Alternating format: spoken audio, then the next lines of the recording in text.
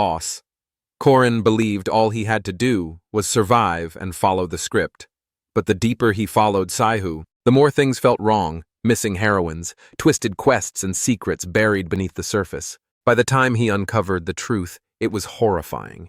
The so-called hero was a monster, farming the blood of the heroines, and hiding an obsession far darker than any final boss. Korin died betrayed and powerless, after Hero failed to defeat the final boss alone. Now return to the very beginning.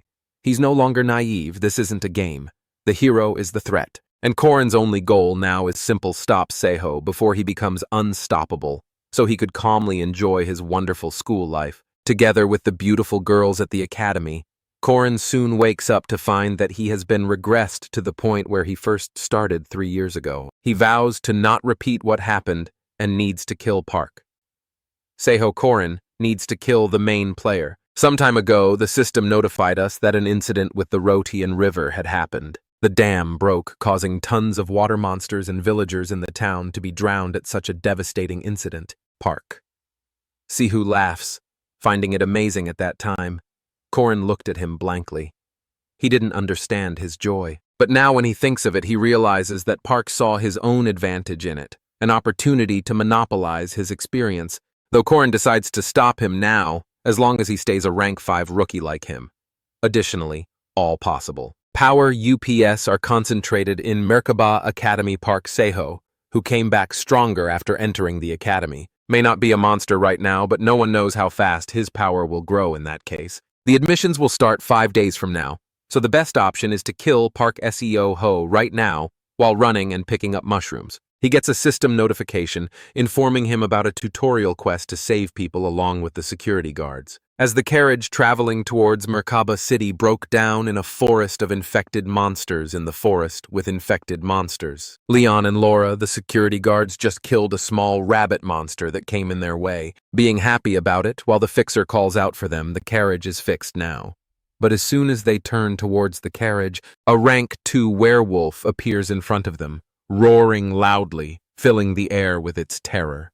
Korin has already arrived at the forest, but feels like it is too late since he has not arrived at the exact location yet, but can still hear the roaring and howling of the monsters simultaneously.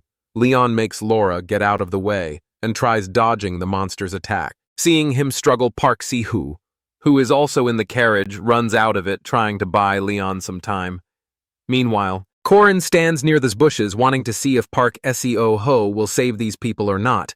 As soon as Park Seo stands face to face with the monster, he notices it grabbing Leon's throat with its deadly paws with trembling hands. Park Seo tries to attack the monster to save his companion, but before he could do that, Alicia Arden, the second daughter of the Arden family who possessed Odachi, one of the 6 king swords, immediately jumps out of the carriage out of nowhere and attacks the monster, promising to handle this monster alone and assuring Park Seihu to get back. Just then, something familiar to Korin happens and Park Seo stabs Alicia from behind with his dagger.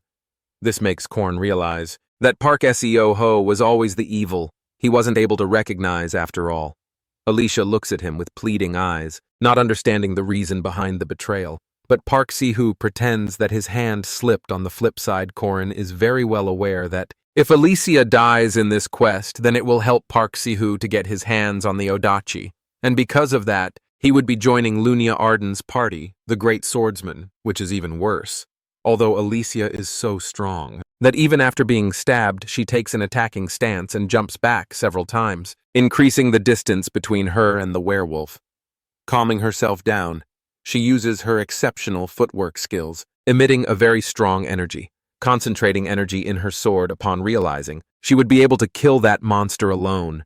He throws the dagger filled with dark energy at Alicia, yet she blocks this dagger with her sword, coming to the conclusion that the excuse about slippage of hand, it was just a lie.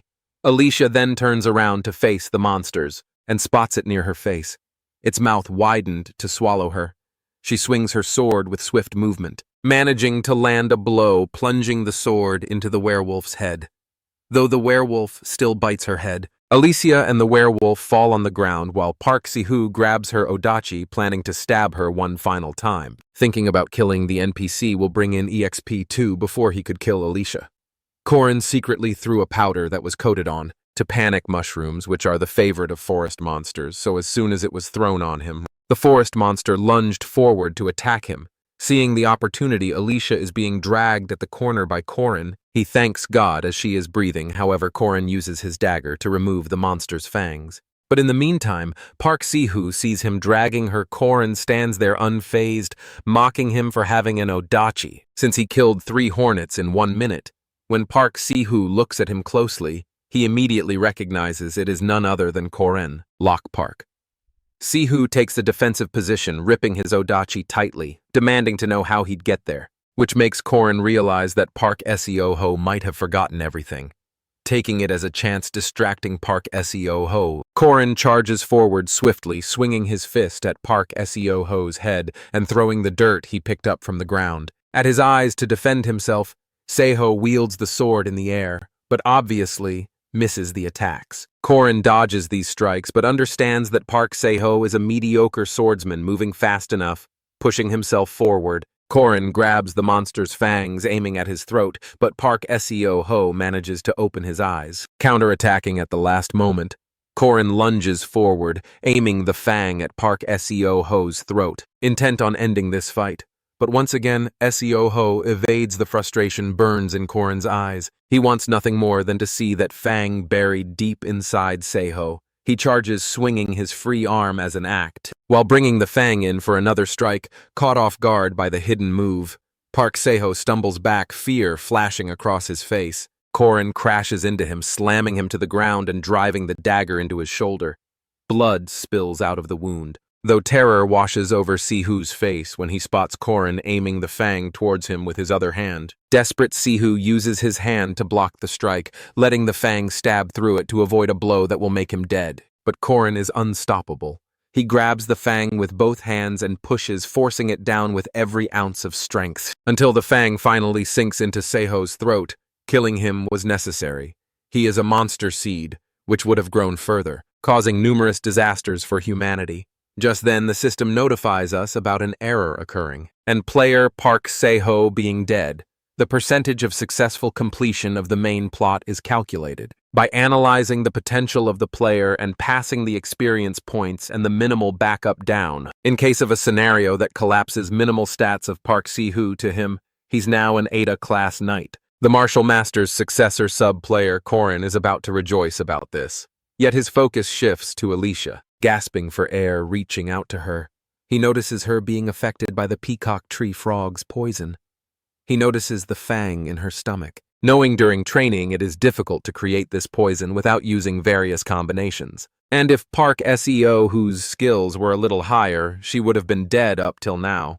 But since the fang is still inside her, she needs to detoxify, and the bleeding should be stopped as well, tightening the belt around the area of her injury. Korin stops the bleeding, though he knows biting her own tongue would create a problem. He brings Park Seo-ho's dead arm to her mouth so that she could bite on it. Additionally, he wraps his shirt around her waist, and now she is lying on the ground peacefully, while Korin prepares the antidote. Meanwhile, as the antidote is being prepared, Korin's mind races with thoughts. He is not aware of how he traveled 3 years back, but things aren't the same. He killed a player and even saved someone. His thoughts are interrupted when Alicia murmurs to know his name, but Korin suggests she rest. Ignoring the question, he wants to keep everything about himself confidential.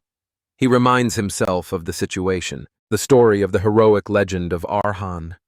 This hero will be rescuing the world, taking down tons of monsters, including the final boss. Park Si-hoo was in the story, so that the world would end.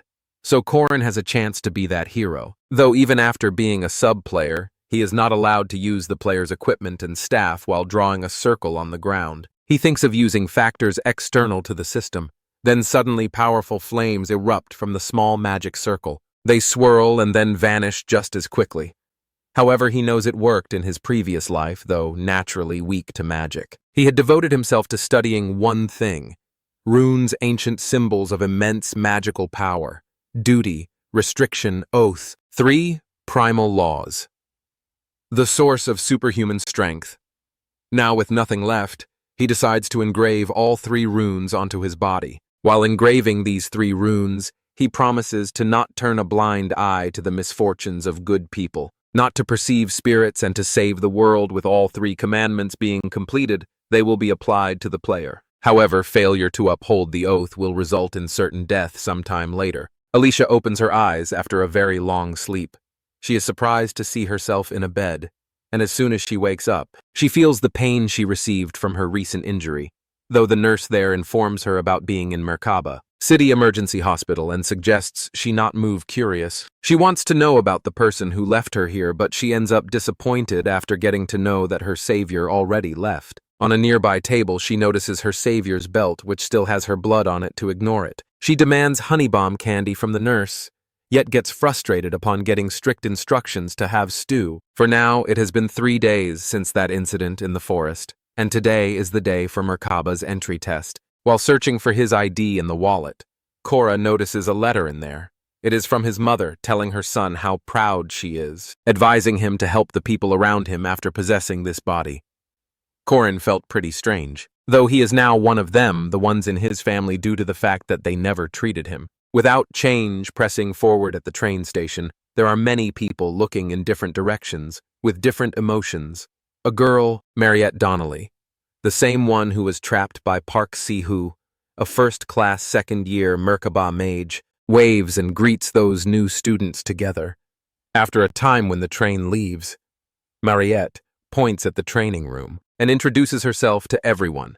Mariette is someone who walks forward on a smooth road while getting everyone's blessings. However, tables turn pretty quickly.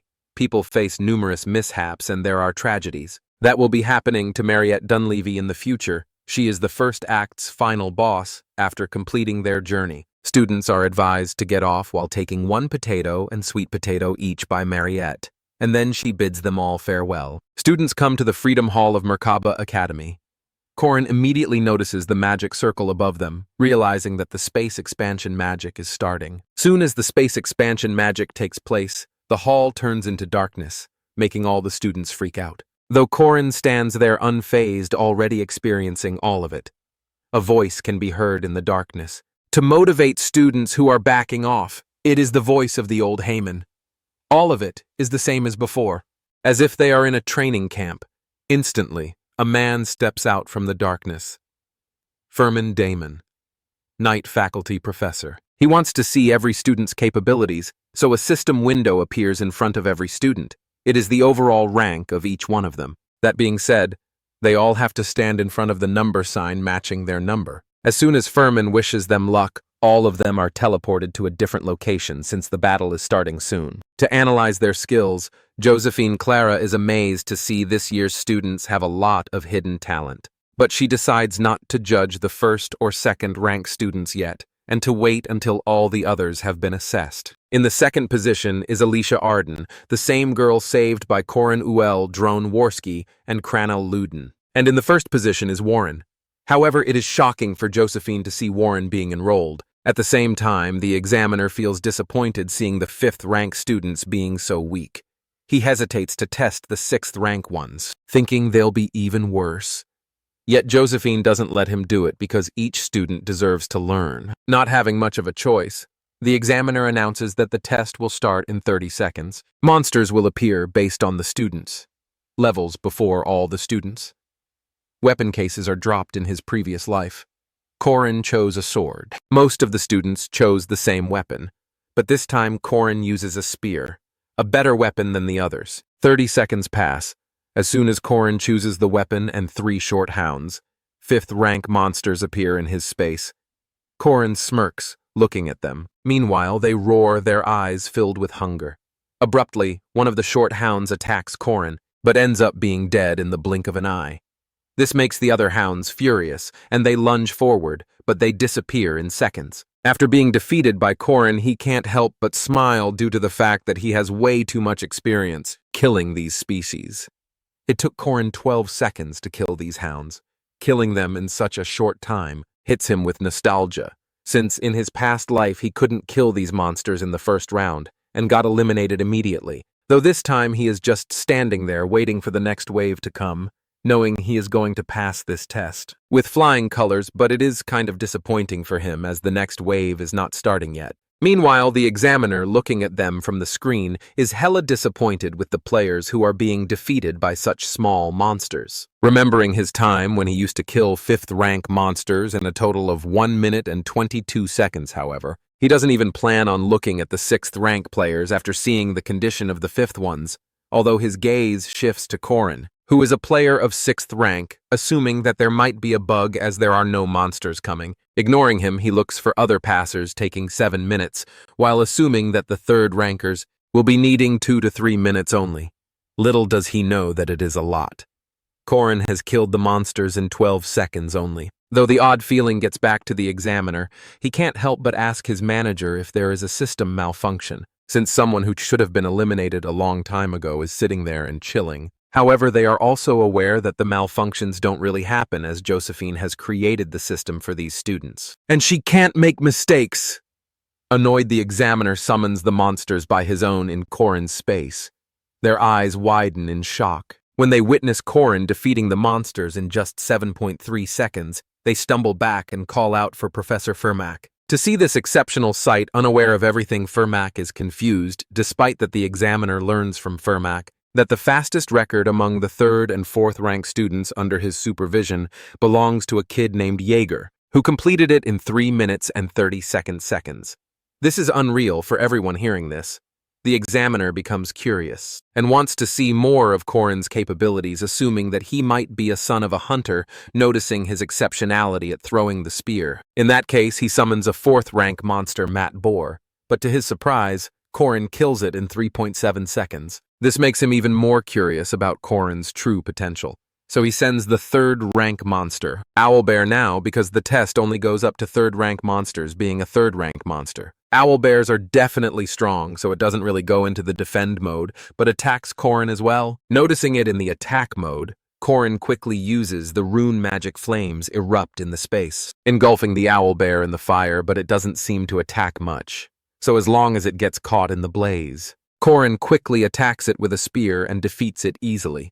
All the examiners are shocked with that. They come to the conclusion that this player is definitely not a 6th ranked player, and is someone who shows quite the potential. After a very long time, however, after the monster killing test, the evil spirit test begins. As soon as the evil spirits are summoned, Karen can't see or hear them because of the promise he took. While engraving the runes in his body to not perceive spirits, Karen still tries waiting for a minute. But when it is confirmed that he can actually not interfere with evil spirits, he gives up eventually later on at the Merkaba Hall. Students are talking about their ranks. That is when Korin's gaze darts towards Jaeger Hinch Peter in the past life. This guy got killed by Park Seo Ju because he was so full of himself. Still he is, but it is probably because of the age factor with that Lark, a 5th rank player who looks evidently uncomfortable. In the past life, he was bullied and couldn't ever get over his complexes. And he also had the same luck as Jaeger got killed too. Meanwhile, the director Aryu Kasar welcomes all the students, wishing them luck, hoping that the students will be learning and will find their own path in this place later on when they all roam around. Jaeger notices Lark sitting at the corner and decides to bully him like in the past life. But this time, Korin has planned to not let him do it. So he immediately reaches out to them and cleverly talks about Jaeger's tattoos, which makes Jaeger happy. That someone has a knowledge of tattoos like him. Korin only knows this because in his past life, when Jaeger went missing, his mother came to the academy out of worry. She revealed that his tattoos weren't just for show. They were something she had discovered, trying to protect her son who had joined the Guardian Academy. Noticing him having the same interests, Jaeger quickly gets impressed and talks friendly with both Lark and Korin. At the same time, Alicia sees all this, being happy about Korin saving his fellow mate from being bullied. However, this is how Korin ends up, leaving a strong impression on Lark. He remembers Lark's ability. Memorize. A small smirk forms on Karen's face. He has found it, his free skill book in the Merkaba Academy. Most of the facilities are free, even the dorms. The cafeteria is cheaper than the outside, although the most demanded and referred facility is the training room, since it helps in a lot of ways. Like fighting with the spirit bodies, which were invisible to Korin earlier in the test while Korin is practicing with the spirit bodies. The students are shocked to see a freshman doing it. Normally, students practice with these in their second semesters, but the funny part is he is doing it so effortlessly. Meanwhile, the second-year students can't catch wind-type spirit bodies. The students make fun of Korin when he gets a powerful blow to his face. With that, the instructor walks in, demanding an explanation for Korin's practice against a spirit body. Korin calmly explains that he's training his spear skills. The sudden attention makes Korin anxious. Why was this old man approaching him so directly? Had he made a mistake during the entrance test? But the instructor, seeing Korin's determination, hands Korin 10 meal tickets as a reward and tells him to come find him. If he succeeds, he'd personally offer his praise. With that, the instructor leaves, seemingly in a good mood, while Korin quietly returns to his practice, thanking God that everything was fine. At the same time, Mariette looks at Korin's training the way he is training. Unstoppably shows his urge to get better. Therefore, after a tough training session and getting a strong strike, Korin falls on the ground, breathing heavily, gasping for air. Quickly, Mariette hands him a glass of water, assuring him that he did good, should rest now and will be better the next time. But Korin is relentless, as he is aware of the fact that in the past life, he had Sihu with him because of that. They had potions and skill books from the combination window. But now he has to do everything on his own, so he doesn't stop and practice again with that decision made. Korin chooses to test his limits. He knows it might be excessive, but he needs to understand how far his past abilities can be pushed one by one. He unleashes them. Ominous. Serpent, stab, black, capture. Plague counterattack, returning heaven. Spin and pagoda. Tree mountain throw, each strike landing heavy against the spirit as he moves through the techniques. A thought races in his mind. In his past life, his body was weak. All the information he had about Park Sai-ho or the future was useless when faced with monsters and true geniuses, if he wants to stand among them. This time he needs more than knowledge. He needs immense strength, and with that, he shoots his spear with the combined skill of ominous serpent. Deep righteous slithering serpent and calamity serpent intent, causing such an intense result that widens Mariette's eyes. She is speechless.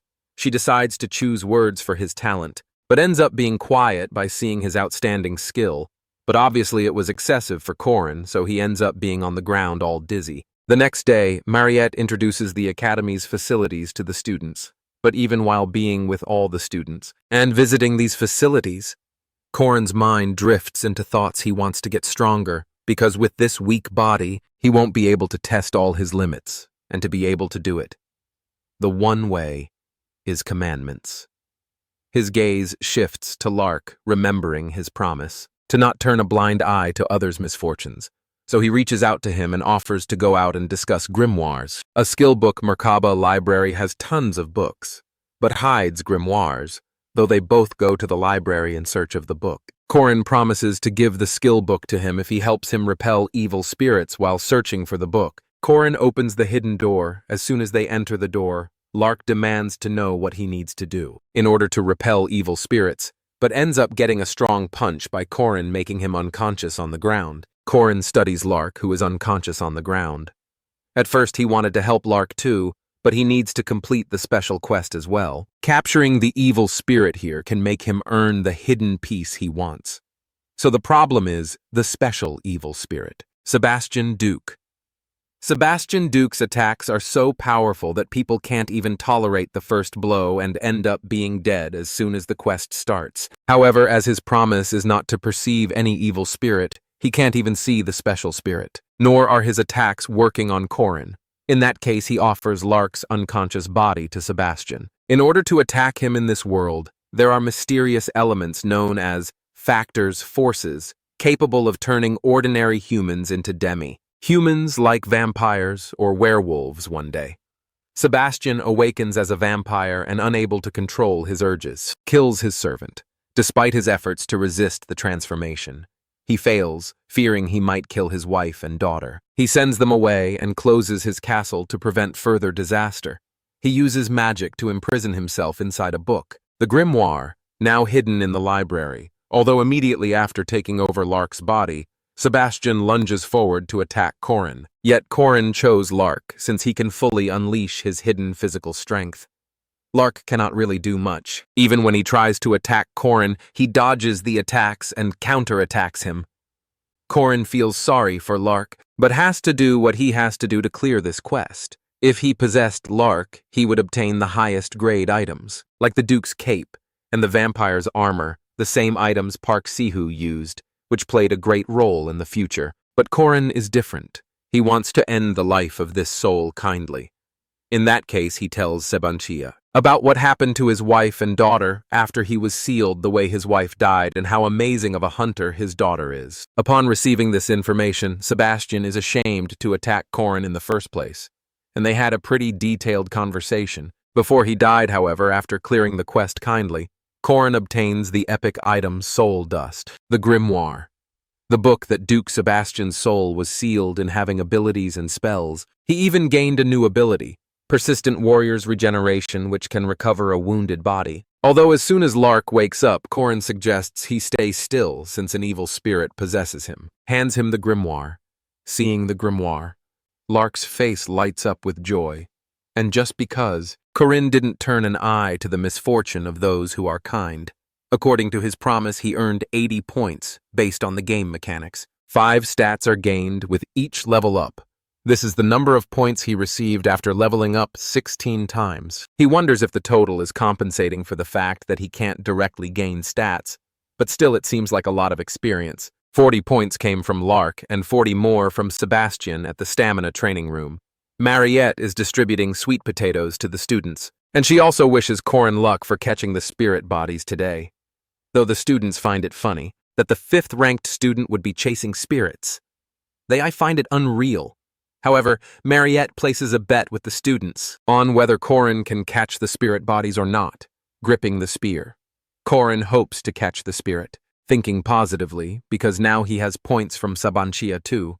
Starting with the weakest basics first, he makes himself remember the last time he used Slithering Serpent to defeat the spirit body, the most difficult among the Calamity Serpent intentions.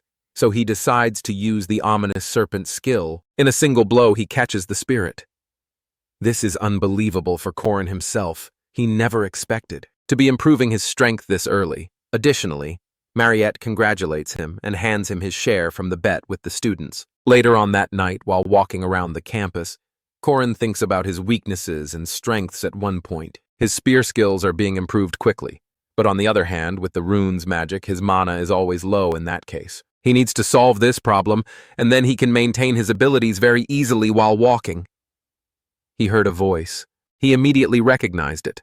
Someone even Park Si-hoo couldn't kill in the past life, one of the strongest forces in the heroic legend of Arhan, a notorious balance breaker, an adamant Jiangshi Huaren sitting under a tree, looking pretty suspicious. It is kind of shocking to find her there in the darkness. Korin decides to ignore her and walk past her, but his eyes widen in shock when she doubts that he is the owner of the body. He is in panic, washes over Korin's face. His mind races with questions. Is she guessing, or does she really know that Korin has possessed this body? Warren is someone like a corpse. Having both human and monster within her body, she might see the color of someone's soul being in between the middle of life and death. So it was something that was meant to happen. Her recognizing Korin has possessed somebody's body, though. Korin acts in front of Warren, pretending that her words haven't affected him and are not real in the past life. Korin always doubted his true form. He never understands if the real him and Korin, the one whose body he possessed, is the same or not. And if not, then who is he? These questions about his true self always haunted him, but in the end, nothing mattered when he was on the ground lifeless. In that case, he explains to Warren about his neighbor Bruce turns into a green giant when he is mad. Though his two different personalities hate each other, what he's trying to say is that being a new soul or an original one, either way, it makes no difference whether someone chooses it or not. They were born into a body, and there's no sin in simply being born. Hearing that, Warren grits her teeth, not agreeing with Korin because for her, even being born is a sin. Korin can see where the rage and agony are coming from, but he says nothing and leaves. The next morning, Korin is at the south part of the academy. He left the dorm even before the sunrise, because of the mission board. The commissions there help students level up for the main quest, meaning it is a necessary course to move forward.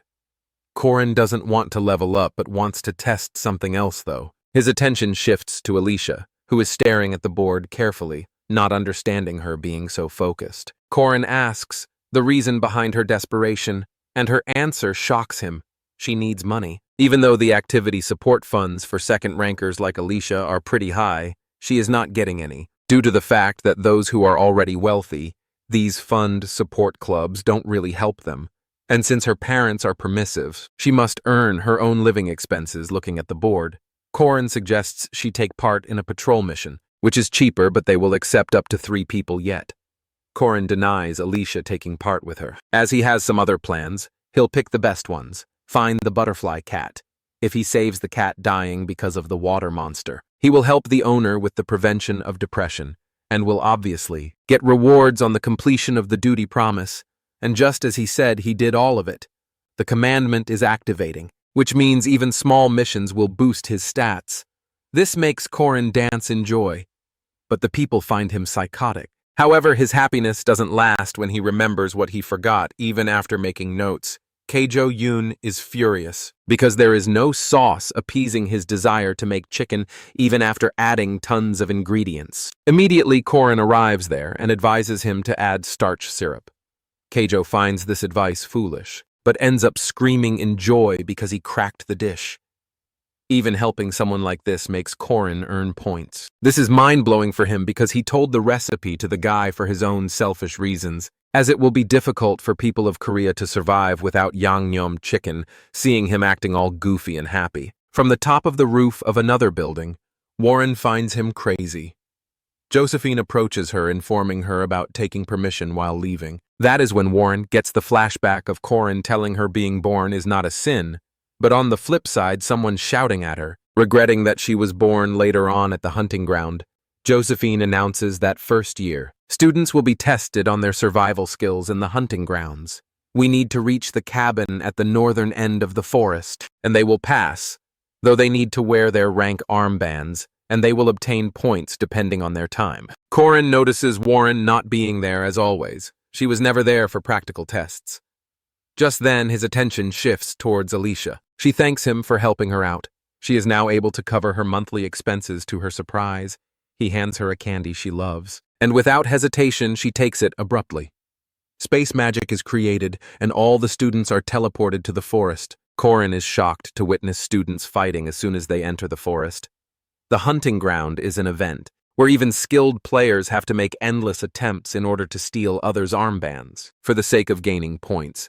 But the disadvantage is that players are scattered in the overall forest. At random locations smartly, he decides to aim for the most dangerous players, and after Warren, it is Alicia. Little did she know, Korin planted a tracking rune in the candy she ate. Korin ignores those crazy players fighting like kids, and starts moving forward in the deep forest because as long as he deals with the strong one first, the rest are like free points. Smiling, Korin keeps heading further, being aware of where Alicia is because of the tracking rune placed inside her body. Sweat coats Alicia's face. She doesn't understand why all the people are attacking her at once. Finding it unfair still, she attacks those players and knocks them out.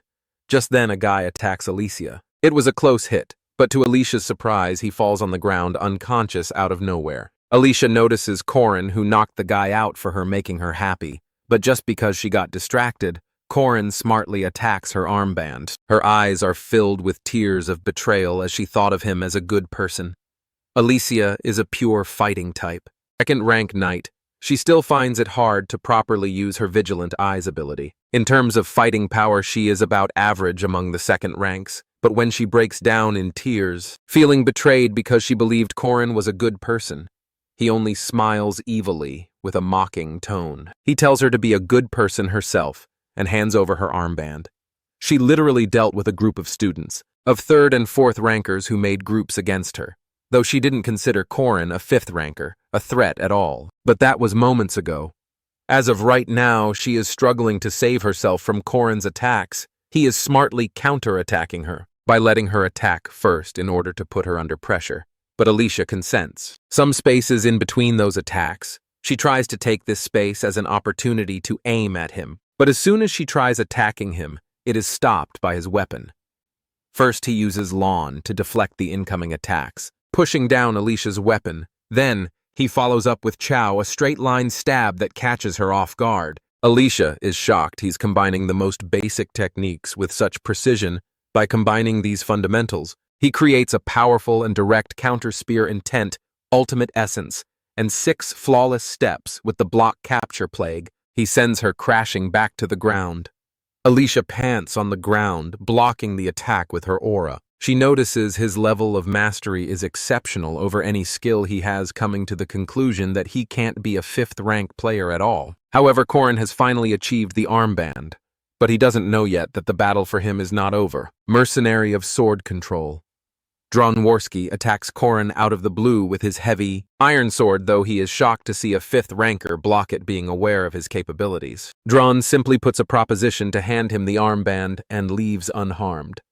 Korin can't help but curse his poor luck, since Dron is the last guy he wanted to encounter. Even after killing numerous players, he is standing without a single scratch. So the only better way out, according to him, is running without hesitating a bit while biting that armband. He starts running towards the cabin, although he is surprised to see Alicia running after him, while crying because she doesn't want to die as Drone is unleashing attacks from behind. Upon arriving at the cabin, Crenel Luden stands at the exit with golems demanding the armband. Behind him is drawn, and in front of him is Crenel, not having much of a choice. Korin takes an attacking stance, ready to fight both the guys at the same time. After some time, Korin gets inside the cabin with 3 armbands, deciding on his winning prize. A few moments ago, Korin pierced the magic sword's core before it powered up and stuck it in the ground using telekinesis. He dodged attacks with small movements, used a drone as a shield, broke the golem's crystals, and then defeated Crenel. His skill, speed, and tactics felt like a true battlefield expert watching him. Alicia felt like she was seeing her sister. Witnessing this, Alicia becomes more motivated to work hard, while Drone is shocked with his capabilities. And Crenel can't help but cry on the ground when Korin advises him for acting smart. And if it was Korin, he would have make a friend stand guard. Crenel has no friends now. The strongest participant there is the druid, who gets protection of the forest. UL. However, there are no participants, only mages too. Mariette Dunleavy, though. UL couldn't get much protection from the forest, since the experts like Mariette took on the role of monsters. Seeing her cry, Mariette consoles her. But something unexpected happens. She senses someone behind her. It is none other than Warren, who is not supposed to be there. Warren, being half mobster and half human, tries attacking Mariette but ends up being frustrated after getting to know that she is a monster as of now, inside the cabin. The receptionist is impressed to see a high scorer like Korin after so long. Therefore, Korin chooses his winning prizes, including a matte boar molar knife, a leather protective coat, and shark bear's bile. But as soon as he chooses shark bear's bile, his mind changes and he chooses mandrake seed instead. Still, he has 17 points left, so he uses them to buy nutritional plant supplements and earmuffs. After getting out of the cabin, Korin is shocked to see Jaeger and Lark obtaining 2nd and 3rd place as they work together. Unlike the past life where Jaeger was the biggest bully of Lark, Jaeger suggests they go to the training room that night. But seeing him all boosted up, he suggests both Lark and Jaeger help him find the golem core, which Crenel is searching for worriedly without uttering a word. Korin is aware that it is important for Crenel, and he even worked quite often with Crenel Luden in his past life, so they all help him find the core. At this time, Alicia is injured. Drawn is out of fighting power, and UEL is half dead after being defeated by Mariette. Seeing her in this condition shocks Korin. He wonders what these professors are up to, giving such a hard time to students. Korin approaches UEL and helps her to stand up, but suddenly the ground starts trembling, and UEL urges Korin to run away, blaming Mariette for something. Mariette has a natural ability to analyze magic, and is blessed with a large amount of mana. She's a mage who has never faced despair, frustration, or failure. She's the talented one expected to carry on Josephine's legacy. For Mariette, the hunting ground feels like a playground. Her job is to control the difficulty just enough to help her juniors grow. But right now, she is facing Warren, although she promised to her seniors that she would never use attack magic. She has broken that promise right now in order to save herself. She is using her full power. She tries stopping Warren, but realizing the situation has gotten out of control, Josephine appears there on time. finding Mariette in a very bad condition in that hunting ground.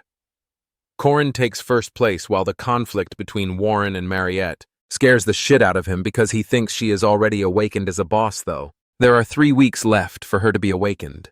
Pressing forward at the outskirts of the hunting ground, Corin meets an NPC based on an old legend, from the heroic legend of Arhan.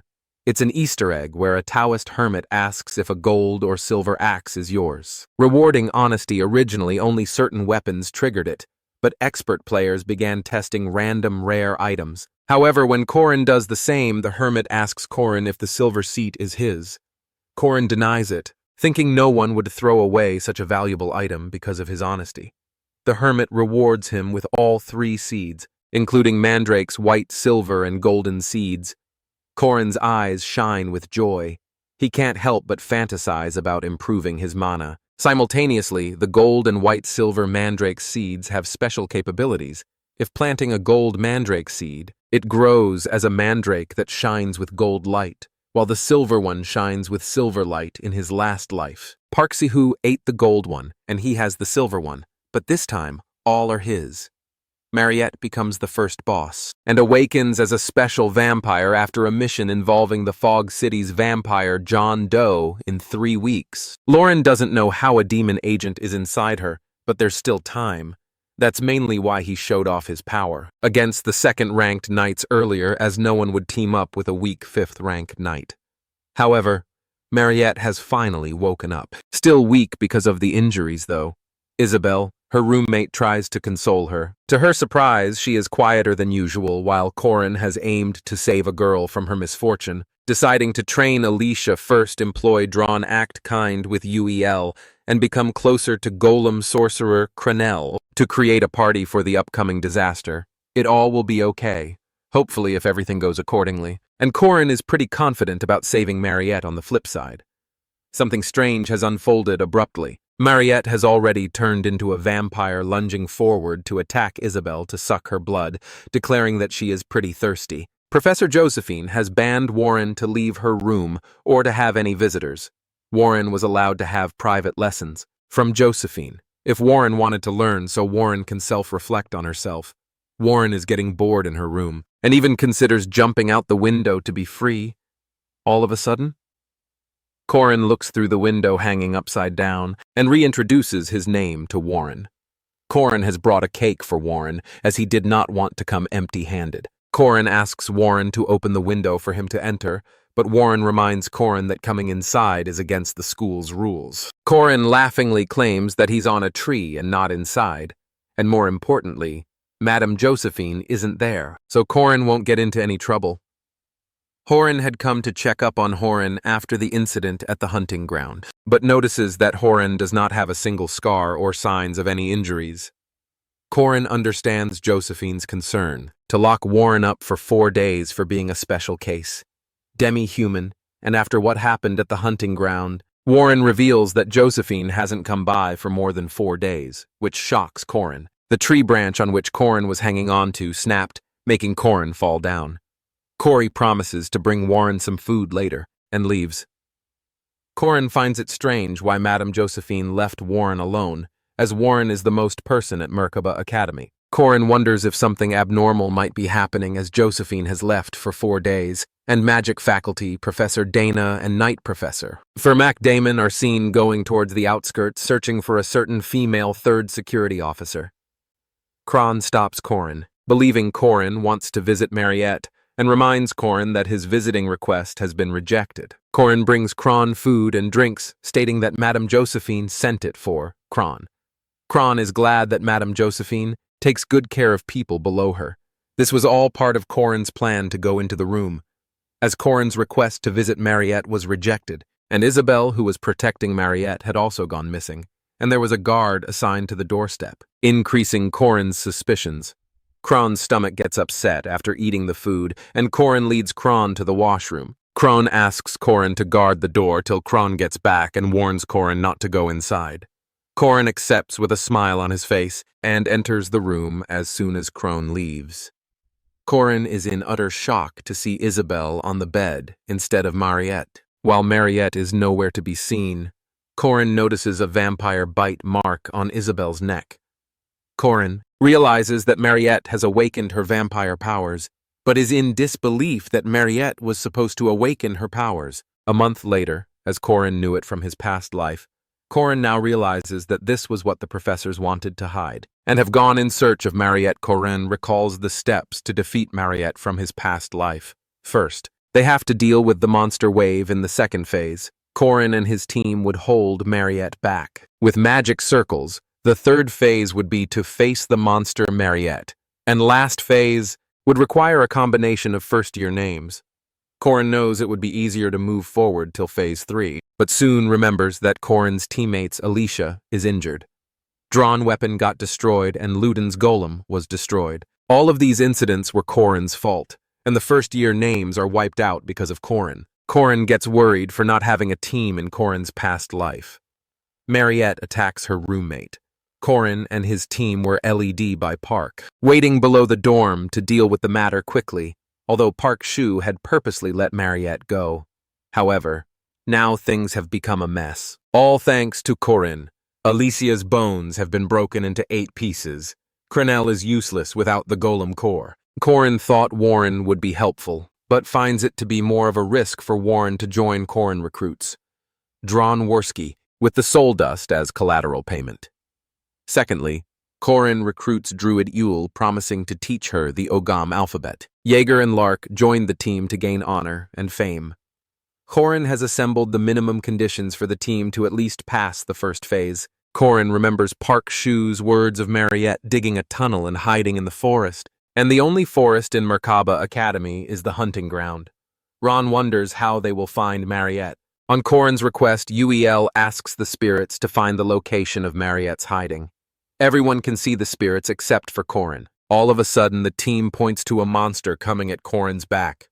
Corin slashes it in half. The team starts facing the sea of monsters coming at them. Jaeger and Lark ask Corin if this is Mariette's doing. Corin denies it because it is something else. Corin sets everyone in place for their attack formations. John is admired by Corin's skills and believes that Corin's 5th rank status is unjust because Corin is showing true signs of a good strategist and leader, calling Corin a commander. Jaeger asks again if Mariette is controlling them. Corin responds that Mariette is not a puppeteer, but that monsters attack based on their habits. The monsters are basically running away from another threat, which they could not respond to. The major threat is revealed to be Mariette herself. Corin assembles the team and orders them to take place. While Corin takes the front preparing for the next phase, Corin and his have defeated the monsters and are getting ready for phase 2. Mariette's entry. UEL notices Mariette crying. Drone knows that Mariette's crying doesn't change anything, and they have to subjugate the demon. Mariette blocks a heavy iron sword attack with her orb shield. Lark states that the orb is a familiar born from a vampire's blood, and is surprised to see a newly awakened vampire use an orb shield with such ease. Corin assures Lark that they do not need to be afraid that the vampire has just been born, and won't be able to receive Mariette's blood or mana properly, while the vampire won't be supplied blood from Mariette. All it can do is block the squad's attack. Drawn reminds Corin that Mariette is a mage for a mage. The defense is always a weakness, which the vampire has covered, so it is something to be concerned about yet. Corin still doesn't find it to be a problem for them. Mariette is completely possessed and has lost control of the vampire powers, and begins a wide-range attack. Yul yells out that she doesn't know about any other place. The forest is her stage, and UEL manages to create wooden shield to block Mariette's attack. Jaeger thinks that the shield might break from the attack. UEL has used half of her mana, and her mana heart begins to throb. As an after effect of the hunting ground, UEL is just about to reach her limit but keeps on going. Because of the promise Corin had made her, Corin assures UEL to keep going for a bit longer as Corin intends to turn the tables. In just 5 more moves, Corin knows from the game and from his past life that Mariette won't be at her full power until the 4th phase. Corin makes Lark leave before Yule, as Corin knows. Lark can use his beginner magic only 2 more times. Lark is surprised to know Corin's calculative accuracy. Corin alerts the rest of his squad to be ready when Mariette starts using her alchemy magic. Freeze, The wooden shield collapses. Yule notices the earth. The gods and the bugs responding to her. It is revealed that Korin had engraved an ancient text for an ancient method to activate an ace up his sleeve and required Yule to activate it. Korin's plan was to summon the giant wicked doll named Wicker Man, who can only be activated by a sage of the forest such as Uel. Korin's squad, including Uel, are shocked to see the Wicker Man being summoned. Korin points Jaeger towards an owlbear, monster being still alive, and asks him to throw it to the Wicker Man. Jaeger is surprised to know that Korin was serious about the owlbear being alive, and throws it as Korin had instructed. It was actually Korin's intention to leave the owlbear alive for the Wicker Man, as a sacrifice. As long as the sacrifice burns inside the Wicker Man's hollow prison, its golem-type magic will keep the Wicker Man moving, till the sacrifice completely burns out. Wicker Man charges towards Mariette. Yule is struggling to maintain the Wicker Man. Korin reminds Uel that if she stops now, they all will die. Mariette begins attacking with beams towards the Wicker Man, and Jagar is worried if that's going to be a problem. Korin assures everyone that they're surely going to win with this move. All of a sudden, Korin is in utter shock to see that Mariette has extinguished the Wicker Man's fire. Everything Korin had anticipated backfired, leaving Korin confused. Korin makes Yule leave, as Yule presence will not be making a difference anymore. Korin charges towards Mariette with drone and Jagar following him. Ron uses his direct acceleration sword attack, but fails to break Mariette's orb. Jagar, with a smile on his face, lands an attack with his special move called Cumulative Destruction and manages to break the orb. Jaeger starts getting overconfident, only to be scolded by Korin to stay on guard. The third phase has started, and Mariette has summoned the Blood Realm, trapping Korin drone and Jaeger drone, and Jaeger pass out from the strong pressure. Korin is now the only one standing.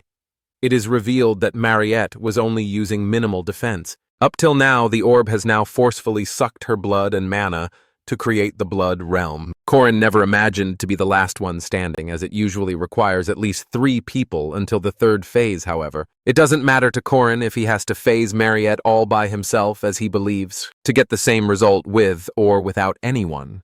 A flashback of the events is shown that Mariette, after becoming a vampire, could not control her bloodlust, leading to consuming Isabel's blood, after realizing that she had treated her friend Isabel as a livestock. Mariette ran towards the forest until Korin came to find her. Fast forward to the present. Korin is facing the dog demon summoned by Mariette, daring to bite a human. The demon attacks Korin, only to have Korin face it easily. Korin mocks the demon. The demon somehow disappears, only to be noticed by Korin that the demon is moving at a high speed, making it invisible to the naked eye. Korin decides to teach the demon a lesson and attack the demon's weak point. Korin already knows the demon's weak spot from his previous life, making his work easier. Korin admires the demon for protecting its creator, Mariette, until the end, finally putting an end to the demon's life. Korin promises the demon that he'll save Mariette, calling her the demon's mom. The final phase is about to start.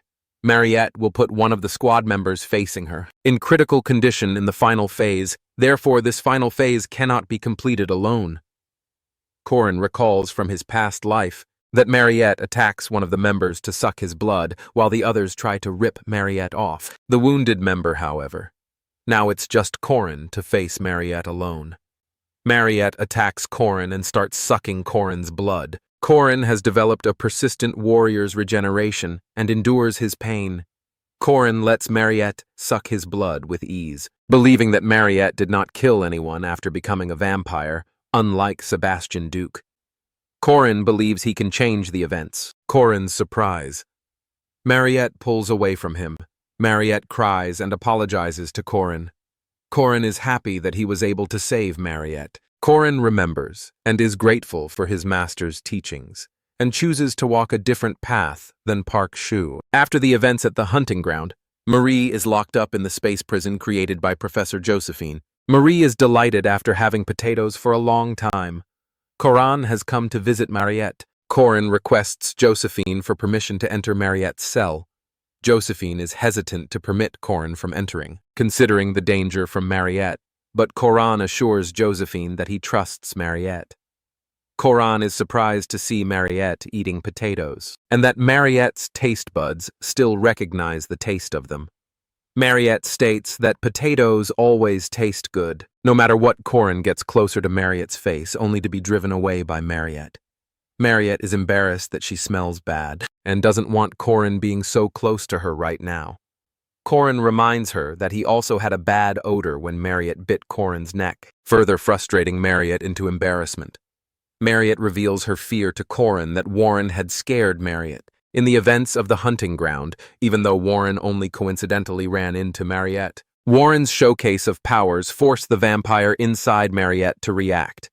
Mariette admires Corin's determination, that even after being ridiculed, Corin still persisted and succeeded every time. Corin states that all of his doings were nothing, as Corin only likes happy endings where the good guys are rewarded and the bad guys are punished. Corin calls Mariette a good person, and would like Mariette to always be happy, making Mariette blush.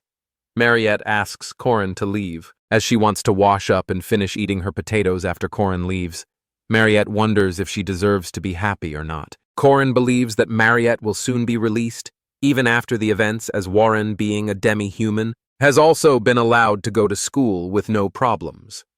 Corin is called by Chairman Aryu to discuss some matters. This is the very first encounter between Chairman Aryu and Corin.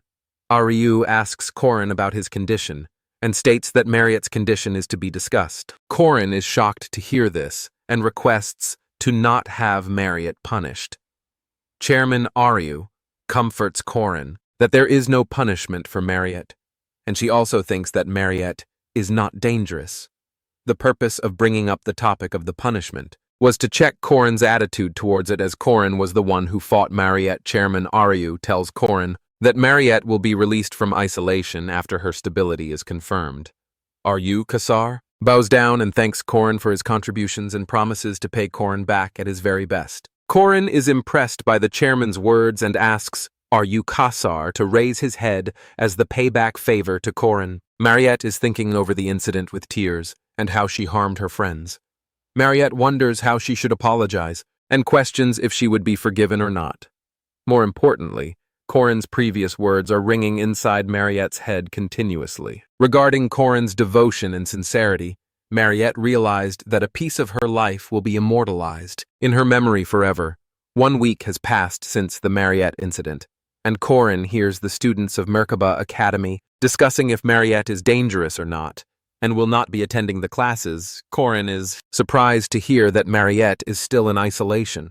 After a week, on the other hand, Mariette's isolation has already been finished. Although everyone was asking about her powers and health, Mariette could not bear to let herself free with the guilt of not seeing her friend Isabel there. Mariette wondered if Isabel was afraid of her, and hated Mariette for past events.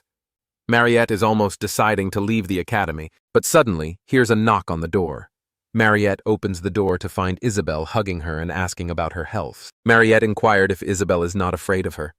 Isabel reveals that before fainting she saw Mariette's face after biting Isabel. Isabel assures Mariette that they will be friends no matter what happens. Mariette cries out, thanking Isabel. Isabel feels sorry for Mariette being alone with guilt and feeling bad for herself. Isabel states that she already felt better, but the hospital did not allow her to leave. But a junior helped her sneak out to meet Mariette. The tall and handsome junior has already disappeared. With Isabel looking for him, Mariette is ashamed as she realizes that Corin has once again helped her. Corin is delighted that the first part of the story has a happy ending for everyone, even after unexpected occurrences, which were not seen in Corin's past life or the game. Corin is, however, pleased that he helped confirm the beginning of a new world. Corin is training to get stronger and faster for the upcoming challenges. Corin's training is interrupted by Mariette praising his efforts, and how Corin is working too hard and back to normal as if nothing happened. As Corin is working hard, then he needs to be fed a lot. Mariette reveals that she has prepared food for Corin. Corin is surprised to see more than enough food, but is grateful to eat, as Corin was hungry. Mariette notices Corin's bleeding hand, and Corin asks Mariette if something is wrong with his face. Mariette is ashamed of drooling at the sight of Corin's blood. Corin casually inquires Mariette if she's drinking blood nowadays, and if there's a difference between live blood and a blood pack. Mariette accidentally explains Corin's blood to be yummy, but corrects herself to explain. With an example of frozen meat and fresh-cut meat for the blood pack and live blood, Corin offers that Mariette can drink his blood. Sometimes, as Corin has the ability to regenerate and endure. Mariette, being ashamed, changes the topic, as she doesn't want to be a bother for Corin, and Corin should avoid saying stuff like that. Mariette offers Corin a bottle of her blood, stating that a vampire's blood acts as a healing elixir. Corin drinks Mariette's blood without any embarrassment in front of Mariette. Mariette asks if Corin liked the taste of blood. Although the taste was bitter, Corin still feels stronger than he was in his past life. Corin believes that he now can start the scenario with the girl he was training for. Alicia. Arden is a direct descendant of the Arden, renowned family of swordsmanship, and a second-rank knight. Alicia's life has changed a lot from before. After feeling the gap between herself and Corin, a fifth-rank knight, Alicia met during the hunting ground practice. Alicia has put in the effort to develop herself more. However, Alicia is fundamentally lazy with no aspiring heart for swordsmanship. Despite being a near-genius swordsman, Alicia was a terrible student at the academy with failing marks. Alicia was relieved to have a break from her family and all the hardships and daily training imposed on her instead. Alicia took the time to shop and enjoy her life. Corin catches Alicia in the shop inquiring about Alicia's absence from the training room. Alicia makes an excuse of having assignments and missions.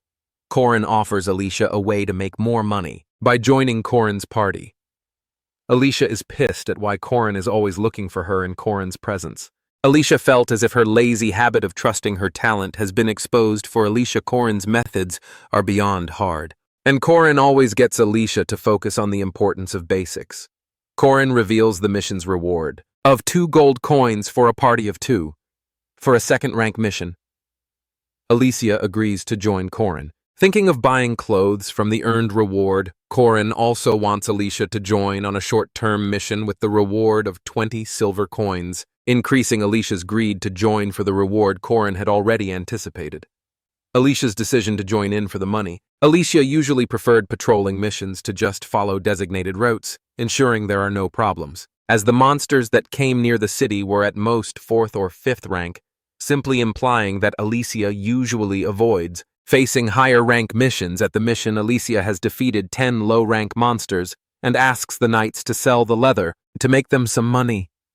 Alicia starts to gloat when the knights start praising her talent from the Arden family, although in reality, Alicia was looked down upon by her family for being weak and always compared to her sister Lunia Arden, who already reached the supreme stage at Alicia's age. However, with her recent victory, Alicia is still seen gloating. As the patrolling is about to end, Corin and Alicia's group is signaled by the preceding patrol group. With a magical firework about a nest of second-rank monsters, the knights are relieved to have Alicia in their group. Alicia gets nervous, and Corin smiles for being right about the nest of monsters being wolves centered around the werewolf Alicia had defeated when she was poisoned. Corin and Alicia's group easily managed to defeat the wolves, this time as well. All of a sudden, a first-rank monster Doulahan appears, making Alicia nervous. Alicia tries to fight the Doulahan with a series of attacks. However, the monster dodges all Alicia's attacks with ease. The Doulahan gets a hold of Alicia. Alicia screams and calls for Corin, only to find out that Corin himself is occupied fighting monsters. At the very last moment, Doulahan's head is cut off with a sword, saving Alicia. Alicia, while thanking the savior, finds out that the one to save her is none other than Lunia Arden, Alicia's older sister, the greatest swordsman of the Arden family's generation, who will continue to walk the path of the sword genius. Lunia Arden, the eldest daughter of the famous Arden swordsmanship family and the most talented swordsman of her generation, is evidently frustrated. She questions Alicia's actions during the attack she faced earlier. Lunia is upset that Alicia didn't retreat when she saw the Doulahan failed to properly analyze the enemy and acted without thinking much. She is more frustrated by the way Alicia used her sword, as if she was trying to copy someone. When Alicia begins to apologize while kneeling down before her, Lunia seems uninterested in listening to all those apologies, because her actions not only put herself in danger, but also the soldiers who trusted her back there, though, when she narrows down her shoulder. Lunia strictly tells her to not do it, because swordsmen of Arden should be confident. Corin, on the other hand, pretends to fight the monster, but gets caught by Lunia for keeping an eye on Alicia. Corin walks up to Lunia, and they exchange greetings. He remains mostly confidential, only mentioning that he is the 8th disciple of the Hanging Spear School, and Alicia's friend on the contrary.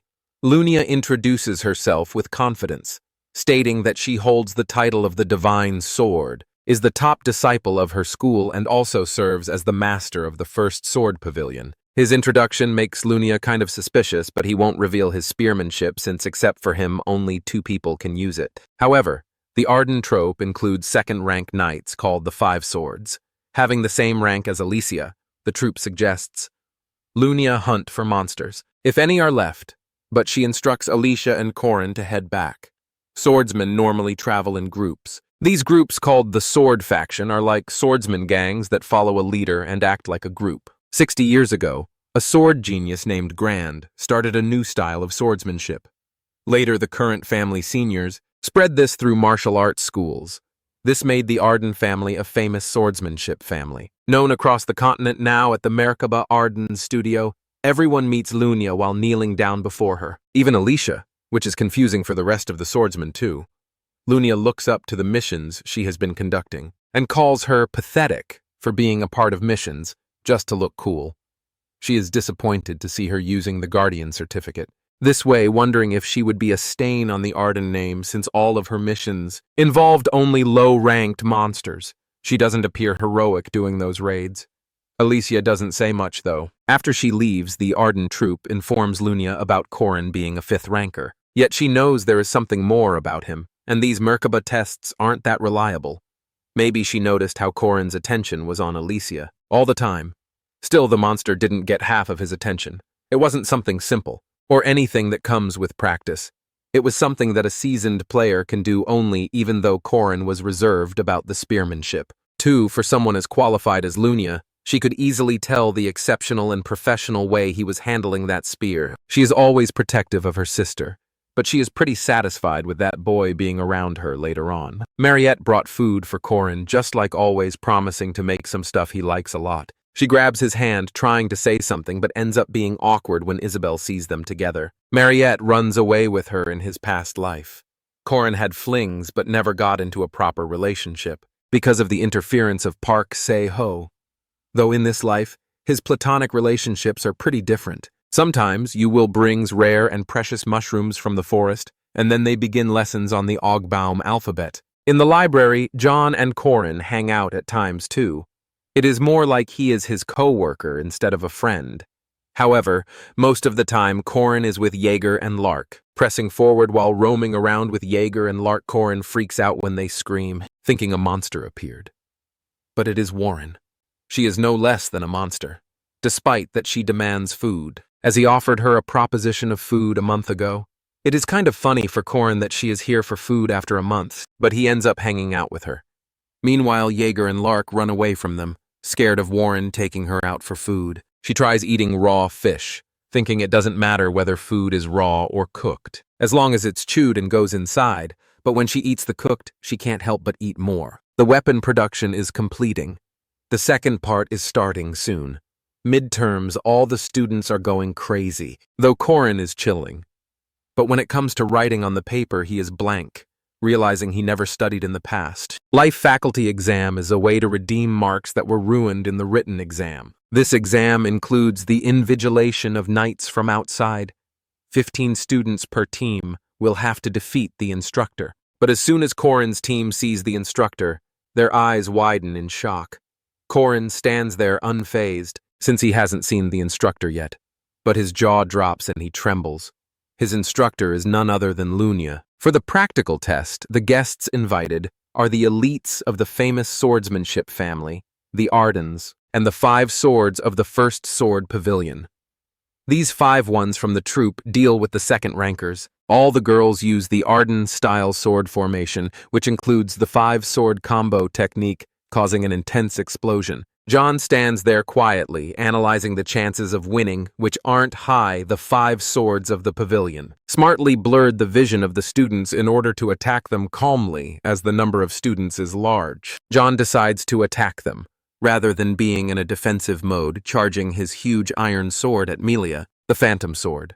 Meanwhile, Alicia is handling Jenny high-speed sword, dodging her powerful attacks. However, it is shocking for Alicia that Jenny works under her sister, yet she is still handling her so roughly. Jenny's attacks are so strong that they make Alicia stumble, ending up falling on the ground. Students witnessing this understand the power of 5 swords.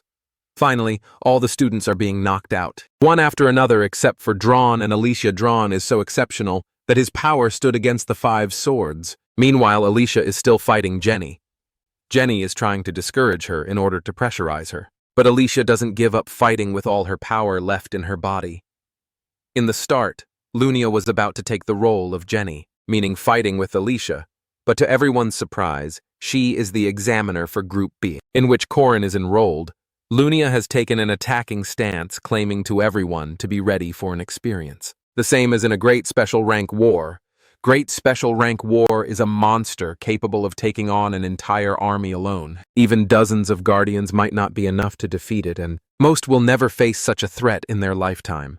Normally, if Corin heard stories like this, he'd think they were made-up stories. But with Mariette, it's different because Lunia is someone powerful enough to fight monsters like that easily. And just like that, she wields her sword, causing chaos to erupt in the whole arena. Jagar is terrified with this immense power of hers, not understanding why she is giving such a hard time to innocent students, while Corin hides behind a pillar, knowing damn well that she is going easy on them. If not, they all would have been dead in mere seconds. On the other hand, Lark has already fainted in a few minutes. Lunia has wiped out all the students except for one. Corin, who is hiding behind the pillar, she calls out for him, and he immediately is ready to surrender. Lunia smirks, okay with having him surrender, but reminds him of the rare opportunity to defeat a powerhouse. Corin can't help but tremble witnessing her strong aura. Lunia and Corin fought together in the past life many times. She was someone who taught him real-life combat techniques. Right now he needs to actually fight her. In order to become stronger than her, seeing him taking a stance, Lunia doesn't waste a single moment and attacks Corin immediately. Corin, dodging her attacks, holding himself after taking such strong hits, makes Lunia wonder who this guy actually is, since no mere 5th ranker would be able to counterattack against these attacks. Taking a pause, she sheathed her sword, taunting him for draining his energy. For once, Corin thinks that maybe she thinks he has done enough hard work, so she sheathed it, but then realized it's a territory cut. A move that hints at the most powerful technique of the mighty sword Emperor Gurin. With that, she charges at Corin, filled with lethal intent. All the examiners and students are washed over with panic. Orders are immediately given to stop the test. Lunia's translucent reflection moves through the frozen world. Horin is moving the spear towards Lunia, but it is like he is stuck in this frozen world, wondering if he is still not able to control territory. But still he pushes himself, reacting to the territory, witnessing him reacting to that. Lunia doesn't want more answers and concludes the test, suggesting he change his spear since it is weak for his skills. She also realizes that he knows about Alicia, and he just wanted to showcase the territory, claiming that nothing will change, even after this, and also advising him not to interfere as she walks past him. Corin looks at her leaving, being very well aware that, now that he has shown her the territory, things won't go as she planned. An announcement is being made for Corin about getting full marks and maximum additional points on the practical test. Every student is shocked that he alone handled Lunia, while the Academy's faculty is astonished too. They all now doubt his identity, wondering if he really is a 5th rank player. Meanwhile, Furman is also suspicious of Corin for using his techniques. A few days later, Corin arrives at a blacksmith's place. In order to change his weapon, he knew he needed to change those even before Lunia advised him. The blacksmith is shocked to see the Academy freely providing such rare items without hesitation, and even wonders how this student knows his family's secret methods. But obviously Corin has experienced all this in his past life. Corin has rare ingredients and full support from the chairman. Unlike most players who rely on quests, he's aware that one of the very few weapons that can handle territory, the legendary Shadow Kingdom Silver Knight Spear, also known as the silver spear in another environment. Alicia remembers a moment from her childhood staring at the blood. She realized she had been in a real battle, the way she chopped up rank 5 monsters. However, it was her first time, but still she could differentiate. Between the smell of human and monster blood, she saw the girl in front of her, blood coating her entire body, making Alicia realize what she had done. Looking at the blood-stained blade, she saw her own face, realizing that this suffocating fragrance was the agony of a dying life. Ignoring these negative memories, she sighs, going ahead on a train for a mission capturing werewolf which would bring her 70 coins. Remembering the other available urgent mission of searching for Fog City's murderous vampire, she freaks out, not liking dangerous missions at all.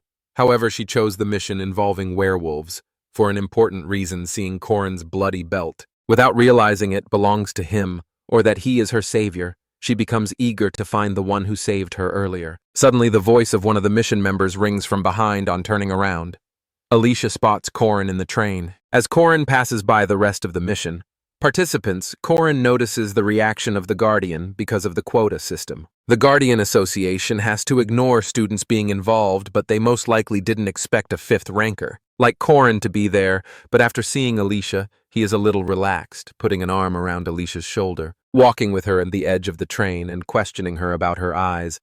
Alicia realizes that he is referring to her sister, so he warns her to hurry, because Lunia won't let her wield a sword again. After a while, they reach their destination, finding themselves in the deep, dark forest. There are several werewolves in the nest, and about 20 short hounds captured, but the tables turned strangely out of the blue. Monsters and ghosts combined start appearing. While surrounding the air with a strange fog, the arrogant participant tries to find Corin, but he has disappeared somewhere, though they are relaxed that Alicia is giving them backup. Alicia can sense this being artificial, because places with less population don't attract evil spirits. Ignoring these suspicions, Alicia cuts off the limbs and heads of several monsters and spirits. Abruptly, heavy footsteps and the clang of armor head towards Alicia. She immediately turns around, assuming that these are not ghosts, but real knights threatening to kill them if they don't back off.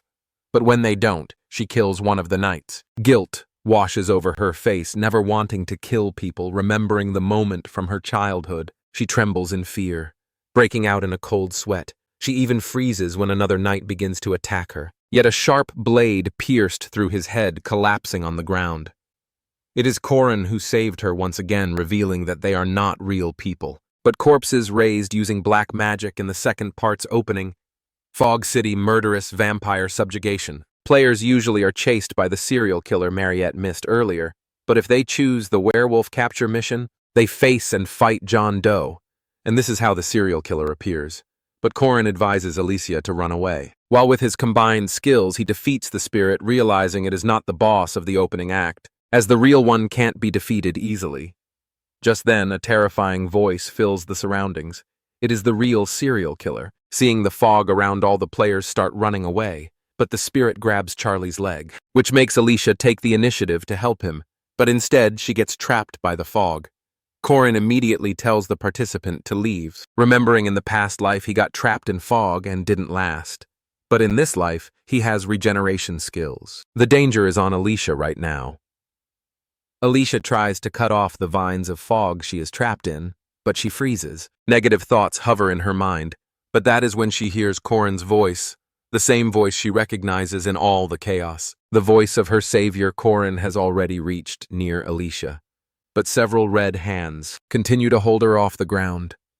Corin tries to motivate her while putting a comforting hand on her shoulder. As soon as she looks at Corin, she starts crying, claiming that she wouldn't budge, begging him to save her, putting a hooded cape on her. He tries calming her down and puts the odachi in her hand, advising random slashes won't help, so she needs to aim and cut the vines hard. Meanwhile, the undead approach them from all directions.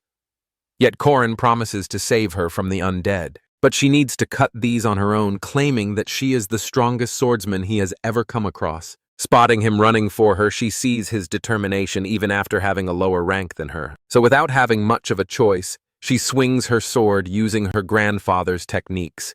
You must be awakened to cut these. In that case, she uses the Eyes of the Boundary skill, an ability that makes it easy to see other territories. Everything goes quiet. She sinks into the empty space. Taking one step, she steps into the frozen world, using the first Arden sword-style territory division. Swinging her sword, she delivers a precise blow, cutting off the entire undead's upper body. This impact affected everything in the area. Half the forest was cut down, and the fog immediately disappeared as she even defeated the murderous vampire from Fog City, John Doe. The mission members are overjoyed, but Corin is shocked, realizing that is the Sword Emperor's legendary domain, Severance. Alicia happily tells Corin about her finally doing it, which means she will be the next Arden head. But Corin is not happy. This wasn't meant to happen this early, while everyone is celebrating the victory. Corin is cursing his luck. The latest news to appear in the newspapers is about John Doe being defeated by Alicia Arden. The five swords tear the newspaper, while Lunia quietly drinks her tea. The famous Arden swordsmanship family operates within the sword faction led by Grand Arden. He always awaited an heir worthy of his exceptional technique domain, Severance. A skill unknown to most martial artists, Lunia seen as the genius of her generation. Trained through blood and sweat, her calloused palms proof of her hard work, yet she still couldn't meet Guren's expectations. Surprisingly, her younger sister, an illegitimate child brought from outside the family, picked up a sword and dueled Lunia in a friendly match. Until then, Lunia never considered her a rival, but when the friendly combat turned into something strange, the memories Alicia had from her childhood about harming a girl, blood coating her body, were none other than her sister Lunia, who she knocked out in the first fight. It wasn't about her speed, it was something unfamiliar, domain burnt. That was the day Garand appointed little Alicia as the candidate of the heir too. Lunia remembers stroking little Alicia's head, who was looking happily into her eyes, informing her big sister about holding the sword. For the first time, probably lingering somewhere far away, she sips up her tea, noticing 5 swords. Looking worried for her, but she wanted Alicia to step into the territory, ordering 5 swords, to prepare everything for the sword challenge in her dorm room. Alicia is resting while Corin is looking after her. Out of curiosity, he asks about domain, even though it's beyond her current capabilities. But Alicia reveals that he believed in her, so she did it. They both are interrupted when Mariette barges in, but seeing both of them a little close, Mariette's jealousy is evident on her face. All 3 of them are interrupted too because Warren abruptly moves from the window, demanding the raw fish from earlier. Though ignoring this reunion, Alicia is being informed by Corin about the sword challenge proposition she might get from Lunia after succeeding in domain severance. Alicia is freaked out, knowing damn well if she fights her sister she will die despite that. Corin decides to help her on one condition: if she trains and practices in the training room without any complaints. So Alicia quickly agrees. While Warren and Mariette look at them blankly later on that night, May is taking a leisurely stroll around the city. When a sharp knife flies right in front of her, stabbing into the wall, May immediately turns in the direction from where the knife was released, finding out Warren is over there. May is not understanding this behavior of hers, but Warren claims that he would buy her sushi if May is caught meanwhile on another street. Lena is struggling, since Corin is already fighting with her. Sparks flow in all directions with the collision of their weapons, and clangs of steel can be heard everywhere. But it is nighttime, so nobody's around. With an evil grin, he claims to have requested permission to train with the outstanding Wave Sword Master Lena, the 5 Masters of Alicia Dojo, Guandao Master, Corin Lockknife, Master Huaren, Flying Sword Master, Drawn Warski, Gandalf Style Master, Mariette Dunliffe, and the new headmaster Alicia Arden are fighting off the 5 sword women to raise their fame and build up their dojo. That being said, the next morning in the newspaper, the latest news is going across the city about the new Arden-style dojo's first steps defeating the 5 swords. According to the rules to choose the pavilion master, the handling family's important decision, the sword challenge, is being held, which is why Corin announced changing this order into a dojo challenge, winning against the 5 swords, using different martial arts dojo challenge formats in order to face Lunia in a one-on-one battle. Soon both the teams gathered in the same hall. However, the registration fee, purchase of the event, and all those main things are handled by Mariette. Upon the arrival of Lunia, tension grows thicker in the air when she taunts Alicia for being there, instead of running away guessing it was Corin's idea. Hesitantly on Corin's signal, He proposes a friendly duel as the new master of the Arden Dojo. So Lunia agrees but warns her to be prepared, because she won't go easy on her. Mariette stands by the wall staring at both the sisters, aware that Lunia is so strong that even after being a vampire, she doesn't think of having victory against her before the sparring session started. Lunia threw a small pouch at Corin, the reconstruction fee. Just then, she immediately rushes forward, striking Alicia, who manages to block it. The force from the sword strikes Alicia, blowing her to the side of the building, instantly destroying it. There is a crash, and the entire upper part of the building is blown away. Alicia looks into her sister's eyes, remembering how she always admired her sister. When she started taking interest in swords, Lunia was the one she looked up to, even at the age of 15. People admired her for being strong, including Alicia. But as soon as she picked up her sword for the first time and cut a human, her sister, everything gradually changed. Remembering all this, she continues the battle. Lunia points the tip of the sword at her and she concentrates, thinking Alicia would first take a step back. And then to the side. As she did that, Lunia's sword was thrown backwards. This shocks Lunia because she wasn't expecting reverse defense from her little sister, but without wasting a second, Lunia attacks again, lunging forward, making Alicia parry the blow, bouncing back, skidding on the ground when Lunia mocks her for her slippery footwork. Alicia decides to maintain her speed, get out of sight, and strike at the shortest possible distance. Taking a sharp leap forward, using the third form of lightning, she is about to attack. Yet, Lunia senses her and instantly uses the Makiwaza technique. Thus, Alicia manages to throw her head back in time. At this point, Alicia just wants to get over this fight, so she wraps both her arms around Lunia, forcing her body on Lunia, but both fall on the ground after Lunia pushes her. Both of their attacks get very intense, and Alicia can see the domain right now. This is what Lunia wanted to see, her true self. The one Alicia always denied when Alicia realizes she can't win this way. Both of them go into domain severance mode. Mariette and Corin can't see anything but a huge explosion erupting in the arena. One of the players is collapsed on the ground, while the other one is standing firm. The winner is decided, but nothing can be seen as the dust is not settled yet. Alicia wins. Corin thinks her only strength was domain severance, so he instructs her some techniques. By exploiting Lunia's patterns, he knows from his past life they capture the only opportunity to win. In the domain battle, and Lunia's sword gets cut into two, Lunia promises that neither she nor her subordinates will interfere with Alicia's work. Alicia runs to stop scaredly, as she thinks of herself as weak, and still defeats Pavilion Master Lunia. So she's afraid of the gaze Lunia will receive, along with her attitude when she turns on her back. The first time Corin met Lunia in his last life, the whole time, Lunia looked for Alicia's murderer, but failed since the true culprit was Park Sihu. Lunia continued searching even until Alicia's third death anniversary at that time. Lunia prays every year on Alicia's death anniversary. Though Corin used to think that she hated her, she agrees and adds that there's no one who can resolve Alicia's bitterness except her. Corin realizes that Lunia hasn't forgotten or given up on Alicia, and even if Alicia wins like today, Lunia would support her while smiling. Alicia is scared of fighting, but still a part of her fights with a smile. That's why she's always avoided fighting and feared facing Lunia, so she pretends to be less serious and seeks only simple tasks. And as she's won, she's going to officially become an heir of Arden and Lunia, and her followers are going to be wary of her. But she thinks that if she runs away, her tie with Lunia will to be severed. Corin disagrees, saying relationships can't be cut just like that, because whatever happens, they're still going to be sisters. Corin then praises her while reminiscing about getting beaten up by his neighborhood thugs. But later on, what made that hard was not the pain from the beatings, but the anger towards himself for never standing up for himself. Alicia feels strange and says to Corin that he's the same age as her but acting so mature, as if he's experienced all kinds of hardships.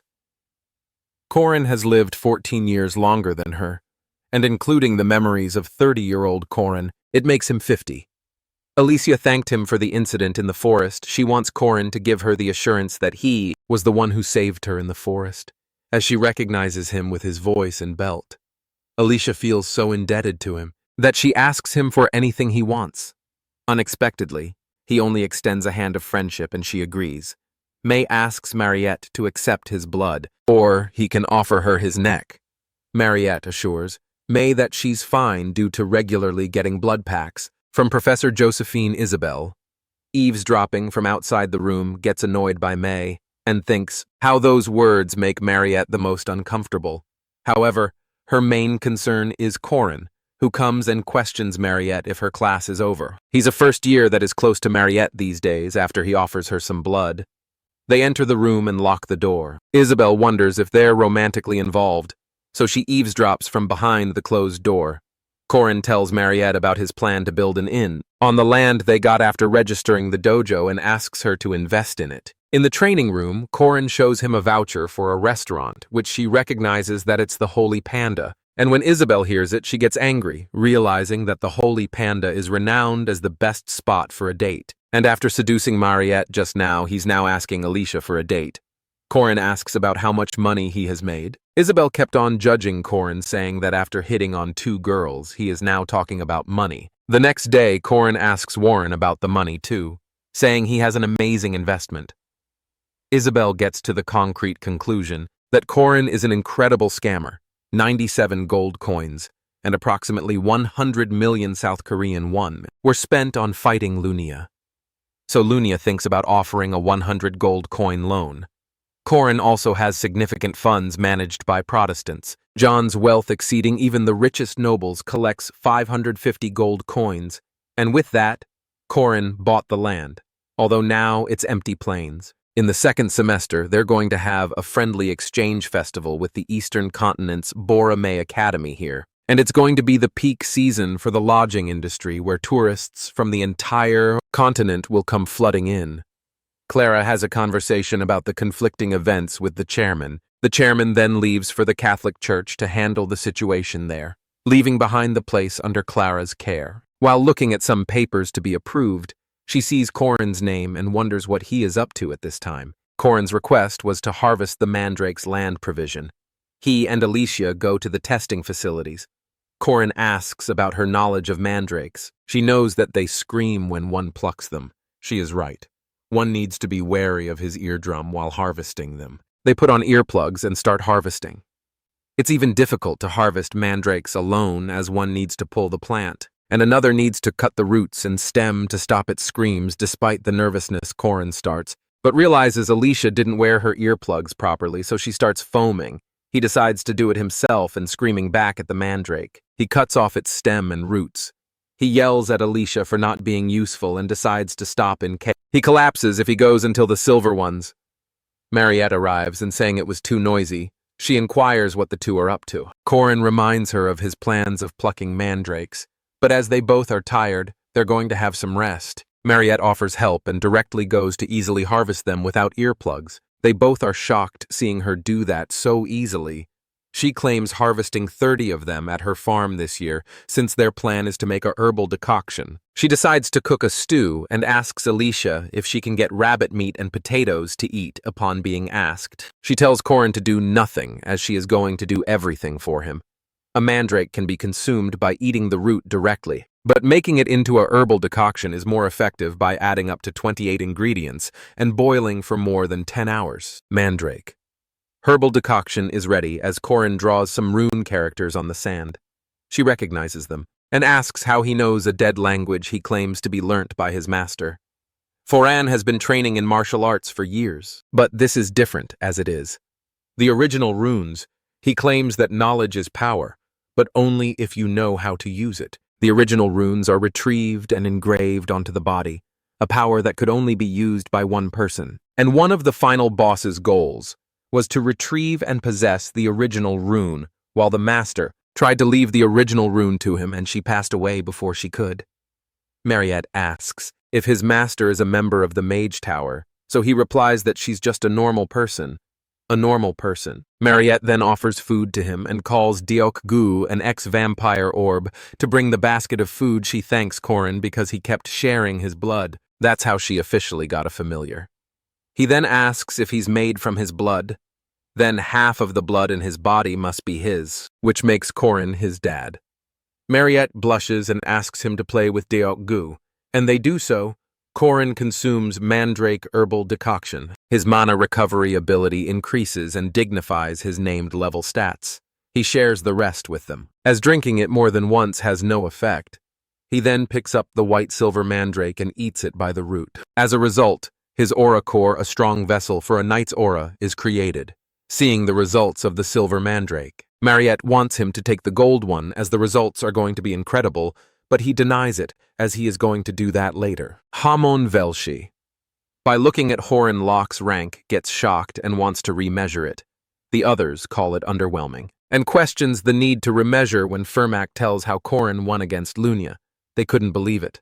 One of them asks if raising his rank from some midterms is a bit much, and they cannot acknowledge a promotion as it is a rule, so they all decide to leave the official rank assessment to the association and instructor. Haman is decided to take the charge. Fermac thinks that even a 5th rank seems excessive based on his stats, but his duel with Lunia was remarkable, so he wants to remeasure him. Alicia and Korin both are in the same class, and she sits beside Korin at Jaeger's spot. Jaeger kept glaring at Korin as he is jealous of him because he has the most favorite person of his in the academy, and the super cute demon tribe girl, and even the granddaughter of the Sword Emperor, Professor Fermac, and announces about group projects. He starts explaining that the group project is spearmanship. Alicia says to Korin that it is going to be really easy for him. He gets doubtful of Fermac Damon, a boxer, suddenly teaching spearmanship and wonders if he's trying to test him out. Fermac explains the project when a student questions if the ones good at sportsmanship would be benefited. Fermac says he'll adjust the assessment criteria by offering bonus points and explains there'd be 4 members in each group and are going to be randomly assigned. Horan knows what group projects are like with those who want a free ride, since has suffered within his 4 years of being a physical education major at a university, 3 years at the academy. But now he has Jaeger, who is a 3rd-ranker knight, and has physical abilities in the upper rank, and has good judgment skills. Alicia, who is a swordsmanship prodigy and incredibly strong, and Warren, who is pretty hard-working. He realizes that all his members are strong enough, so his painful past won't repeat. Horan made a reservation in the training room for 3 hours, and he is going to teach them about the theories and attributes, but unfortunately, because of Horan's extreme strength, the walls get broken down by a punch, and they are kicked out of the room. It is the first reflection session on the group assignment, and every group member is asked to share their thoughts openly.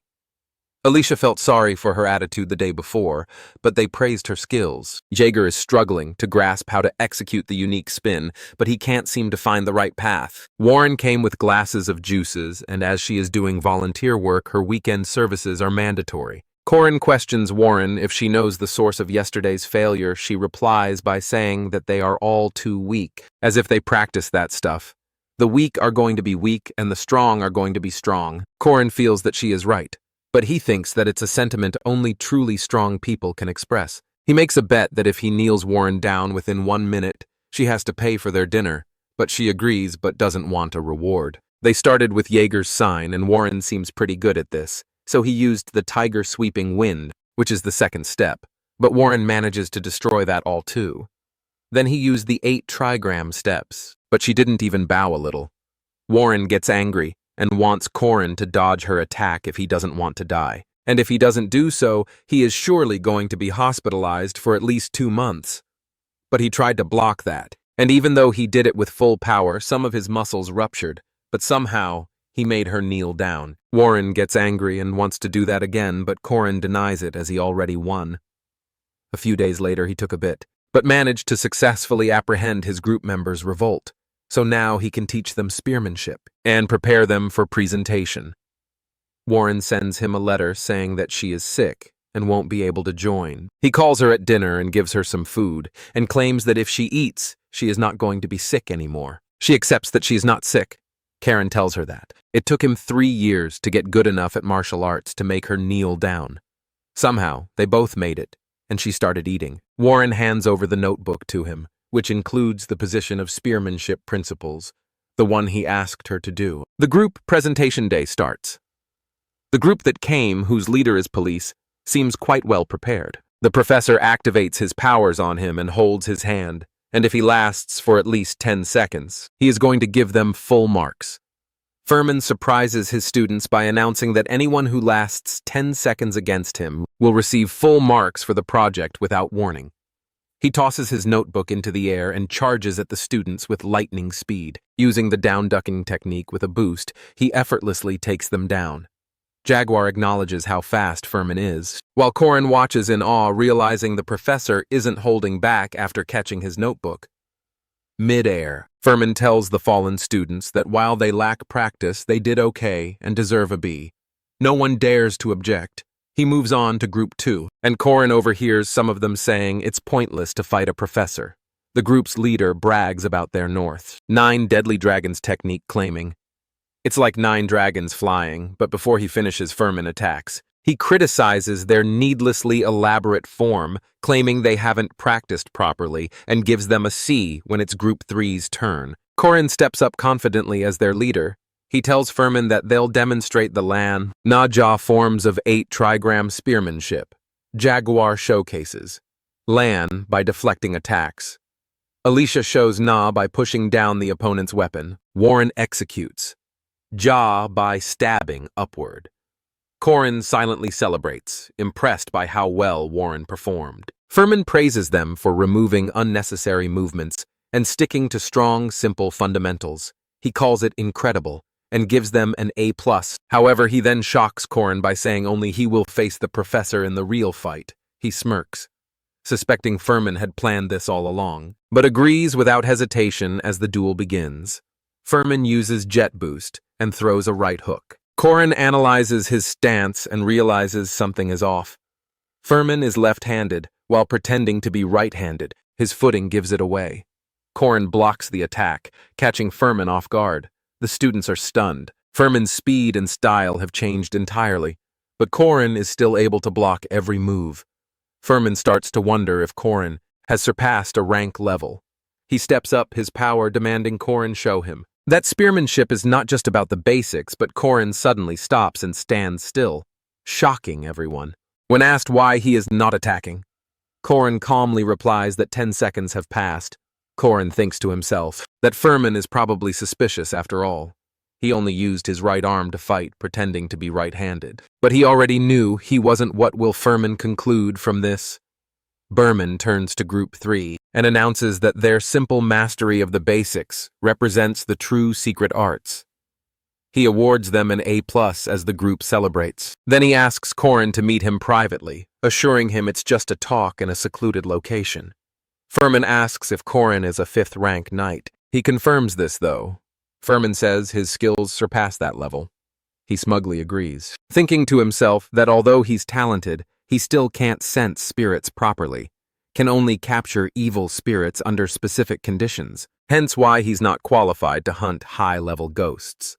Furman reveals that the Knight faculty professors recently discussed Corin's case. They decided he needs to be re-evaluated, and he'll now be given special missions based on their outcomes.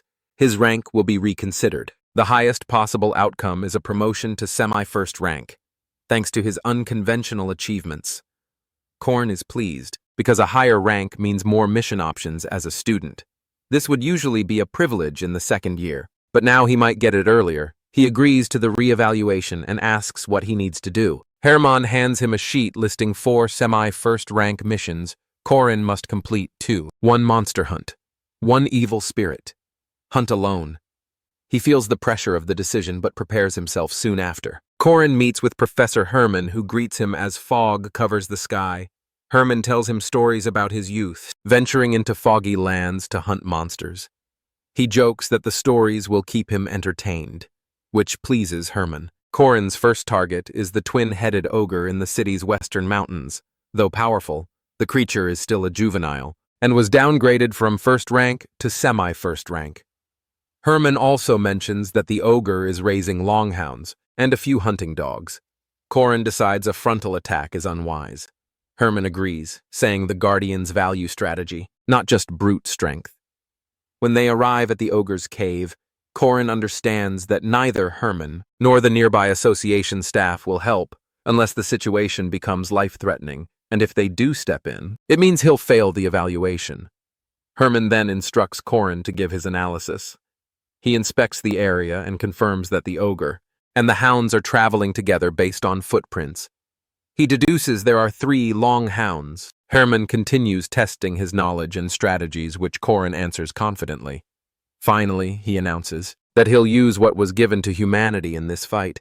When Herman asks what that means, Corin replies, "My head." With a confident smirk, he adds that unfortunately for the ogre and its hounds, he's an expert when it comes to using it. Positions of demonic creatures are imposed in the world, and the ruler of the forest is one of them.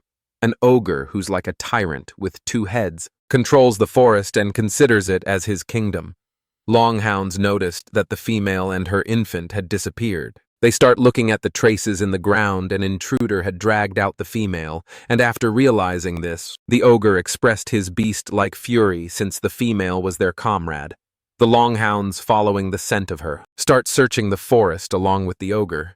The intruder was about to get a taste of his own medicine, when the longhounds unexpectedly were met with a whining female just as they tried to save her. Logs of wood started falling on them, so they ran for their own lives after spotting a safe place. They stop there but fail to realize the maliciousness of humans as they're blasted to death with kanaz. When the ogre sees this, he seethes in anger at losing his pawns. The fire gets nearer to him, and the wooden logs start to fall on him too. Such trivial traps could never harm him. However, even after dodging the trap, he had no idea that it was just the beginning. The twin-headed ogre was a natural hunter with 1 head gifted with good vision, and the other gifted with a good sense of smell. It wasn't difficult to trace them, but there were so many traces that it was absurd. He thinks the intruder failed to even hide his traces and scent out of his foolishness. And it's so ridiculous the longhounds lost to him. However, the ogre unexpectedly failed to locate his prey on the first day. Due to there being numerous traces, he's about to muster up the courage again. When he gets ambushed by Hagalars, he'd have been dead if it wasn't for his twin heads. He barely got grazed by a few pieces of hail, but whenever he's about to sleep, hail will start to fall, so he decided to ignore it after a few times. It was just when the falling hail turned into fired rocks and started to burn him, even after enduring all this, he still failed to capture the prey. Despite his efforts, it was after 3 days when he realized that his role as a hunter had been reversed, which ignited the fire within him.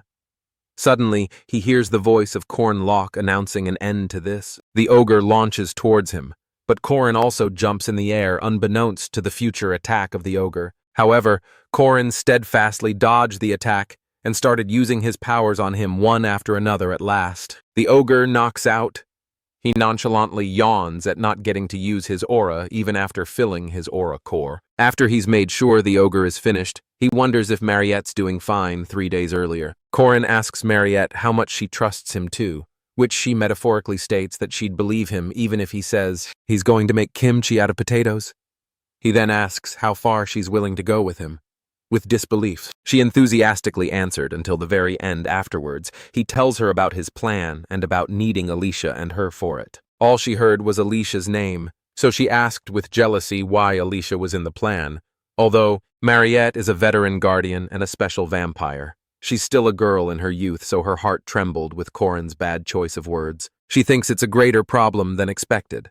However, she knew Corin was always 1 step ahead, whether it was when he saved her or helped Alicia. But still, her one-sided crush on him took over the reason for mages wanting to become professors at the academy. Is not just for the Merkaba Great Library's books, but also for the huge research building at its west end, which has the undefeatable special monsters that are sealed, Professor Dana and Professor Fermac. Look at the wild boar which ate the iron mine hole and its engraved origins, he asks Donna. If the research was based on the special entity's alpha characteristics, she says she wanted to write a thesis on the influence of the special demon tribe on low-rank entities and the unique alpha energy.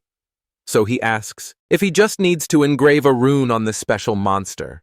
She affirms and expresses her relief over having him. He says how the dead languages are hard to use in battles, and as he's about to boast, she tells him there's a special volunteer vampire, and Mariette walks in as the first act's boss against the second act boss, the king of the iron mine.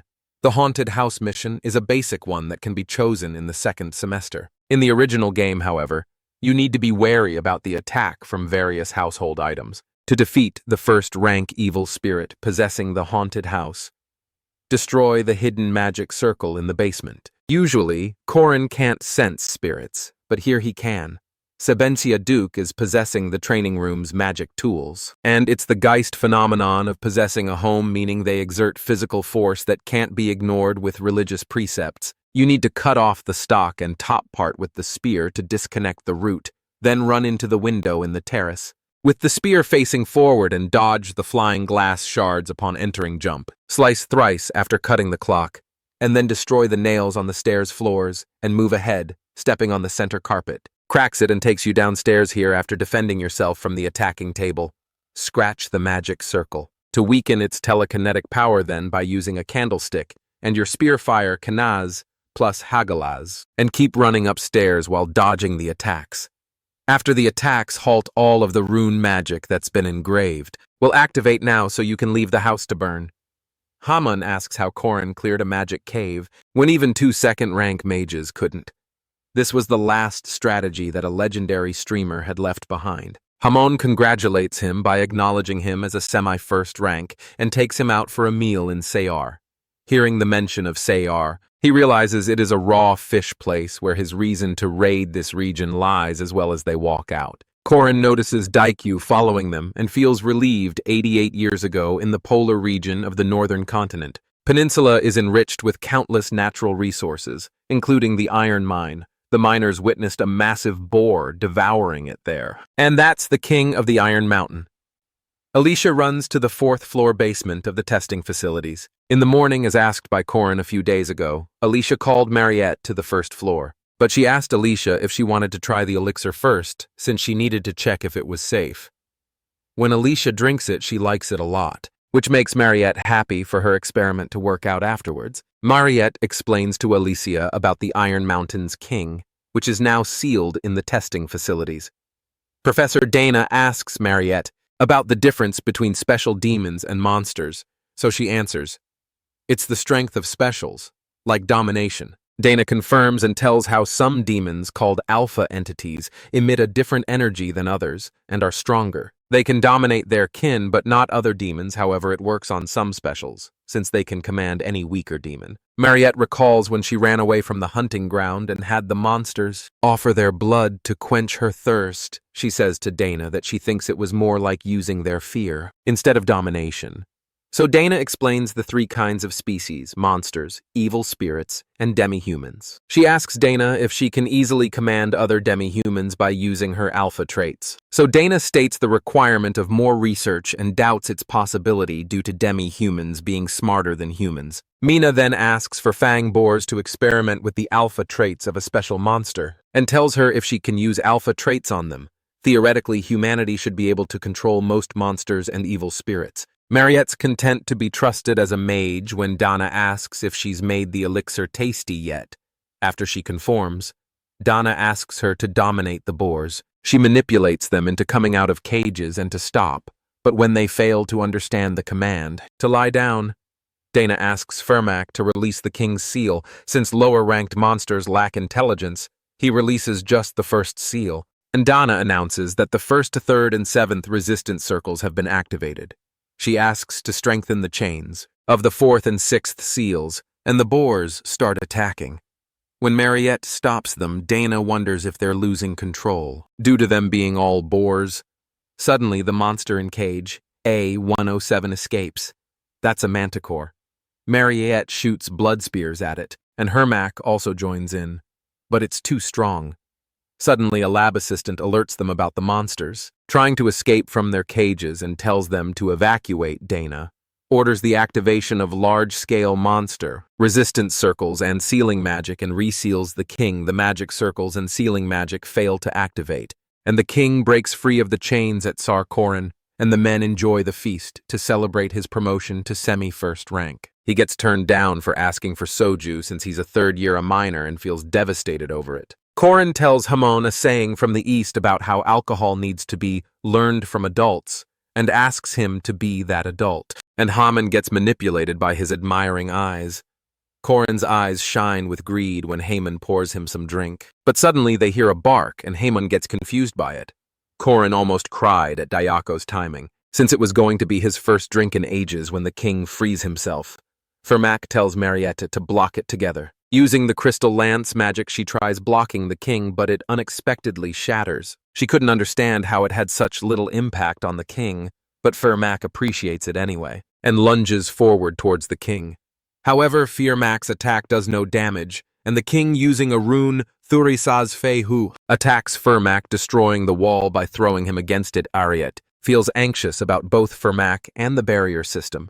When all the caged monsters break themselves free, the alert rings through the floor. As the monsters run towards them with rage, code, Veronica activates, commanding all workers to evacuate, and the security team to activate all available magic circles and mobilize the spirit golems. The golem team activates, and the interception system engages as they stand against the enraged monsters. To stop them, Dana announces that the monsters must not escape the testing facilities at any cost. Among the monsters, there were even the first-ranked demonic beasts like a poisonous dragon and King Herant. The golem team fights against the monsters, but the monsters outnumber them easily, considering the worsening situation. Support is requested by Dana as they fail to block the higher-level monsters without a magic circle. She worries about them escaping the academy, so she permits the consecutive lightning attacks in the shared area.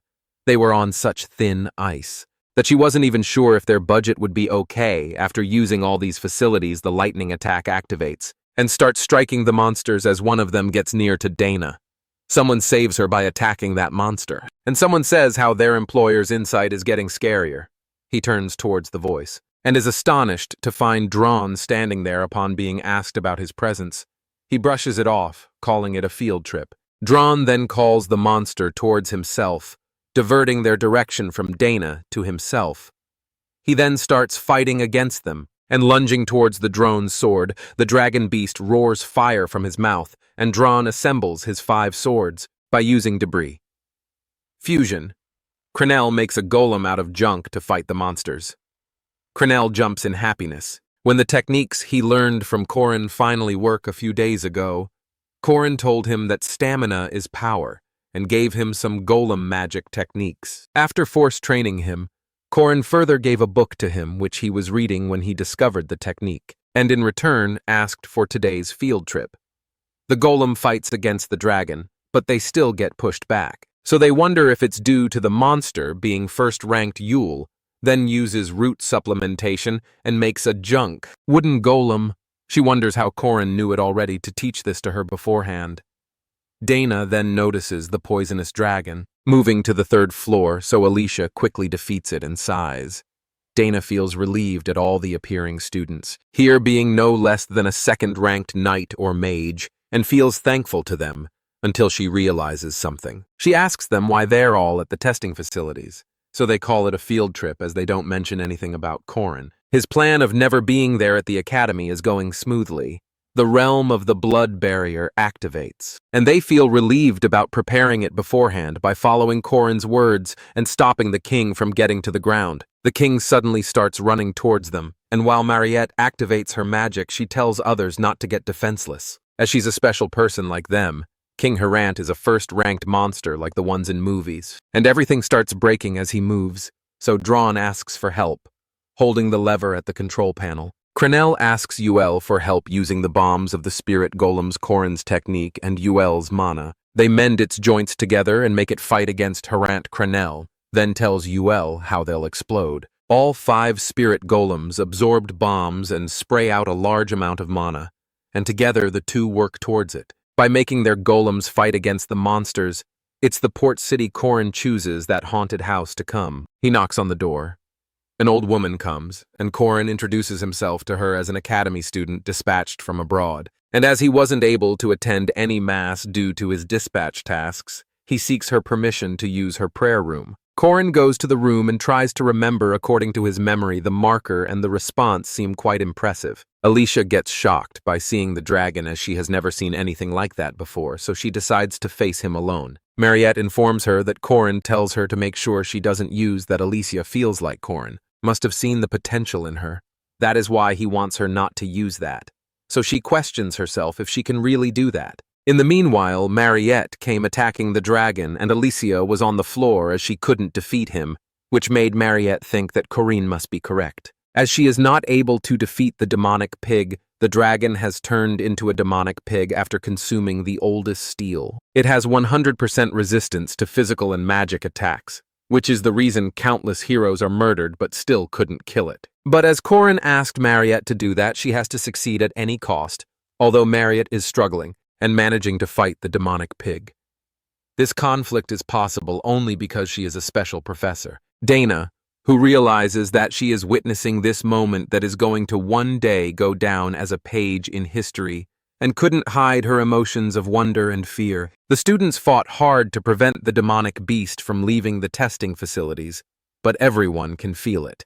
And there comes Daioku Alicia, who is struggling as she cannot use the domain severance that she can use to defeat the dragon. She also tries to put herself in Corin's place, and thinks what would he do at that time, so she manages to think that he must use the dodge and cut method, and she succeeded without even using the domain severance. In the meanwhile, Corin arrives and he appreciates her, as she did well. Corin thinks that if the king's hair has been dealt with, which is the poisonous dragon, then where did it go, leaving behind only the fluids? Alicia thought that Corin couldn't come. She wants him to report the situation first about the demonic pig, and as Mariette is still blocking it, she wants to go help her. The glasses girl questions Corin about his plan as he brought her there all the way from church. Corin wants her to help him watch the demonic pig. She is confused. Why only demonic pigs, as there are a lot more monsters? It seems like there must be something that Corin said while explaining his plan to Mariette, which is to feed rocks with rune magic engraved on them to the monsters of the testing facilities, and after feeding plenty of rocks engraved with runes, give them food as an excuse. The plan was basically to sweep them all using the rune residence activation function, and the residence activation with the silver spear made of the rune stone. With enough time possible, Corin takes Alicia with her back to defeat the dragon. Among the mid-upper ranked monsters that survived the resonance activation, roughly 30 remained with the special demonic pig standing among them. All the names of heroic legends of Arhan have gathered, and they are the heroes who are going to save the world in the future. Corin questions Mariette. If she is fine, she agrees, so they all went to start again. The counterattack begins. Corin feels that his party is not just luxurious, it flows, but the reason the party members still cannot be confident is because of the opponent. King of the Iron Mountain dominated without being ruled, was pulverized without being subjugated, and was ravaged and not merciful. Alicia orders everyone to split as the tyrannical king who consumes everything is out. Corin orders Cranel. Luden to keep attacking the demonic pig no matter what he asks Uel to grow the plants and hold on, one way or another, and he wants everyone else to fan out. But it's so strong that it doesn't affect them. Corin orders Drawn to flank it with both magical swords drawn, knows that his employer is the strategist who waits for the perfect timing, with the best safety measures, and there is no reason for a mercenary to not listen his other weapons. The Blade of Flames and the Blade of Lightning were strengthened with the best first-rank mana stones, and were given as a reward after the Mariette Dunleavy incident. It's very difficult to defeat him as he's not getting a single point of damage. After all the attacks, Corin thinks that in order to target the King of the Iron Mountains, they need to split the physical and magic. Attacks in half, which is a fairly common pattern from the original runes, the 8 texts needed to go to paradise. The power of an imperfect concept, which is for the physical attacks on its red fur, and for the magic attacks on its blue fur. And the secret weapon, which is the gold fur, Uel and Cranel are ordered to try and hold on to something. And if they lose their grip, then grab him. Drawn is ordered to fight from mid-distance, and Corin and Alicia are going to wait from the rear. All the attacks are left to Daioku, and Mariette is ordered to simply move around. Corin's commands. Corin wants everyone to not think of afterwards as it's a short-term battle. They all have to pour everything into it, and they'll win. Uel and Cranel kept attacking, but he escaped. So Corin wants Drawn to use the same patterns as before, which worked, and that hit is even more direct than before. Transformation of the fur stopped, and it's still red, and that was fake, as after showing that he was changing to blue fur, which has magic resistance, he used a trick to attract Daioku. The dragon spits the destructive light, which is a titan rune that destroys everything that approaches, which makes Daioku fly. Mariette is asked to retrieve the orb blood spear. Then Corin himself went to attack him and asked Mariette to blood spear again, as if he used blue fur to block the magic attack. So blood spear again. The king starts laughing as he's satisfied. His lips are unturned, and in the end it's the same as always, his hidden secret card, which limits 5 minutes of invincibility where nobody can face him. When he is like that, the king runs towards them. Corin orders everyone to run. As for 5 minutes, none of them are going to work on him, but unfortunately there is nowhere left to run. The king kept laughing in order to corner the humans. Even the small demi-human's magic was powerless. Then it's time for the gold fur, which is the final phase of the King of Mountains, and as there is no hidden method there at that moment, Alicia used the Aiden-style single-blade technique against the demonic creature she strike with a domain/dealing significant damage. Corin appreciates Alicia, with the words that a well-raised Alicia is better than 10 party members. Alicia is still a bit confused about what is going to happen if it starts moving again, but Corin tells her that it's time for the madam to shine. Now, Josephine. Clara questions Corin. How did he recover that huge magic? In that short amount of time, the gold pattern is a strong ability, but after it shatters, one can't use the original runes for a while. Mariette is also ready. Corin requests Professor Josephine to block her. And finally, the demonic pig of the Dingle Peninsula has come to an end, and the origin light that left his body, as it disintegrated, is something that cannot be missed by a spearman. At the origin, the 8 texts needed to go to paradise, and it is a remnant of the divine generation that cannot be destroyed by any power but its container. Runestones sometimes are destroyed. 88 years ago, a boar on the Dingle Peninsula swallowed a runestone, and nobody even thought of taking it out. But that day, the demonic pig was released and defeated, and the runestone inside him shattered. They think, where did the original rune that was lost go? And the answer is quite simple. It goes to the closest runestone and wanders around aimlessly before settling, and it has reached its destination 10 years ago. He entered the academy for all this and acted like a professor, and the king of the Iron Mountain, which was defeated by the academy students, which was a futile end. And it has been sealed for 80 years, so it's no wonder it has weakened, and all he has to do is to leave the academy. Fermac comes there. Corin tells him that as he is the disciple of the disciple his master renounced, then Corin is his martial uncle, and he wants Fermac to show him respect. Fermac feels that Corin has got to know his identity. Corin tells him that he can't go back to the origin. But that is something a mere student shouldn't know. He thinks that maybe Josephine told him Fermac gets angry and calls out Corin as his enemy, as even with the 6-step spearmanship he is unaware of.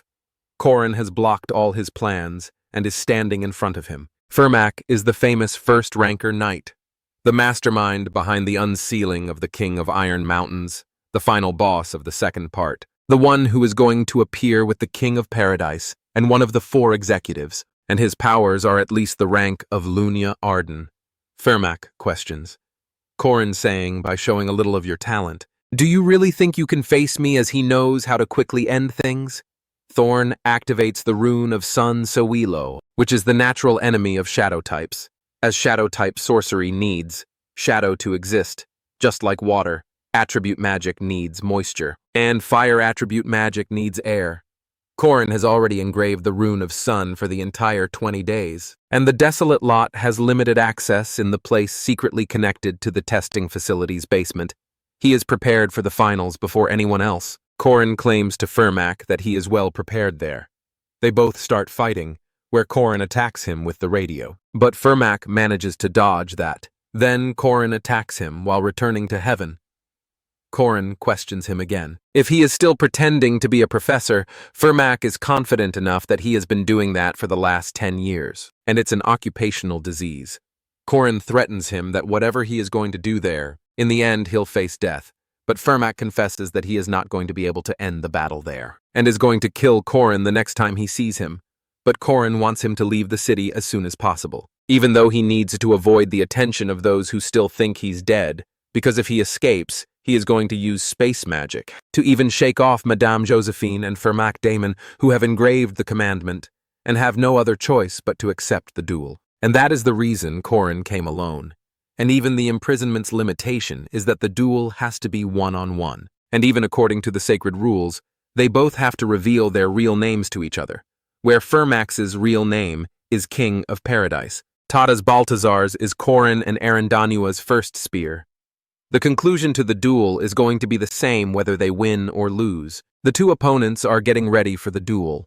They reveal their names to each other according to the sacred rules. On one side is King of Paradise Tates Baltazar's ordinary warrior Fermac Damon, while on the other side is Queen of Paradise Aaron Danua's first spear, Corin Locke. System backup reveals the review of the 3 commandments of the duel. The first commandment is duty, the second commandment is restraint, and the third is oath to save the world. It is revealed that Damon is a fist fighter with close-range attacks, while Corin is a spearman with close and long-distance attacks. Corin starts with multiple attacks like Calamity Serpent Intent and Slithering Serpent, not letting Damon getting close. Damon, on the other hand, is waiting for an opportunity to use the time of Corin retrieving the spear to get closer to him for an attack.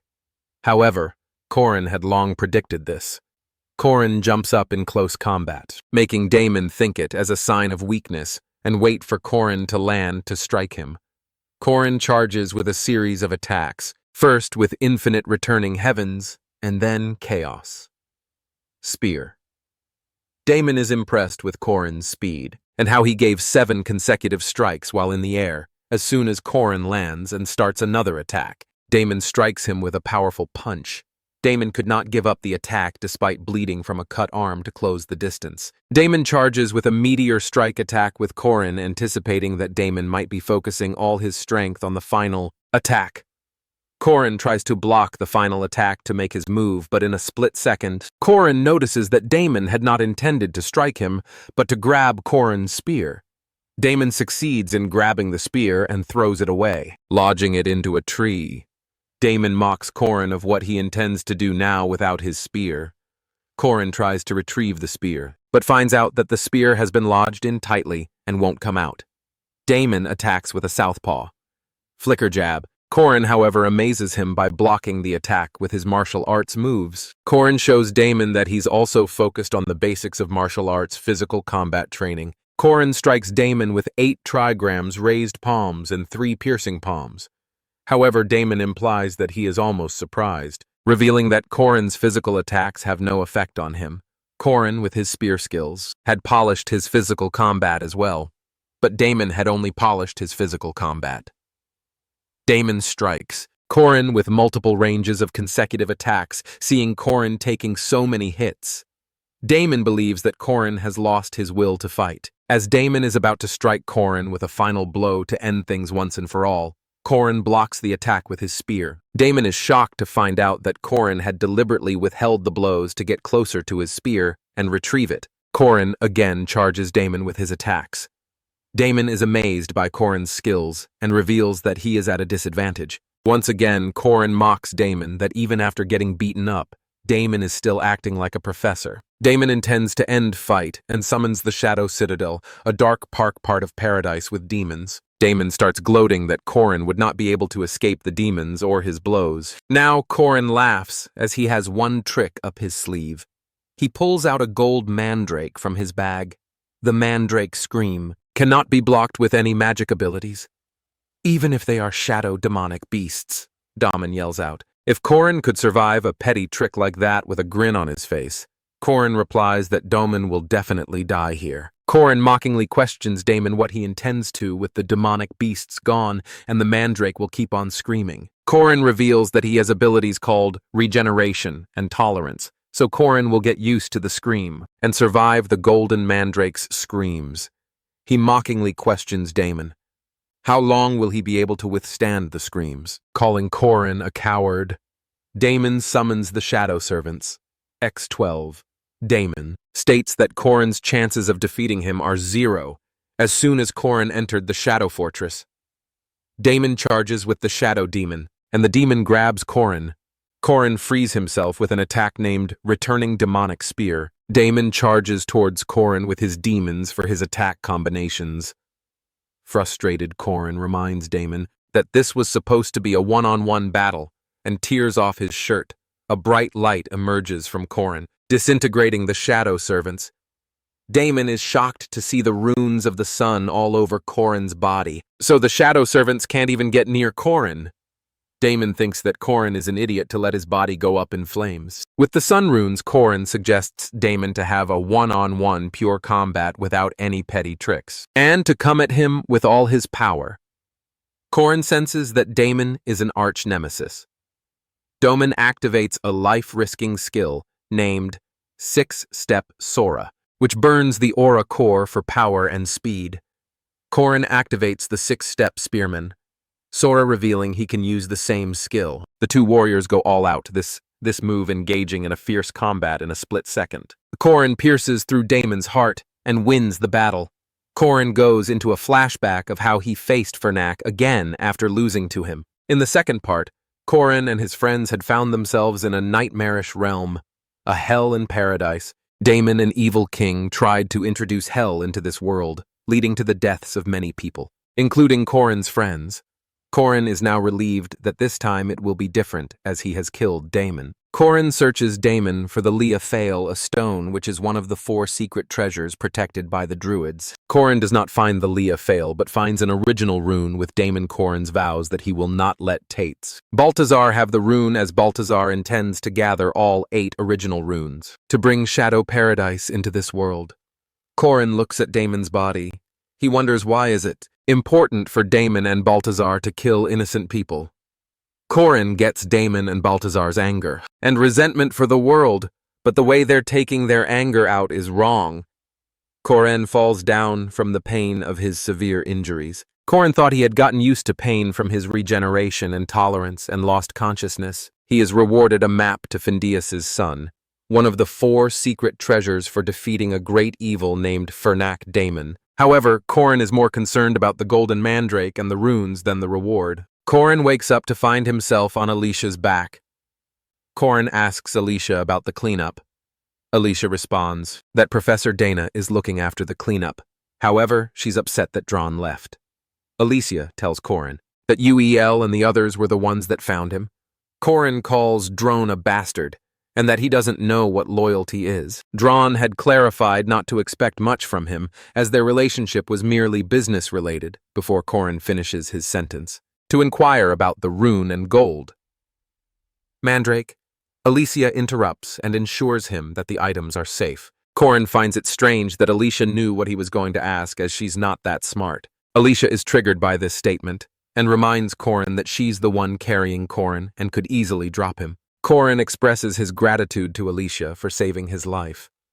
Alicia brings up the topic about domain severance. Alicia reminds Corin that she wouldn't have defeated the King of the Iron Mountain if it weren't for Corin. Alicia thinks, and realizes that during their group assignments and making mandrake potions, Corin was drawing runes. Corin was actually preparing for this very fight ahead of time with tears in her eyes. Alicia tells Corin there was nothing wrong with fighting together, and why did he have to go face Damon all by himself? Corin stated that it was better if lesser people die. Corin's friends find out about his battle and injuries and decide to go visit him at the hospital. They enter his room to surprise him with snacks, and to be there for him at the time of his loneliness. To their surprise, Corin's friends saw 3 beautiful women taking care of him and serving him food. Corin notices his friends and with a smile asks why they had to bring snacks, as he's already full. This leaves Corin's friends burning with rage. Corin's friends question themselves why they came and shouldn't have come to visit him. The girls, on the other hand, are chatting about how it isn't often they get together like this. With Corin, the girls suggest playing a game and also invite Corin's friends to join. Hearing this, Corin's friends start weeping with joy and getting some attention from the girls and start blessing Corin. There's a knock on the door, and everyone starts to wonder if someone else was supposed to come.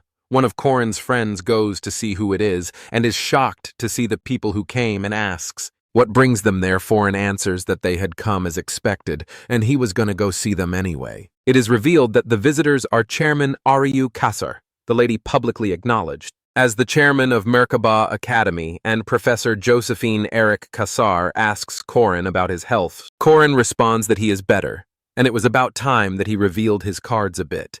Chairman Eric Kassar apologizes for sending away Corin's friends, as they had to discuss confidential matters with him.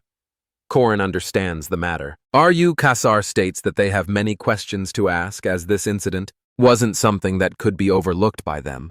Like they did with Mariette, Corin exposes that Firmak was a spy, and the other two do not seem surprised with this information. Corin realizes that Chairman Eryu and Professor Josephine already had found out about Damon's betrayal, and thinks that they do not know the whole truth yet. He reveals that Firmak Damon was a disciple of Tate's Balthazar. Josephine does not believe Horan's story, to which he adds the moves which Damon used. Corin further clarified that he is the same as well. Knowing those moves, Josephine is outraged hearing this, and asks Corin if he is also a disciple of Balthazar getting off his bed. Corin reassures them that they do not have to be wary of him. Corin further adds that he's not giving this information, so the chairman can act on it right away. Corin states that he knows the chairman's body. Right here is just a spare, and the main body is at the castle, and probably isn't in the condition to come out. Leaving Aryu wondering how Corin knows about this information, Corin again informs that Balthazar is still alive, and is now stronger than ever, and he is not alone as he was before. Corin reminds Aryu that Balthazar got stronger because of Eryu's indecision 80 years ago, showing the rune stone in his hand, saying that the origin was split across the world because of Balthazar's betrayal, and the Aryu could only recover 2 pieces of it, and even those pieces would have been taken from them if it weren't for Corin. Corin states that the 4 secret treasures of Manhwa, including Leah, Fail the Stone of Fate, are probably in Balthazar's hands. Corin further adds that if the coronation takes place, Balthazar will no longer be considered a usurper. Corin asks the chairman that she will be able to guess what things would happen if the coronation takes place, calling the chairman by the name Aaron Danwa, shocking her. Corin realizes that it is getting all clear. Why Professor Josephine, with her 80 years of tenure, never became a chairman herself, but rather all the previous chairmen were bodies of Aaron Danwa, made of runestones to watch over the world. Aryu inquires Corin what he intends to do, to which he replies that both of them have the same goal, that is Corin's commandment, and he will gladly become her first spear. Corin is even willing to be treated like a dog by Aryu to protect the world. Kusar reminds Corin that she's the adult, and it's her job to protect children like Corin, not the other way around. Corin calls Aryu by her real name, Aaron Danua, and reminds her that he has not forgotten her warm act of sacrifice for Corin, and now it's his turn to protect her at the castle. Daniel is conversing with Josephine, hesitant to allow Corin's decision to protect her. Aaron cannot believe Balthazar is still alive, and if they can trust Corin or not, Aaron wants Josephine to watch over Corin for now, just to make sure he can be trusted. Aaron cannot decide this. Solely as a person, she holds a greater responsibility. And they never know if Corin could be lying about everything Aaron could not understand. Why Corin was looking at her with such sad eyes. The Merkaba Academy summer break ceremony takes place. The ranks of the students are reassigned, based on their performance, which holds a special meaning. This reassigned rank is an official rank. Given to the students by the Guardian Association, the students are praised for their efforts and performance for the semester. The chairman starts announcing the students who are to receive their reassigned ranks. Second-year magic class valedictorian. Mariette Dunleavy is promoted to semi-special rank.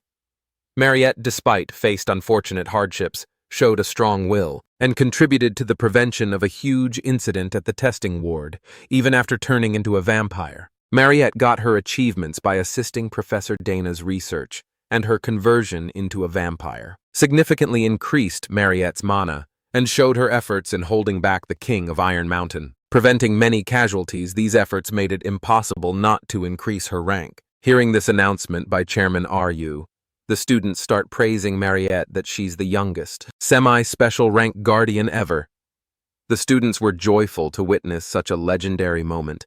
Chairman Aryu begins announcing the names of the students who, like Mariette, have made great contributions to stop the incident that happened at the test ward. The students are shocked to know that who else had made contributions to increase their ranks. The students did not know about the others who contributed, even though the incident of Iron Mountain King was well known to be a huge incident.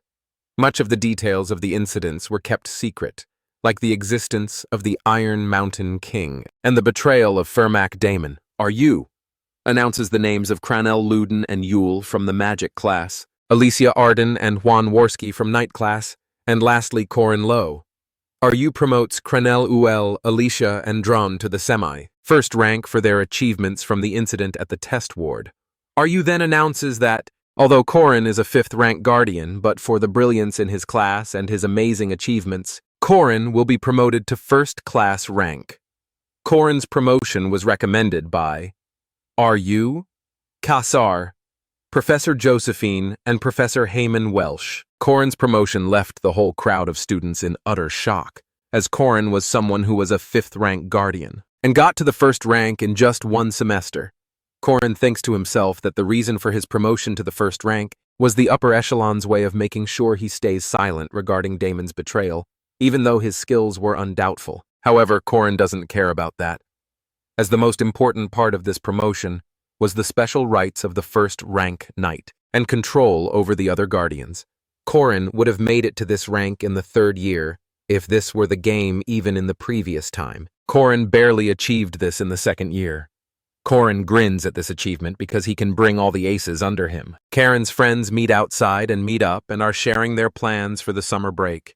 Some are heading home, some are going for internships, and some are intending to go on an adventure. Alicia is, however, sad her grandfather is calling her to come home. Alicia asked Corin about his plans to go home. Corin replies that his plans have been cancelled. Alicia nervously invites Corin to join her, as she'll get scared going alone. Corin is surprised by this statement, but understands everything. Considering Alicia's personality, Corin thought that everything should be fine, as there weren't any problems in the game as well. Corin responds that he'll join Alicia next time. Mariette comes shouting Corin's name. Corin and Alicia are aboard a train. There are some semi-first thugs trying to hijack the train. Corin and Mariette enter the room, talking casually and give not heed to the situation. The leader of the thugs gets frustrated by this and threatens Corin with his sword and asks Corin and Mariette to put their hands up. Corin lifts one of his hands up into an uppercut punch, making the other guy fly away out of the train. Corin asks the other thugs if he is to lift his hands like this, leaving them shocked and scared. Corin is in Merkaba Academy's library. Corin is reading a book named Grimoire Persistent Warrior's Regeneration. The book reads out about the hero seeing a dying warrior within the battlefield that reeked of blood. The warrior was standing and had tied his body to the boulder with his intestines. The hero asked the warrior if he should slit his throat. The warrior asked the hero for some water to quench his thirst, as he would be grateful to the hero, respecting the tough warrior. The hero gathers some water in his hands from a nearby lake for the warrior to drink. As soon as the warrior drinks the water, his body heals and regenerates. Corin closes the book, thinking that it got too intense. A student possessed by Duke Sabantia comes to Corin asking about his castle in the south. Corin responds that the castle is still standing. The Duke tells Corin if he would have the reason to visit his castle, he should look into his office. As he might find something, Corin inquires what he would find, to which the Duke responds that even he could not find it in his previous life. So it is all up to Corin to find. He admires Corin for his courage and humbleness, because Corin had the option to run away, but chose not to. And for that, the Duke respects Corin. The Duke leaves the student's body after thanking Corin for informing him about his wife and daughter. Fast forward to the present. Corinne and Mariette reach the south. Corinne decides to accompany Mariette, as she is a resident of the south, and Corin can visit the Duke's castle to find what he is looking for. Station Master thanks Corin and Mariette for saving everyone from the thugs. The station master hands over some money to Corin, which he excitedly accepts. On their way, Corin gets hungry, and Mariette says that she will recommend some places. Corin inquires Mariette if she really knows this area well, to which Mariette responds that she comes here quite often. Corin wants to buy anything, Mariette says. Mariette shows Corin the entrance to the South Plains and tells him that all the carriages go to Left City, the big city in the south. For 8 hours, Corin gets impatient from hearing about the long distance. Mariette takes Corin to the transfer station, called Wyvern Landing Zone. Corin has used Wyvern Landing Zones in his past life. Wyverns are a more comfortable and faster transportation than carriages, but very expensive. Even Corin's partner from his past life park hated spending on wyverns. Corin asks Mariette if the one-way cost of borrowing a wyvern is at least 30 silver coins.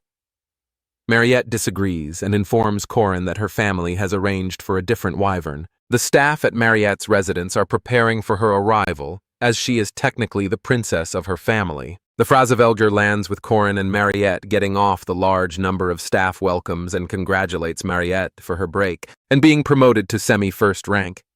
Corin realizes something and to be sure asks Mariette if her family does farming or not. And how big is the scale of the farming? Mariette informs Corin that the scale is 2 million Korean, is amazed with the farming scale of 2 million pyong, to which Mariette corrects him that the unit is different from pyong. The farming scale of Mariette's family is 2 million hectares. Korean is surprised after hearing the word hectares, because 2 million hectares is equal to around 6 billion pyong Korean. Soon realizes that Mariette and her family are icons in the South Korean. Remembers that he saw many signs of Mariette's family. Name Dunleavy. The name was on the Salon grocery store's post office. Agricultural cooperation and even the wrestling association entering the Dunleavy residence. Corin asks Mariette why she didn't tell him that she's wealthy.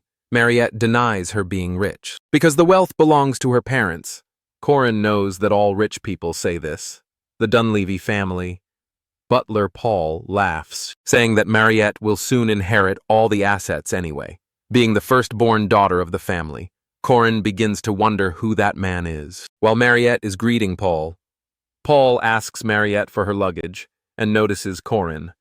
Mariette introduces Corin to Paul as her junior, thinking that Corin is Mariette's love interest. Paul starts talking to Corin about being the son-in-law of the Dunlef family, making Corin embarrassed. Mariette answers Corin's question about the Duke's castle, that it has been bought by Count Cassius. Corin remembers Count Cassius being a traitor from an archipelago from his past life. Count Cassius was a nasty human and demanded them to catch the sea serpent before even letting them enter his castle. Corin remembers himself and Park Si-hoo fighting the sea serpent day and night just to get the Count's permission. To enter the Duke castle, Corin is worried about going through that hardship again, to which Mariette responds that she already spoke to Count Cassius and he happily invited them to his party on Friday. Corin is filled with tears that this quest could have been completed easily. While in his past life, Corin had to work like a dog just to get Cassius's permission. Corin sees Mariette as a god to have done this task so easily. Mariette invites Corin to go shopping the next day. For the party to which Corin agrees next day, Corin is wondering if this is what shopping is like. Mariette buys Karina a suite for 3 gold coins, a necklace, and shoes for 6 gold coins. Everyday clothes for 4 gold coins, and many other things. Everything was bought with a blank check. Corin thinks that these are all brand names, and this money was enough to become wealthy in real estate. In Seoul, Corin wonders if Mariette intends to make Corin her slave. Mariette takes Corin to another place with Corin revealing that he's getting scared, and tries to stop her from buying more things for him at the Smith store. The shopkeeper greets Marie and hands over the commissioned item she had ordered. Marie hands over the present to Corin, saying that this item contains the same minerals used in Alicia's, odachi. The item was the unbreakable stone which even the Academy didn't have, holding the stone in his hand. Corin thinks that the unbreakable stone won't even break in the domain like the refined silver stone. Corin wonders how Mariette got the stone as it even isn't on the market. This one stone made Corin happier than all the other gifts he received from Mariette, since this was the special stone used for sword. Emperor Gourand Arden's hidden piece. Mariette suggests Corin that if he uses the stone to coat his spear, Corin would be able to use his spear even in the domain without any problems. The unbreakable stone is Mariette's last gift for Corin. Seeing Corin this happy and excited makes Mariette happy. Corin thanks Mariette for the stone. At the Dunleavy home, Corin greets Mariette and her parents for dinner. It is customary to dine with a friend's family. When visiting the friend's home, Mariette invites Corin to sit beside her. Mariette's mother misses. Donaloff admires Corin for being handsome and asks him to take a seat. Corin bows to greet Mariette's mother with respect before going to sit at the table, but is stopped by Mariette's father. Mariette's father wants to ask Corin a question, to determine if he should sit there or not. Mariette's father asks Corin if he's a virgin, leaving Corin dumbfounded. Mariette and her mom burst with rage to why Mariette's dad asked such a weird thing. Mariette asks Corin to ignore her father and sit down. Mariette's dad stops Corin again to determine if he's a virgin or not, as the son-in-law of the Dunleavy family must be the virgin. This leads to an uproar of argument with Corin thinking that this meal would not be smooth. At the dinner table, Mariette's father makes it clear to Corin that his daughter Mariette is off limits and wants to marry someone like her dad, while forbidding Corin to marry his daughter. Mariette's father is slammed by Mariette on the table. Mariette's dad calls Mariette strong and resembles her with her mother. Mariette stops him from talking any further nonsense. As Mariette is dragging her dad away from the room, he questions Mariette why she is being like this, as he only wants to protect his daughter, leading Mariette to stop him from talking again. Mariette's mom apologizes to Corin on her husband's behalf, and Corin still finds it merry and nice. Mariette's mom wanted to meet Corin and greet him, as she had heard about him a lot in Mariette's letters. Mariette's mother bows her head and thanks Corin, to which he responds that he did it because he could. And the most important thing for Corin is Mariette's happiness. After hearing Corin's response, Mariette's mother is shocked that admires Corin's personality and nature, that Mariette's letters were indeed true.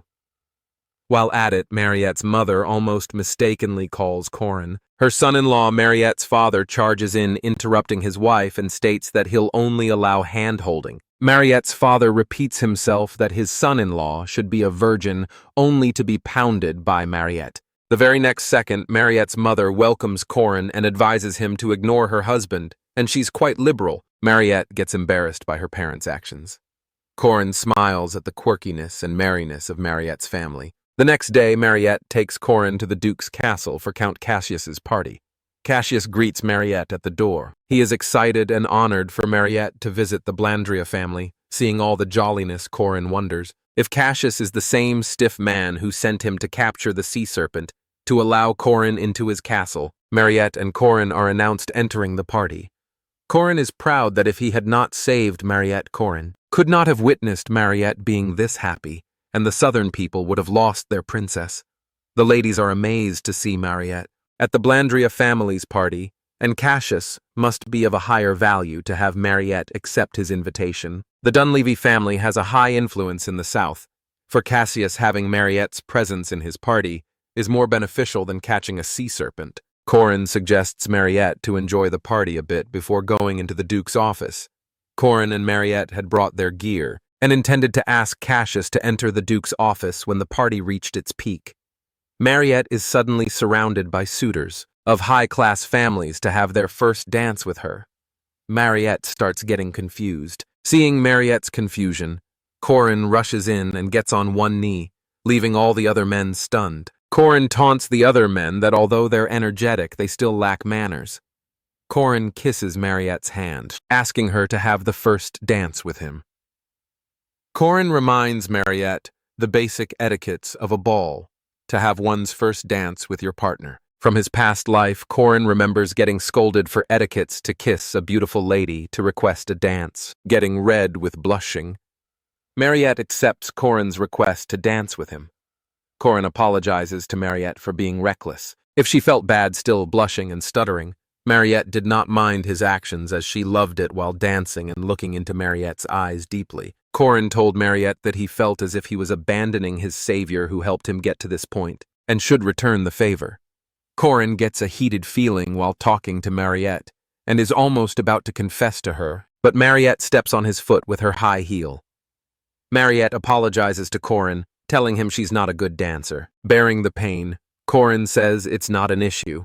Corin suggests that he should lead the dance with Mariette, and asks her to put her left foot on his foot. Corin's foot might get dirty, and the dance would be awkward, but Corin tells Mariette not to care about others watching. Mariette's focus should be on Corin, her partner, and should focus on enjoying the dance. Corin guides Mariette with a dance, and compliments her. Corin and Mariette gaze into each other's eyes, are laughing and having fun, sharing a dream-like moment after Corin and Mariette's dance. The suitors gather again to ask Mariette to dance with them. Mariette declines and excuses them to being tired, and wishes to rest a while. Corin escorts Mariette to the lounge with Mariette, thanking him. This leaves all the suitors enraged and cursing Corin behind his back. The ladies in the party are mesmerized by Corin's actions that were beyond romantic, and how Corin cared for Mariette. Even though the dance was awkward, the ladies also talked about how Mariette was smiling when she was with Corin. Corin and Mariette enter Duke Sebastian's office. Mariette asks Corin what he is searching for, to which Corin responds that it doesn't matter what. As long as they are looking for traces of Duke Sebastian, Corin picks up a book, thinking that in the game, the book has the traces of the Duke's wife Luina and daughter Cecilia that the player in the game must find. In the Duke Sebastian's quest, and normally giving this book to Duke Sebastian ends the side quest, Corin also wonders that in the game and in his past life, there was no line telling him to look in the office. So why has the Duke called him here exhausted from endlessly searching the entire office? Corin and Mariette sit down to rest. Mariette questions Corin if there is any evidence or hidden passage or clue. Mariette complains about being hungry. Corin asks Mariette if she did not have anything to eat at the banquet. Mariette reminds Corin that she came out immediately and did not get time to eat anything. Having a steamy gaze, Mariette admires Corin's jawline and collarbone. Corin realizes what Mariette wants, as this was a natural sign with the development of their relationship. Corin permits Mariette, and she starts to suck Corin's blood from his neck. Corin asks Mariette if she's done. Mariette is confused because Corin didn't feel any pain, to which Corin explains that he has developed a persistent warrior's tolerance, so he doesn't feel anything, leaving Mariette stunned with shock. The topic of persistent warrior's tolerance reminds Corin that he received this skill alongside soul dust. Corin immediately asks Mariette to summon Dayu. Corin states that Dayu is a little hazy, closer to an astral body before his body materializes. Mariette makes Dayu hold on to this state a while longer on Corin's suggestion. As Dayaku begins to disappear, a mysterious presence enters the room. Corin prepares Mariette to be on guard, seeing the Duke appear. Corin feels it to be such a drag that the Duke's soul should have told him beforehand that it was gonna be like this. It is revealed that Duke Sebastian's spirit was sealed. Inside the Great Library's grimoire, the Duke had decided to separate his body and soul when he couldn't die, and was suffering from the desire for blood. The body of Duke Sebastian is now in front of Corin. Sebastian wonders how a random person like Corin has come to visit with remnants of his soul, and what brings Corin to his castle. Corin introduces himself as Sebastian's distant junior. Sebastian compliments Corin's appearance. Corin compares Sebastian's assessment to be better than back at the library. Corin questions Sebastian how his body is moving without a soul. Sebastian interrupts Corin that the questions will only be asked by him, making Corin to believe that this might not just be a present. After all, Sebastian Duke was the great general who ruled the entire South 800 years ago. The world knew Sebastian as the strongest of all time. Fast forward to the present. Corin is in a fierce battle with Sebastian. Duke Sebastian remembers that Corin had met his soul and asks Corin if he killed it. Corin answers that he did not kill Sebastian's soul, but rather helped him find peace and ascend. Corin thought Sebastian would bring more than the grimoire as a gift. This time, Sebastian believes if his soul guided Corin to his castle, then Corin wouldn't have brought a vampire with him, something that Sebastian despises. Sebastian thought all of Corin's statements as lies and refused to believe Corin. Corin once again asks Sebastian how his body is moving without a soul. Sebastian reveals that since his body is a vampire, it needed a piece of Sebastian's soul trapped inside in the castle to prevent him from becoming a beast. Like Mariette, Corin tries to make Sebansi believe that Mariette's controlling the powers of a vampire. Sebansi refuses to believe Corin, as Sebansi had to rid himself of the bloodlust for 800 years, and has worn out his soul senses and emotions. However, the one thing that did not disappear for Sabanchia was the taste of blood, for which it is revealed that Sabanchia has sewn up his mouth. Corin regrets bringing Mariette and putting her in danger. Corin assumes that since Sebastian just has his body for 800 years, Sebastian might be strong, at least as a semi-rank now. Corin activates his 6-step spearmanship and intends to face Sebastian with full power to defeat him. Corin charges with the Calamity Serpent, Ultimate Essence, and Rising Serpent. Skies, while Sebastian uses Poisonous Dragonhead Charge. Sebastian shows Corin the power of creation which Sebastian gained from slaying a dragon. and charges with an attack called Final Demonic Sword Dragon Murder. Corin realizes that he underestimated Sebastian's strength and collapses. Sebastian approaches Mariette, calling her a petty beast and how she hopes to live a human's life. Mariette is confused by Sebastian's words. Sebastian questions Mariette if she doesn't consider herself a beast, and if not, then how positive is she to overcome her will? In the end, Mariette will kill all those she loves, just to quench her bloodthirst. Sebensia charges towards Mariette to end her. Mariette saves herself and summons Deoku. Sebensia traps Deoku with 8 trigrams binding. Sebensia is impressed by Mariette's speed and compares it to be faster than his own. During Sebensia's prime, Sebensia mocks Mariette for being a foolish beast, relying just on her strength with no strategy. Mariette cries for Deogu to come back. Sebensia shows Mariette the Romania sealing sword and explains that this is a binding sword to seal immortal beings. Sebensia's hatred for vampires is clearly seen as he repeatedly calls her a beast, and she will always remain one, remembering Corin's past words. Mariette refuses to believe Sebensia's words and tries to assure Sebensia that she has changed. Sebensia thinks that the path of Mariette's death is better for both her and Corin while binding Mariette with his sword, while Sebensia laughs at Mariette's helplessness. Mariette gazes upon Corin's neck. Witnessing this, Sebensia is assured that vampires shouldn't exist, as Mariette even now cannot forgive her bloodlust and is learning to suck Corin's blood. However, Sebensia is amazed to see that Mariette is injecting her blood as an elixir into Corin to save his life. Sebensia is convinced that Mariette can control her vampire powers and suppress her nature. Mariette cries for Corin to wake up, on the other hand. Sebensia is impressed by Mariette and Corin and what they achieved, something he could not do, and knelt down for his desires. Sebensia pulls out his sword and lodges it into Corin. Mariette yells at Sebensia that he has already done enough to harm them. So how far does Sebensia plan to go? Mariette pleads with Sebensia not to take Corin away from her all of a sudden. Corin puts his hand on Mariette's shoulder, ensuring her that he's fine and right here. Corin asks Sebensia why he saved him. Sebensia tells Corin that he transferred his aura core into Corin and now understands why his soul sent Corin here. Sebensia sees the qualities of a hero in Corin. Corin lacks greed, but possesses the beliefs and pride others don't have. Sebensia believes Corin has changed what Sebensia couldn't in 800 years, and Corin has the right to even change the world and correct Sebensia's mistakes. Sebensia disappears, calling Corin a hero. Corin is surprised to receive a gift like the great General Sebensia Duke's Oracore. Mariette hugs Corin, causing him pain from his injuries. Mariette was scared as she thought Corin had died.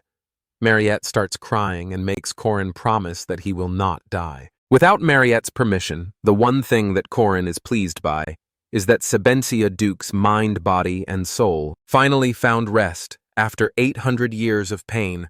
Corin has obtained Sebastian Duke's aura, core, Duke's demonic nature, with a new special ability called Dual Core.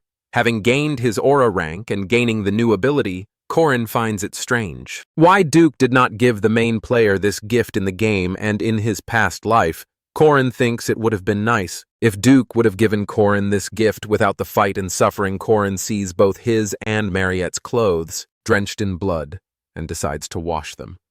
Corin is waiting for their clothes to dry while Mariette is resting with a cloth on her bare body. A maid enters the room. She's shocked to find Mariette and Corin without clothes, and seeing Mariette lying in Corin's lap, mistaking them to have engaged physically. Corin tries to clear the misunderstanding that he's just drying their clothes. The maid notices the sweat muscles and hot air in the room, making her assumption more clear. Corin still tries to clear things for the maid. The maid apologizes and runs away, telling Corin and Mariette to enjoy their time. Corin is embarrassed and questions the meaning of the maid's words and tries to stop her from misunderstanding. Corin believes something has gone wrong. Hearing this, Mariette's father gets furious and threatens to kill Corin for messing with his daughter. It took around 20 days to clear up the misunderstanding. Corin decides to hide in the mountains for those 20 days while Mariette's father has his people search for Corin for violating Mariette. Corin spends those days training his aura. Corin weighs a sign of relief. When all the misunderstandings have cleared up, otherwise Corin would have been the South's #1 enemy. Corin is excited to return back to school. For the second semester and the festival preparations, Mariette asks Corin if the inn business she invested in with Corin was doing well, making Corin more excited, as they would be making tenfolds of what was invested. The large number of tourists for the festival will be the means for Corin's profits in the inn business because of the rise of value in the lodging industry. Corin intends to make it big and sell the land to make huge profits. Corin dreams of having a large sum of money and getting rich. But soon his dreams are shattered when he sees a typhoon. Corin wonders and finds it strange why this typhoon didn't happen in his last life.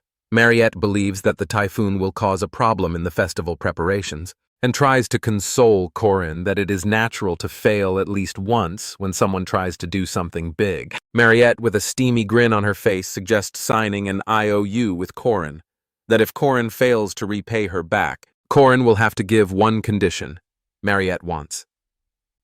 Corin is frightened by Mariette's suspicious offer and hopes to find another way to pay her back. Corin and Mariette reach the Merkaba Academy Special Dormitory.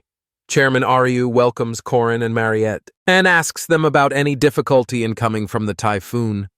Corin inquires about Professor Josephine, and Aryu informs Corin that Josephine is returning with Warren. Professor Josephine and Warren were at the Zion Chapel. Throughout the break, Aryu invites Corin to stay at the academy for the night, to which Corin asks if it's okay. Ariel lets Corin know that Corin is not an outsider anymore, and she's thinking of letting Corin stay at the academy. From the second semester, Corin believes that letting him stay is just an excuse to surveil him, as Master Aaron and Professor Jaspaheen do not trust Corin yet, and must find a way to watch over Corin. Corin gets impatient with the typhoon, and Mariette wonders if the typhoon has damaged the city or not. Aryo assures Corin and Mariette that the city doesn't have any major damages. The damages by the typhoon are not at the center, but the surrounding areas face more damages.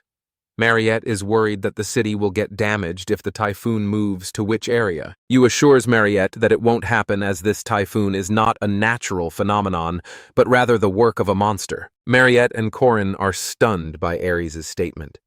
Ares begins sharing the story about an important sea route of a southern archipelago going upstream along the Aegina Strait. The lone emperor of the ocean, the sea serpent, got entangled with the Aegina Strait. At some point, the sea serpent went wild without a care for the economic situation of humans and began shaking up trade ships invading its territory. One man, wanting to be a hero, set out to defeat the lone emperor of the ocean. The man is revealed to be Levante Blandria, the son of Count Cassius Blandria. Levante intends to be promoted to a first-rank knight after defeating the sea serpent. Levante intended to get Mariette back from Coran after Mariette chose to dance with Coran, leaving Levante feeling humiliated with Levante's fiery heart. A raid group battled the sea serpent for 5 nights and 6 days, letting the sea serpent escape. Levant pledged this victory to Mariette's name. Levant and his men believed it to have brought peace onto the Aegean Strait, which was far from the truth, as they could not catch the sea serpent and lost it. The lone emperor of the sea ran away, causing the loss of many innocent lives. The typhoon, Bad Alvin in order to breed, became the core of typhoons to protect themselves from their enemies. A typhoon bat. Alvin's is also known as the golden bat, because its blood, bones, and flesh all act as elixirs, making them being demanded and sought after not only by humans, but by monsters as well. The injured sea serpent devours the male, Alvin, making the female Alvin go towards the far north to protect the baby in her womb, leading to the academy to be safe from the serpent. The female Alvin chose the academy as the place to give birth, watching his land get destroyed. Corin gets frustrated. Corin believes it to be a result of the butterfly effect, as Corin and Park were the ones to defeat the sea serpent in Corin's past life, preventing the disaster by the Alvin bat taking place. Now the workers in charge of the construction of Corin's inn start evacuating from the danger. Corin pleads with the workers to stop as they're almost finished. The workers refuse to die from the typhoon, getting bigger, and even ask Corin to give up. Corin believes if the typhoon continues 1 more week, the inns will be destroyed, and there would be no festival. Korin gets worried that if the typhoon goes on, Korin will have to bear a loss of 720 gold coins. Merkaba Academy held an emergency meeting regarding the typhoon measures. Chairman Aryu had called a few presiding professors and students. Faculty tenured Professor Hemon Welsh asks if everyone is aware of the Typhoon Bat Alvin Magic Department's professor. Dana Aryan questions the matter of subjugating the Alvin Bat, as they could capture the bat, and the money earned from the research could help recover the loss from the King of the Iron Mountain. Being furious, Welsh emphasizes that it is necessary to subjugate the bat, but gets opposed by magic faculty. Professor Edgar Linton. Edgar explains that the typhoon will clear in 1 month, so there is not need to risk facing the Alvin Bat. Alchemy faculty Professor Lorela Mass inquires Edgar for his opinion's proof. Edgar adds that Alvins breed from June to September and known to repeat the short-term pregnancy process, so the typhoon will most likely stop in a month, even when all the variables are considered. Laura L.A. agrees with Edgar's decision, while Night faculty's new professor Ogun Rentry states the importance of trying to subjugate at least once, as the return of the students will be pushed back and the festival plans will be disrupted. Laura L.A. agrees with Ogun but still decides that Edgar's approach is better. Korin interrupts the association, first calling them professors, then correcting himself to call them seniors. Korin humbly asks everyone to listen to what he wants to say. Even if Korin lacks knowledge, Korin reminds everyone that they swore to be brave and realize kindness and justice, that they won't go against their creed even when facing death itself, and they would all protect the weak and defeat the evil, as all of them are guardians, protectors of humanity. Edgar tries to reason with Korin regarding the subjugation, however. Korin makes Edgar realize the loss of the people on the street, losing their homes and jobs, and Edgar cannot calculate lives with money. Edgar is dumbfounded to see Korin having such a sincere nature. Korin gets emotional that it isn't about oaths or chivalry, and that Korin just wants to save lives, and requests everyone save the people almost mistakenly, revealing that all Korin just wants to save is in everyone. Praises Korin to be such a passionate knight at a young age. Hemon suggests forming a subjugation squad with the guardians' names to save the people, to which Chairman Yu agrees and gives her final word. Korin's passionate acting led everyone to quickly form a subjugation squad, and they all head towards the typhoon. Edgar states that he consulted the support group, and all they need to do is know if time is everything, well, to take action. Korin is questioned about his sincerity and passion to save the people. Korin, with a smile, agrees and is happy that his inn will be prevented from destruction. The subjugation squad assembles, and their plan was simple: to catch the golden bat Alvin, which lives within the eye of typhoons. The subjugation squad will receive help from the support squad to create a crack in the typhoon, and if they succeed in opening a crack, the entry squad would go in to defeat the Alvin. Korin and the squad soon find themselves facing countless monsters in the typhoon, which were caught within the typhoon. Attempting to eat the Alvin, the monsters are hungry and super pissed. Korin, on the other hand, is far from worried, because the squad has some elite fighters. Semi-first knight Hemon Welsh, who was called Stronghand Hemon in his prime semi-first rank knight, Professor Ogun, who wields a 2-meter-long axe, as it were, chopsticks, a first-rank mage, and the current party leader with outstanding talent. Professor Edgar, and above all, second-year academy student, first-rank knight, crazed warrior Berg Jacker. With these members in the squad, it was a piece of cake to defeat these monsters. Burglar gets pissed when Korin asks if Burglar is a half-giant, midst fighting the monsters. The focus of the squad is to capture the villain Korin, and the squad need to enter the eye of the typhoon before the damage spreads, and for Korin's end to his concern. Subjugation squad charges towards the eye of the typhoon, making Korin excited entering the typhoon. The squad is surprised to see a smaller typhoon within the typhoon. It is revealed that the Alvin noticed intruders entering the typhoon and created the smaller typhoon with the last remaining power out of her motherly instincts. Edgar wonders if they can go through the second typhoon. Professor Ogun believes if they can endure the damages to their bodies, then they have a slight chance. Edgar fires a flare to request help from the support squad. Seeing the signal, Professor Dana excitedly uses her mage powers, as Dana's getting the chance to show her powers. For the first time in a while, Edgar sees the strength of the thunder from Dana's attack to crack the typhoon, and wonders if Dana intends to kill them all. Professor Edgar gets the squad behind him to cover everyone with a shield, questioning Dana over using her powers. Dana's red sprite attack blows the squad away, with Heman criticizing mages to always kill knights. Edgar believes that the attack would be enough to break the typhoon, however. Everyone is shocked to see the typhoon still in place. Edgar finds it impossible for the typhoon to still be there, as the attack was strong enough to even wipe out second-rank monsters. Welsh notices and finds it weird that the Alvin is getting bigger in size. Corin blurts out that the Alvin is evolving a unique phenomenon in the development of demons, which occurs in the matters of life and death. It is not strange for the Alvin, which can survive within a typhoon, to endure Dana's thunder, but instead the Alvin absorbed Dana's thunder, making it stronger than before. The Alvin has now transformed into the king of the thunderclouds. The Alvin increases its power, and the squad find themselves trapped and flying in the typhoon. Welsh shouts out to request support from the support squad. Edgar thinks it's no use, as mage attacks would only make the Alvin stronger. Corin smiles and knows that it's time for him to step up. Horan begins to attack with Calamity Serpent intent, but soon realizes that a knight's martial arts attacks are only effective if their feet are on the ground, whereas the squad is in midair. Corin finds it annoying not being able to do anything and tries to look for an opportunity. Corin asks Bergiker to do something, but finds that the 2M knights and a spearman with 2 cores, like himself, are weak in mid-air. Corin remembers that he has 720 gold coins on the line and thinks of a plan. He borrows Bergiker's head as a stepping ground to jump forward. Corin jumps over all the other squad members to go further ahead to finish off the Alvin, as Corin refuses to surrender to a monster blinded by revenge. Corin charges to attack the Alvin, but finds himself stuck in some slime. Corin throws his spear towards Alvin for a macro hit attack, but the spear is deflected. Corin realizes once again that his feet need to be on the ground for any of Corin's attacks to work. Corin is ready to give up, believing it to be his end, and thinks that he should not have invested the money, but instead should have used it to buy yummy snacks when Corin is about to give himself into the typhoon.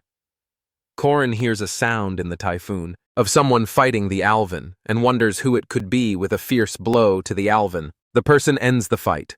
The typhoon disappears and the squad falls down.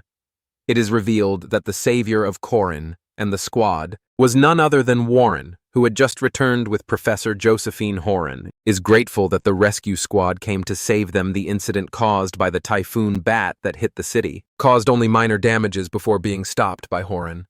Only the highway suffered the damage, as the commotion was suppressed early on. However, there were some victims in the windy rains, so they are soon to recover, as the Academy is funded by taxes. So for the guardians of the Academy, the image of heroism and symbolism is of high importance.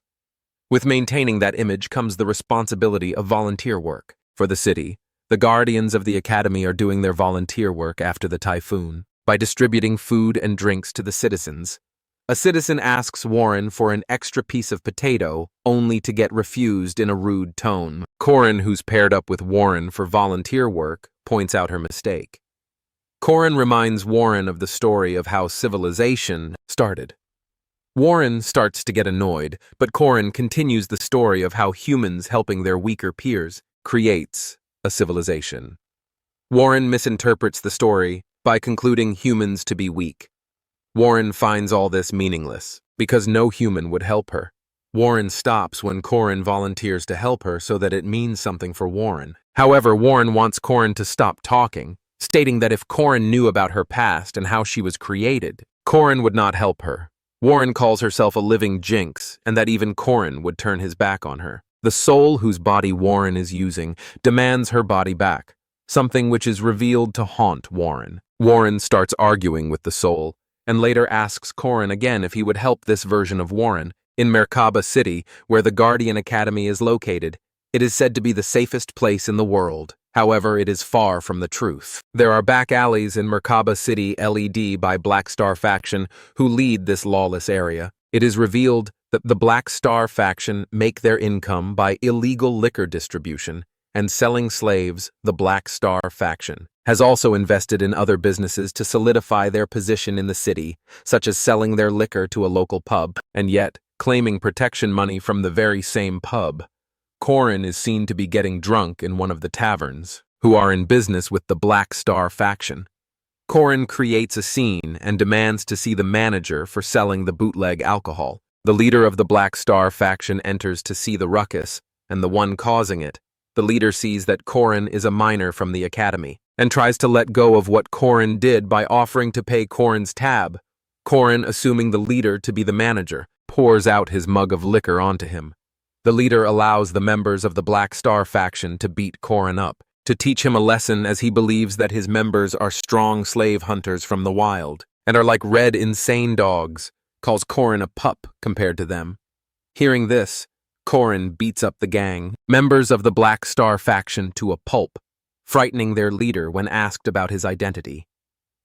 Corin tells the leader that he's a dog man, who catches dogs like them and gives one final punch to the leader, making the name of the Black Star faction disappear. For good, it is revealed that Corin has a different motive to enter the tavern that night, other than dealing with a gang faction. The reason Corin targeted the Black Star faction is to free the slaves they had captured. All the slaves captured by the Black Star faction were demi-humans who were locked inside cages being treated like animals.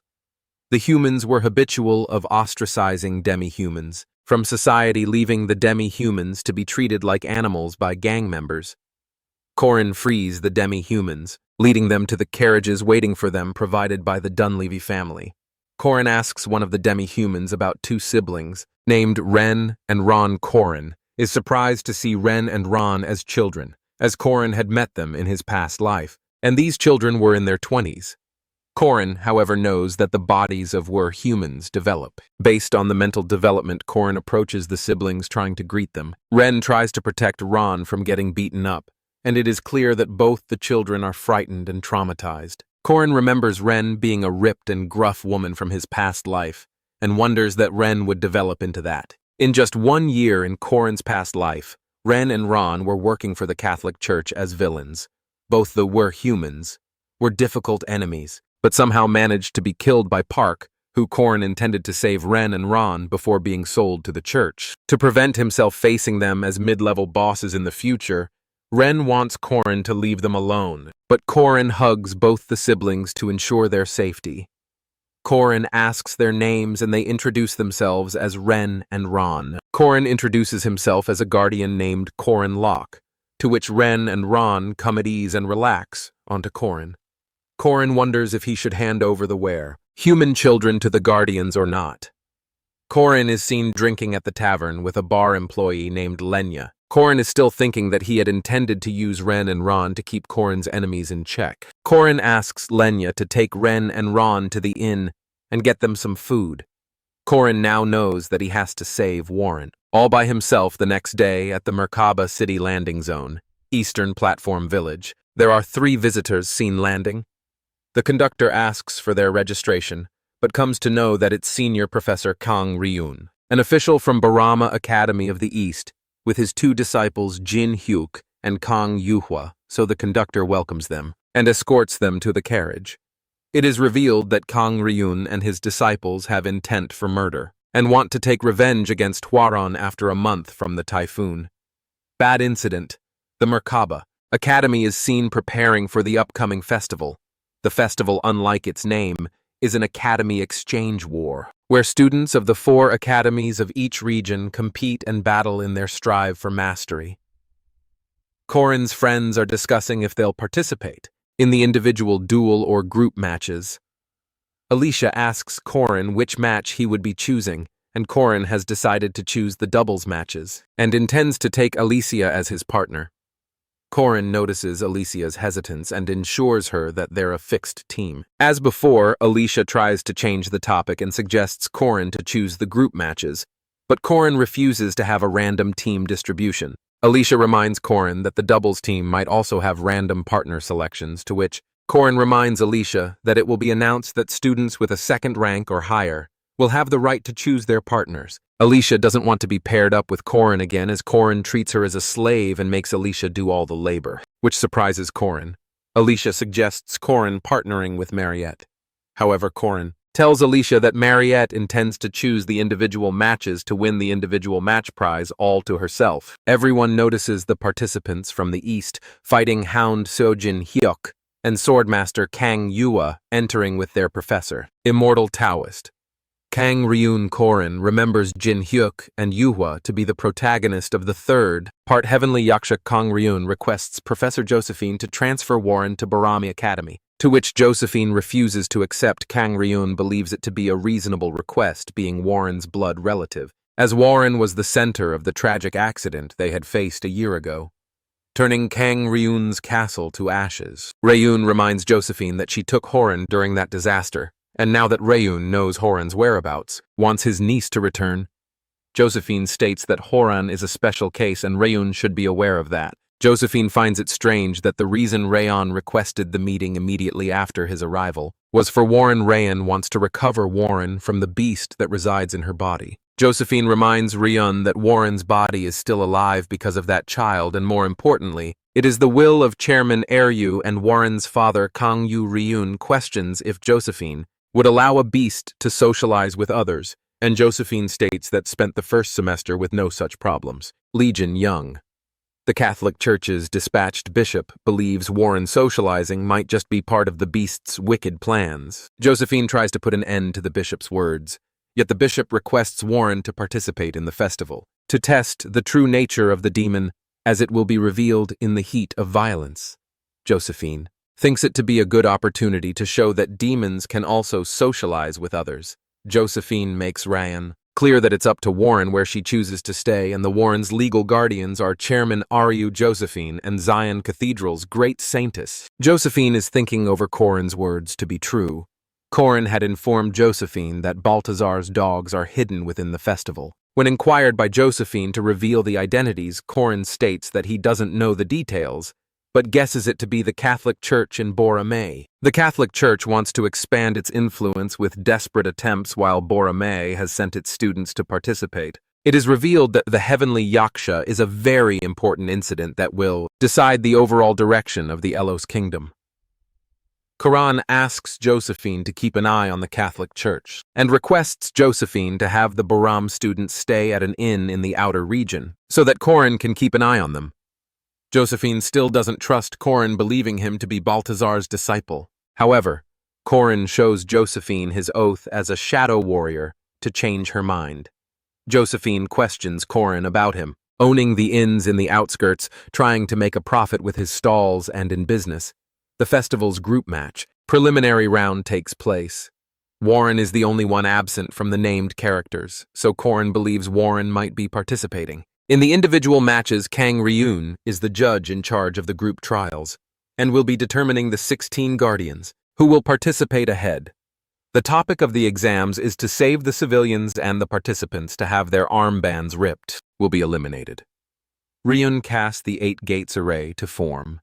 It is revealed that the stone dolls will be acting as the civilians. After touching a civilian, the guardians can give them commands. Guiding a civilian earns 1 point, and destroying a civilian would deduct 2 points of each guardian. Corin is happy to see his friend's passion and excitement.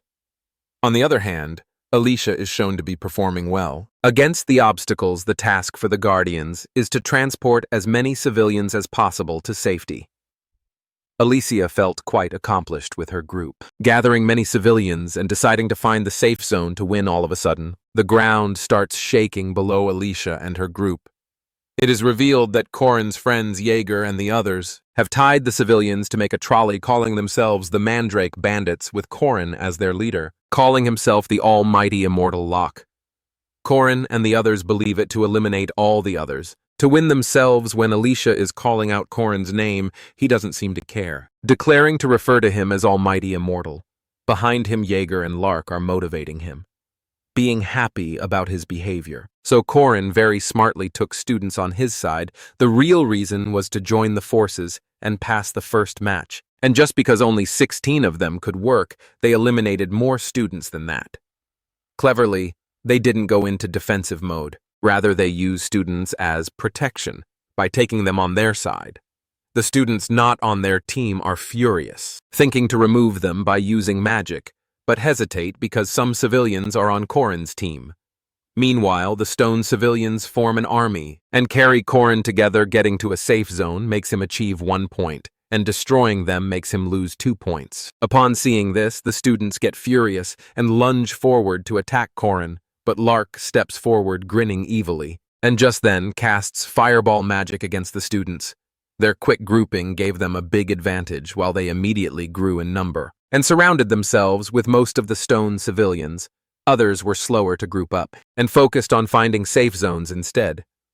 Though after 30 being eliminated, Korin has an encounter with Alicia. She is screaming at him to stop. On the other hand, he is proposing she join the Mandrake Bandits, demanding her colleagues' armbands, promising to give her the position of vice president then. But when he sees her hesitating, he instructs his opponents to bring Alicia's armband to him, and they will be into the bandits. Upon receiving this information, all Korin's opponents rush forward to snatch her armband, gripping her odachi tightly. She knocks the students who came her way down, yet senses the threat, and ends up accepting the proposal, and becomes the vice president of Korin's Mandrake Bandit team. Just like everyone, Mariette also forms her team. It is actually based on friendship, and Mariette is doing a great job up till now with gathering stone civilians. She was even sure that her friendship and unity could overcome any hurdle until they met the Mandrake Bandits. Looking at Korin's pretending innocent face, she decides not to fight, and she also joins the team chanting Korin's name over and over again. This shocks Isabelle because she wasn't expecting this behavior from Mariette watching through the screen. Professor Kang Ryun is pissed to see Korin, while Josephine denies even knowing him, not accepting that he is from her academy. That results in Korin's party gaining a bad reputation. However, they passed the match with flying colors after gaining rewards. In another round of the double match, Borome's twins, second-ranked guardians called the Chen siblings, take an attacking stance ready to attack Korin, but being very skilled, they get quickly knocked out by Alicia. After Korin dodges their attacks immediately, at the same time, 2 onlookers are judging Alicia's performance. They were expecting Alicia to be something more than extraordinary as they heard that she was the Sword Emperor's granddaughter, but concurrently wonder about Korin since they were aware of the 2 main threats, Warrior Burjacker and Mariette though. Korin being a threat wasn't in their books since the Chen siblings are not easy to deal with, and Korin dodging their attack, that easily shows his exceptional skills. They can feel him being experienced, just by the way he stands, breathes, and moreover the way he observes his opponent. To unleash a calculated move, the onlookers find him annoying, wishing he doesn't get in the way when they use that formation. However, a strange guy among the onlookers was already hearing their conversation. His expression darkened overhearing all that in the academy. Warren is walking around. Nostalgia of her becoming a yaksha is hitting her hard, since the silence in the campus reminds her of that day. The emptiness is because of the festival. Her mind drifts to a horror memory. In front of her is a building engulfed with flames, while she stands on the burning skeletons, looking at the building being destroyed. In an instant, Warren's attention shifts towards something else, a surprise attack, but then she senses something else, killing intent. It is a powerful skill. Warren quickly turns back, and the same suspicious guy, Saijin Hyuk from the crowd, is smirking, impressed by her presence of mind, due to the fact that most people can't even sense it and just faint. Warren can sense danger. She knows something is up, so she demands to know if they know each other by any chance. Upon hearing that question, the guy's expression completely changes.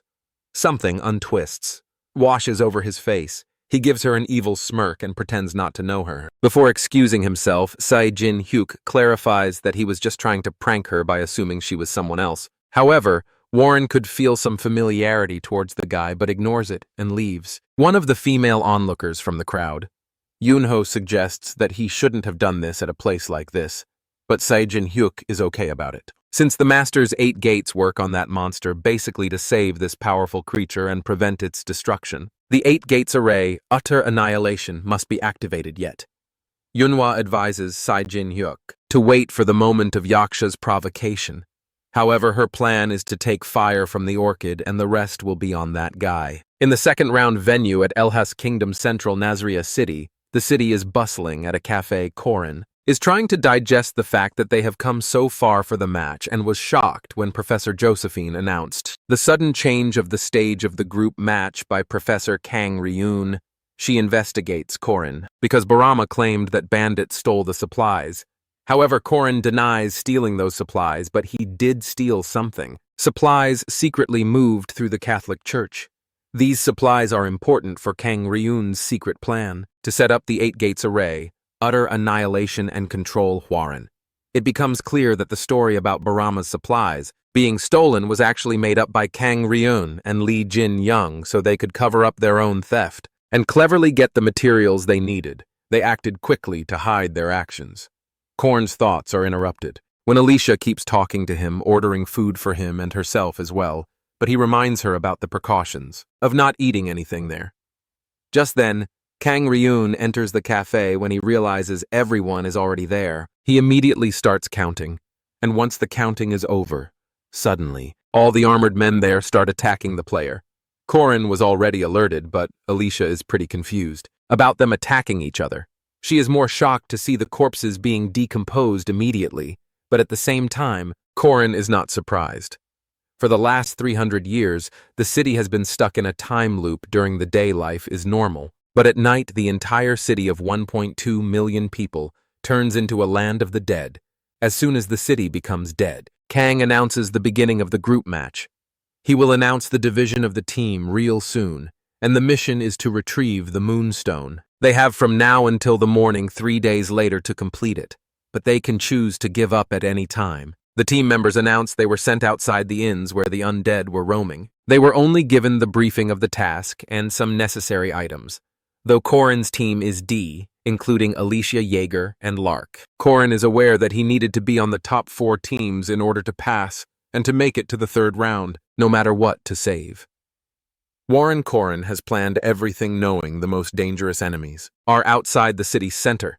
In that case, they will focus on the lower-level zones at the city's outskirts, where the undead will match the difficulty, and Korin's spear will be the one to clear the path, and they did exactly the same. Then they arrive and the outskirts steeple move to a higher place and only target the shining Moonstone. Undead that have swallowed the Moonstone, Korin announces, defeating the stage boss, immediately suggesting Lark use flying magic. Before Lark could even use any magic, the Revenant Titan and his team lunge forward to attack Group D. Korin and all his team freak out and order Lark to use the flying magic, but maybe luck wasn't on his side and a Geist occurs, a phenomenon in which a spirit possesses an object. And just like that, Lark was eliminated in the meantime. The undead attacks the outskirts steeple tower and starts collapsing. All 3 group mates try to run to the highest peak to not be injured by the rubble as soon as the tower collapses. Both Alicia and Jaeger mock Korin's poor luck because these unfortunate events happen with them only when they are around Korin. However, they decide to run until the sunrise. Despite that, something unexpected happened. An Abyss Shrieker knocks Jaeger out, and the White King appears. Now, Alicia and Korin are surrounded by the 3 bosses of Nazria, a White Tiger, an Abyss Shrieker, and a Revenant Titan. Korin is very well aware that this can turn out very badly for them since all of them are 4th-rank monsters. Korin's body trembles as soon as they charge forward with the thought of being eliminated. Yet instantly a flash from an unknown person's spear. Matching the flash of Korin's spear is blocking the attacks, taking this as an opportunity. Both of them run and arrive at a safe location. The unknown person in the cloak is glad to see them safe, but at the same time the person demands to know how he knows her spearmanship. Just then, the person in the cloak turns around and walks towards Korin. His eyes widen in shock. She is his disciple from the future, his master Aaron Daniel in his previous life. During the winter break of his 2nd year, Park Se-ho called Korin outside the chairman's office. Sihu wanted to introduce him to someone who would make him stronger. That someone was Aaron Daniel, thanks to see who Korin encountered, the person who would become his master now in the present. Aaron has taken both Korin and Alicia to a building where the undead are unlikely to enter as a gesture of gratitude. Alicia offers Aaron some hot chocolate, but she gently refuses. You shouldn't eat anything from another time while they're here. This place has been frozen in time for 300 years, and consuming food native to that time could have consequences. The food might adjust to the present, or the one who eats it could end up trapped in the past. Korin hasn't tried it yet, but he suspects there might be some effect either way later. Once some time has passed, Corin explains everything to Alicia, how Aaron is his master, how they first met, and everything that's happened since. But as he talks, both he and Alicia find themselves puzzled in a place where time loops endlessly. From 300 years ago, everything should repeat itself. So how is Aaron still completely rational, unaffected by the loop? That's when she reveals the truth. She's friends with the Grim Reaper, and has been working to prevent the rise of the immortal king in Nazaria. But now that king is on the verge of being born right at the city's center. Upon hearing this, Corin insists they move out immediately. Aaron needs an assistant, and he's ready to take on the role. This is the main quest of Nazaria's field. The player and the Grim Reaper must assist the unknown spearman to stop the immortal king from being born. Neither Aaron nor Corin rejects the mission. Corin knows that to weaken the king's power, the three undead must be defeated without wasting time. They reach the city's center. The revenant titan looms before them, a towering mass of rotting muscle wielding a monstrous weapon. Surrounded by minions, as soon as it detects their presence, it charges. But Corin and Aaron act instantly, unleashing their combination technique. Tiger, Weeping Wind, and Whirlwind. Great Magic Spear. Lightning surges from their spears, crashing into the undead giant and staggering it. That's Corin's cue. He signals to Alicia, and in a flash, she vanishes from sight. A moment later, she reappears beside the monster, her odachi slicing through its throat in a clean, swift motion. Moonstone drops one down. Only one remains. Since dawn is approaching, they agree to return the next night. Alicia quickly falls asleep, and Aaron suggests Corin do the same as she watches him. She can't help but feel impressed. He's learned so much, and all of it from her.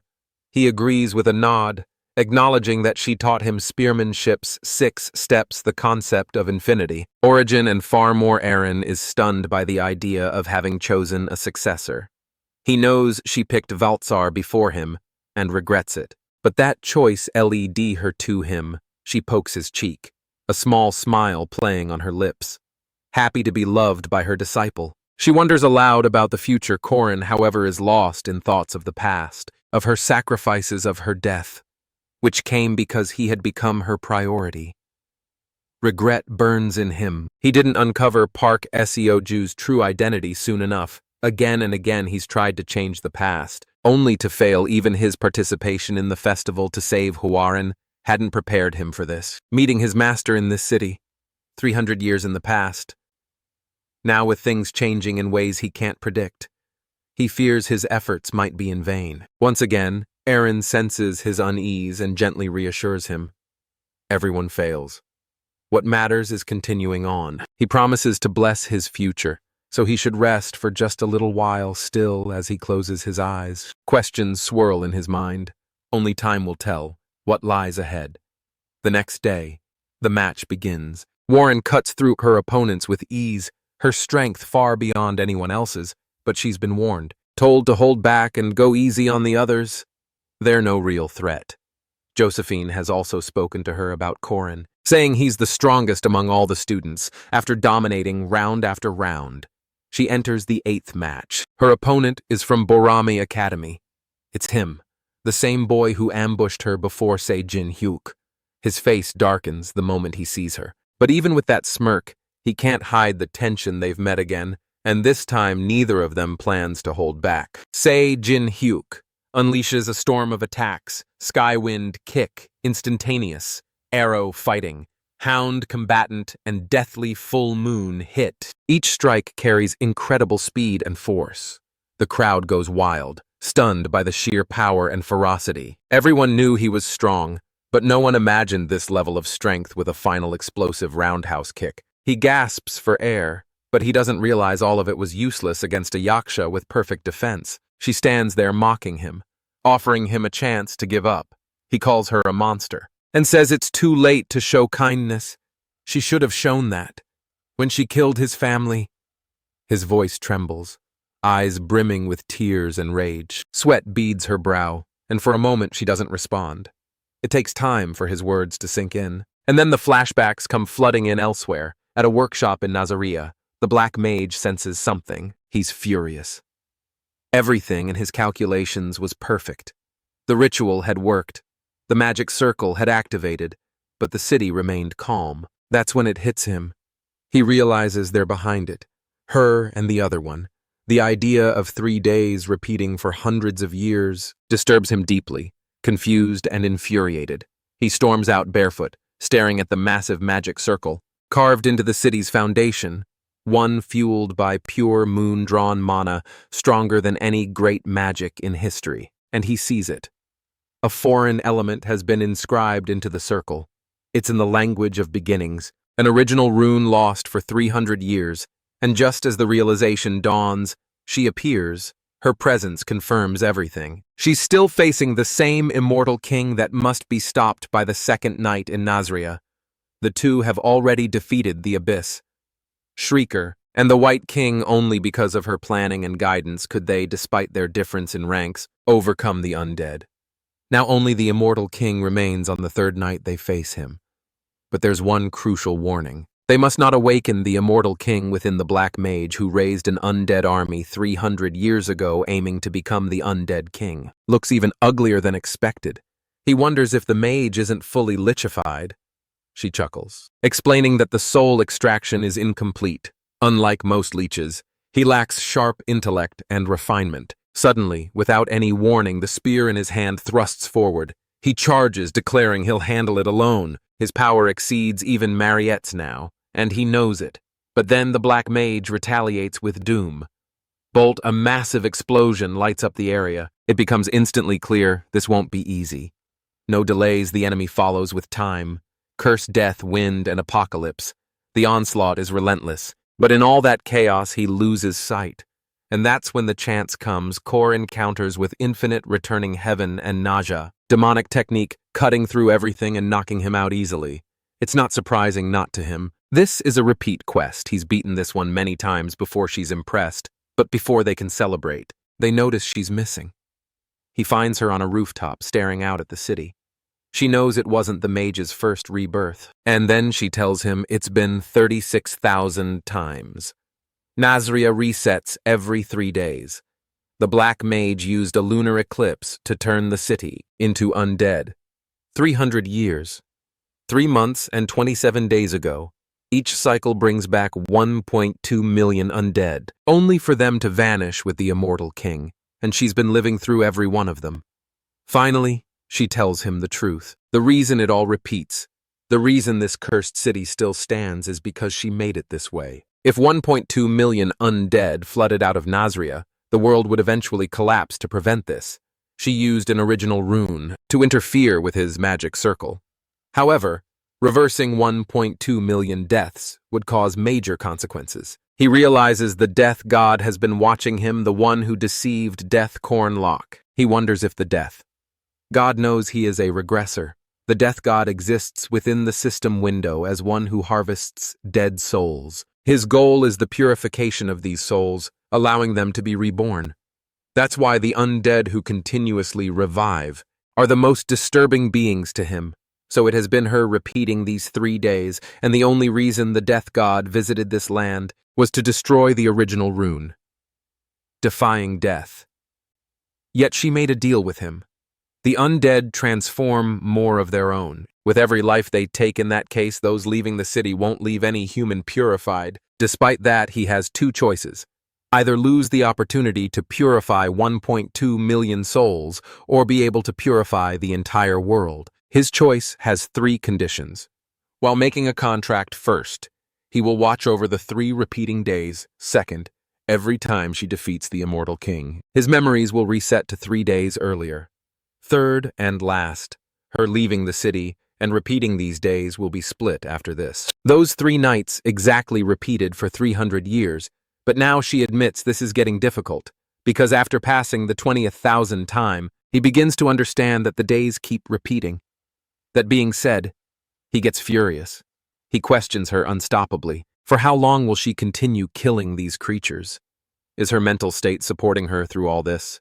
Is she sure that she will always be able to kill the immortal king? And how many times will this be repeated? She seems strangely calm, determined to keep repeating this for as long as possible, acknowledging that he came here to save someone, so he should go to save the world. Sacrifices are made saying this? She begins to leave meanwhile. He knows that nobody will recognize her for these sacrifices. He has always seen this version of her, the one always ready to sacrifice. But this sacrifice isn't useful for her, so he proposes a contract to the death god. She immediately turns around, insisting he stop, but he doesn't. The death god finds it intriguing and decides to listen. He wants to destroy the contract made with her, and in advance receive the treasure of the netherworld. In return, he'll purify Nazaria in 6 months. The god finds it impossible to purify 1.2 million souls all at once, saying the cost is too high. So he tells him to choose a single number, so that some will remain for change. He already knows that single numbers contain the 10 highest items, so he chooses a treasure which remains a mystery. For now, pressing forward, he faces her, who's annoyed finding him crazy, but being selfless and sacrificing for others is what he learned from his master. Because he is no longer weak, he won't let her sacrifice herself. This time, he won't fail. Moving on, the repetition that happened for 300 years repeats today. 2. Killing the 3 bosses and the immortal king is the usual. There's no specific reason yet. She's fought for 300 years, aware of her uniqueness. She made it her duty to live like a hero. Until now, she can't help but think of the one who thought about her and let her rest. For once, the death god is surprisingly relaxed, seeing this version of his companion, the one he has spent 300 years with. Though he finds it odd, the treasure chosen is the death god's orb. Its special features are to always hit the mark separate body and spirit, and ignore defensive power. However, this power is only effective when used by the death god for human. It's just average, and for someone like him who can't perceive spirits, it's the worst option. But since the scales didn't tip, it means the reward is still a perfect match for him at Nazria's entrance. He judges the whole scenario. Only 8 teams and 32 people are left, and only 4 teams can move on to the next group. The Boromé Academy team led by her has a total of 558 points. Group A with Mariette has 449. Boromé is definitely leading the leaderboard. Everyone in the end talks about the Immortal Lock bandits, since they expected a lot from them there. Jaeger and Lark sit annoyed by what they hear as soon as he and Alicia enter the inn. The examiner thinks about their loss, but still decides to count their score. Group D secures 3rd place with 250 points. But when they reveal the King's Moonstone and the Immortal King's Moonstone, everyone is shocked, and so the group match qualifiers were decided. After that, Corin and Alicia decided to return together to save Aaron. Alicia didn't know exactly what Corin was planning, but she was sure she could help him in some way. As they rode, our MC thought about how he could find a way to use the power he had received from the death god. He received the treasure of the netherworld in a different way than planned, but if he does well, the death god's orb might be the hidden card for the 3rd part. A hidden card to help some arrogant kid like our MC. When they returned to the academy, they learned the sudden news that Warren had been arrested. But before we find out how that happened, let's learn about Ran's story. Ran was a girl who was loved by everyone, but she was unlucky and never even went outside on her own due to a chronic illness known as Tai Yin Qi, blockage disease. It is an innate constitution mentioned in legends. The abundance of yin energy suppresses the yang energy. The self-destructive curse disrupts the body's harmony. Unfortunately, Ran was born with this curse. Her father, Kang Yu, tried every solution, but nothing could fix her blockage. It would have been a happy and harmonious family if 2 misfortunes didn't happen. Rank's chronic illness and Kang Yu's genius, since he was the renowned necromancer of his time, and he had sworn to do everything in his power to save his daughter. He searched for something with strong yang energy to break through the yin energy. But human effort alone was not enough to overcome the barrier of Tai Yin Kui blockage disease. However, Kang Yu refused to give up and started searching for another way. He thought that if there wasn't enough yang energy to contain the yin energy, then maybe he could find another method to exhaust the yin energy. So a being with yin was born. A being only suited to a necromancer who guides lost souls back to their homes. Kang Yu turned his daughter into a Jiangshi while she was still alive.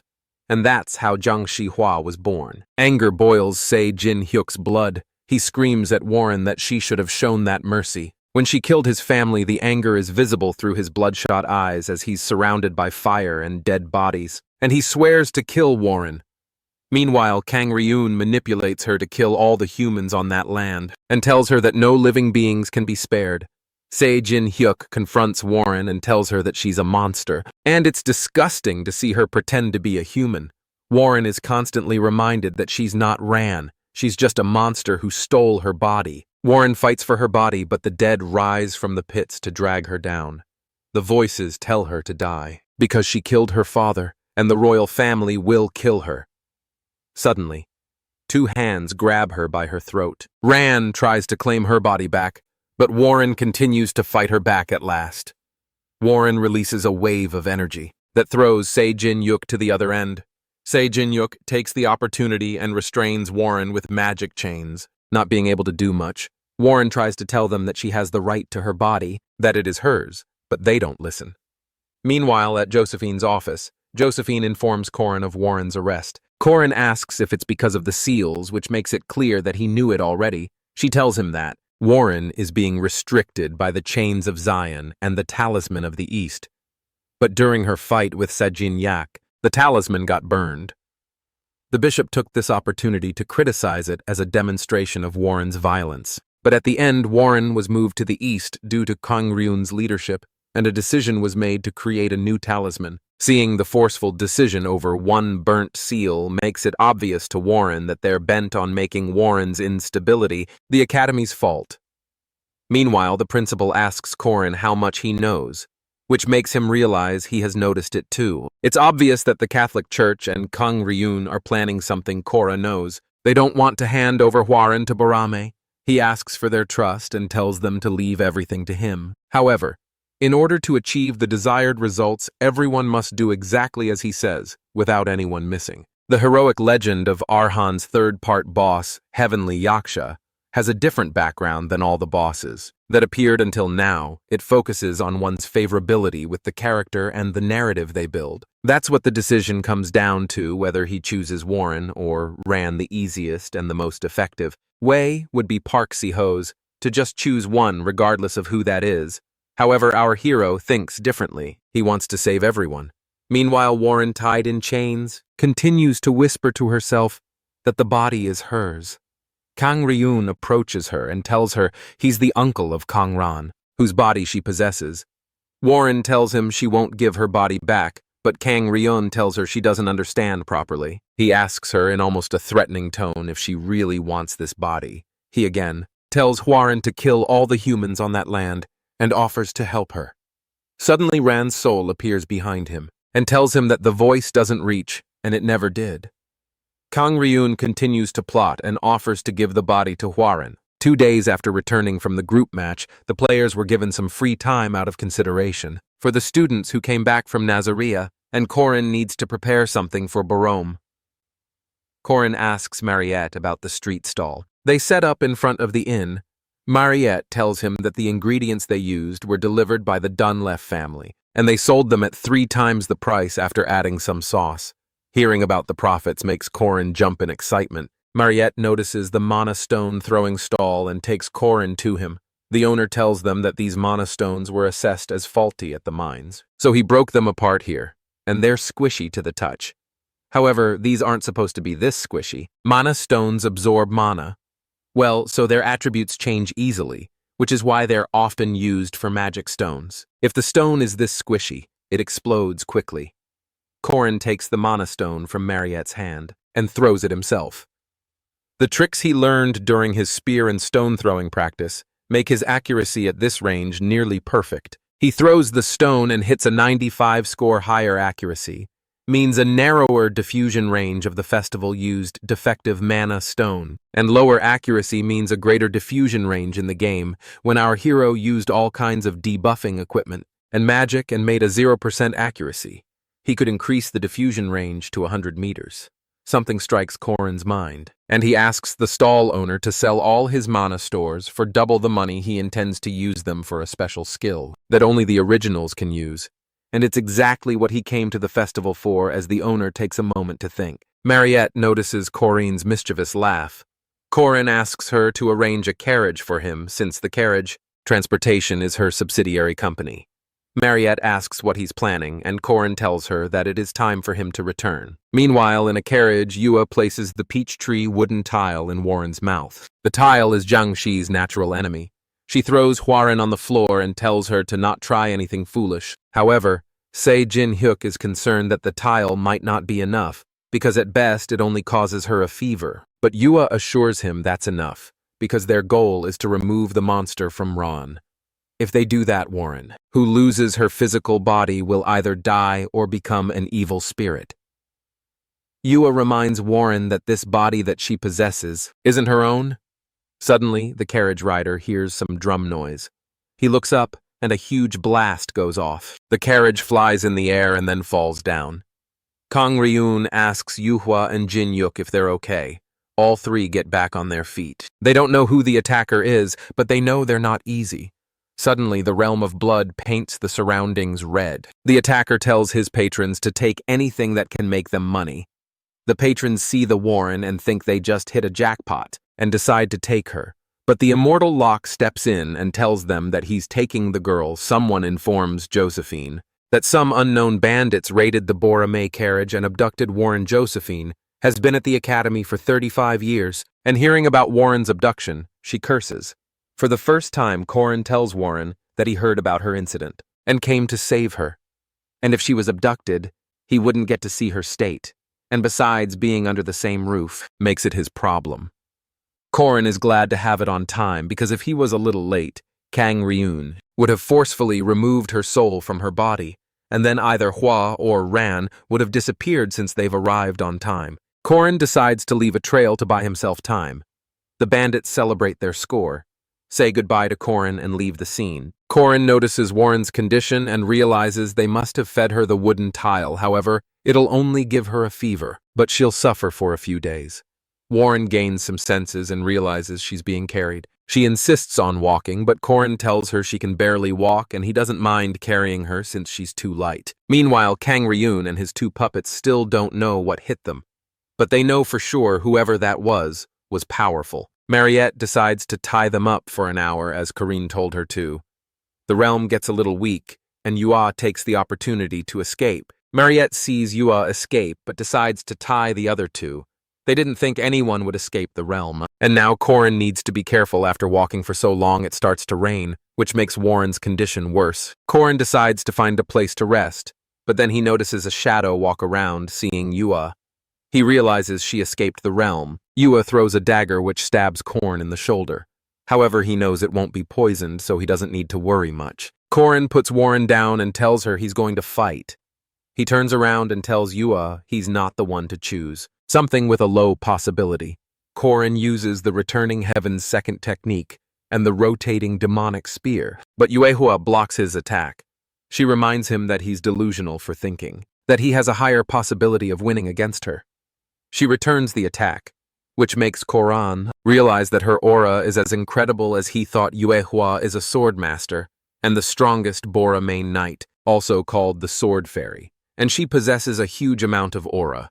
The aura visible to the eye proves her strength. Yua tells him to quit playing around and use his full power because she knows he must have an aura core too. However, he learned through tricks that his aura core is a secret weapon that he must keep hidden until the last moment. However, the aura core that he obtained by helping the Sebastian Duke ascend is more of a curse, because our hero hasn't learned to control it yet.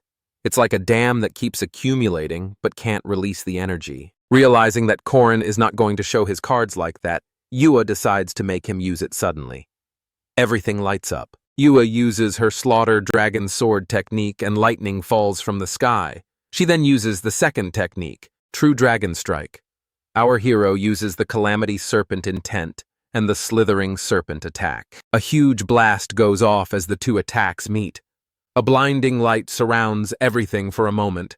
After the blast dies down, Corin remains in his position unscathed, and he tells Yua that she went a little overkill. Seeing Corin untouched even by such a lethal move makes Yua wonder who he is. She asks him why he's doing so much to protect the child, but he tells her he's just an abductor. However, Yua knows it's just a lie. She tells him she's the child's cousin, and the child is not a human, but a monster. She reminds him about the tragedy of Moonlight Castle. Korin tells her that someone else is responsible for that, but the underlings are the ones fighting. He tells her that the dojos are brutal and everyone is obsessed with trying to challenge them. Suddenly, the branch that Yuhua stands on gets sliced. With a rapid severance, surprisingly, Yuhua finds Alicia Arden standing before her. Alicia announces that Alicia Dojo's master, challenges her, Borome's sword master, to a duel. Alicia starts fangirling over Yuhua and asks her to teach her. She runs at Yuhua with her sword and attacks her, but Yuhua blocks the blow. Alicia turns to Korin, not trying to reveal his identity, and tells the abductor to get to work. Korin takes this opportunity, picks up Warren, and leaves the scene while the girls fight as Korin takes a moment to rest and cleanse his clothes. He can't help but wonder if he picked a good day or a bad day. The heavy rain interrupts the sharp senses of the guards and knights, which helps with escaping, and the search delays. But the hostages, bad shape, is bad luck. Korin checks up on Warren and realizes she has a high fever. He offers her the premium elixir made by Mariette. To help her get better, he tells Warren that they're in an owl bear's habitat when they can't find a suitable cave. The owl bears dig up big trees like this to make a nest. Warren's condition doesn't seem to get better, which makes Korin wonder. If the elixir takes a little time to take effect, he realizes it won't be enough, so he decides to go catch a bear, thinking that maybe covering Huaran with a bear's fur might help her recover.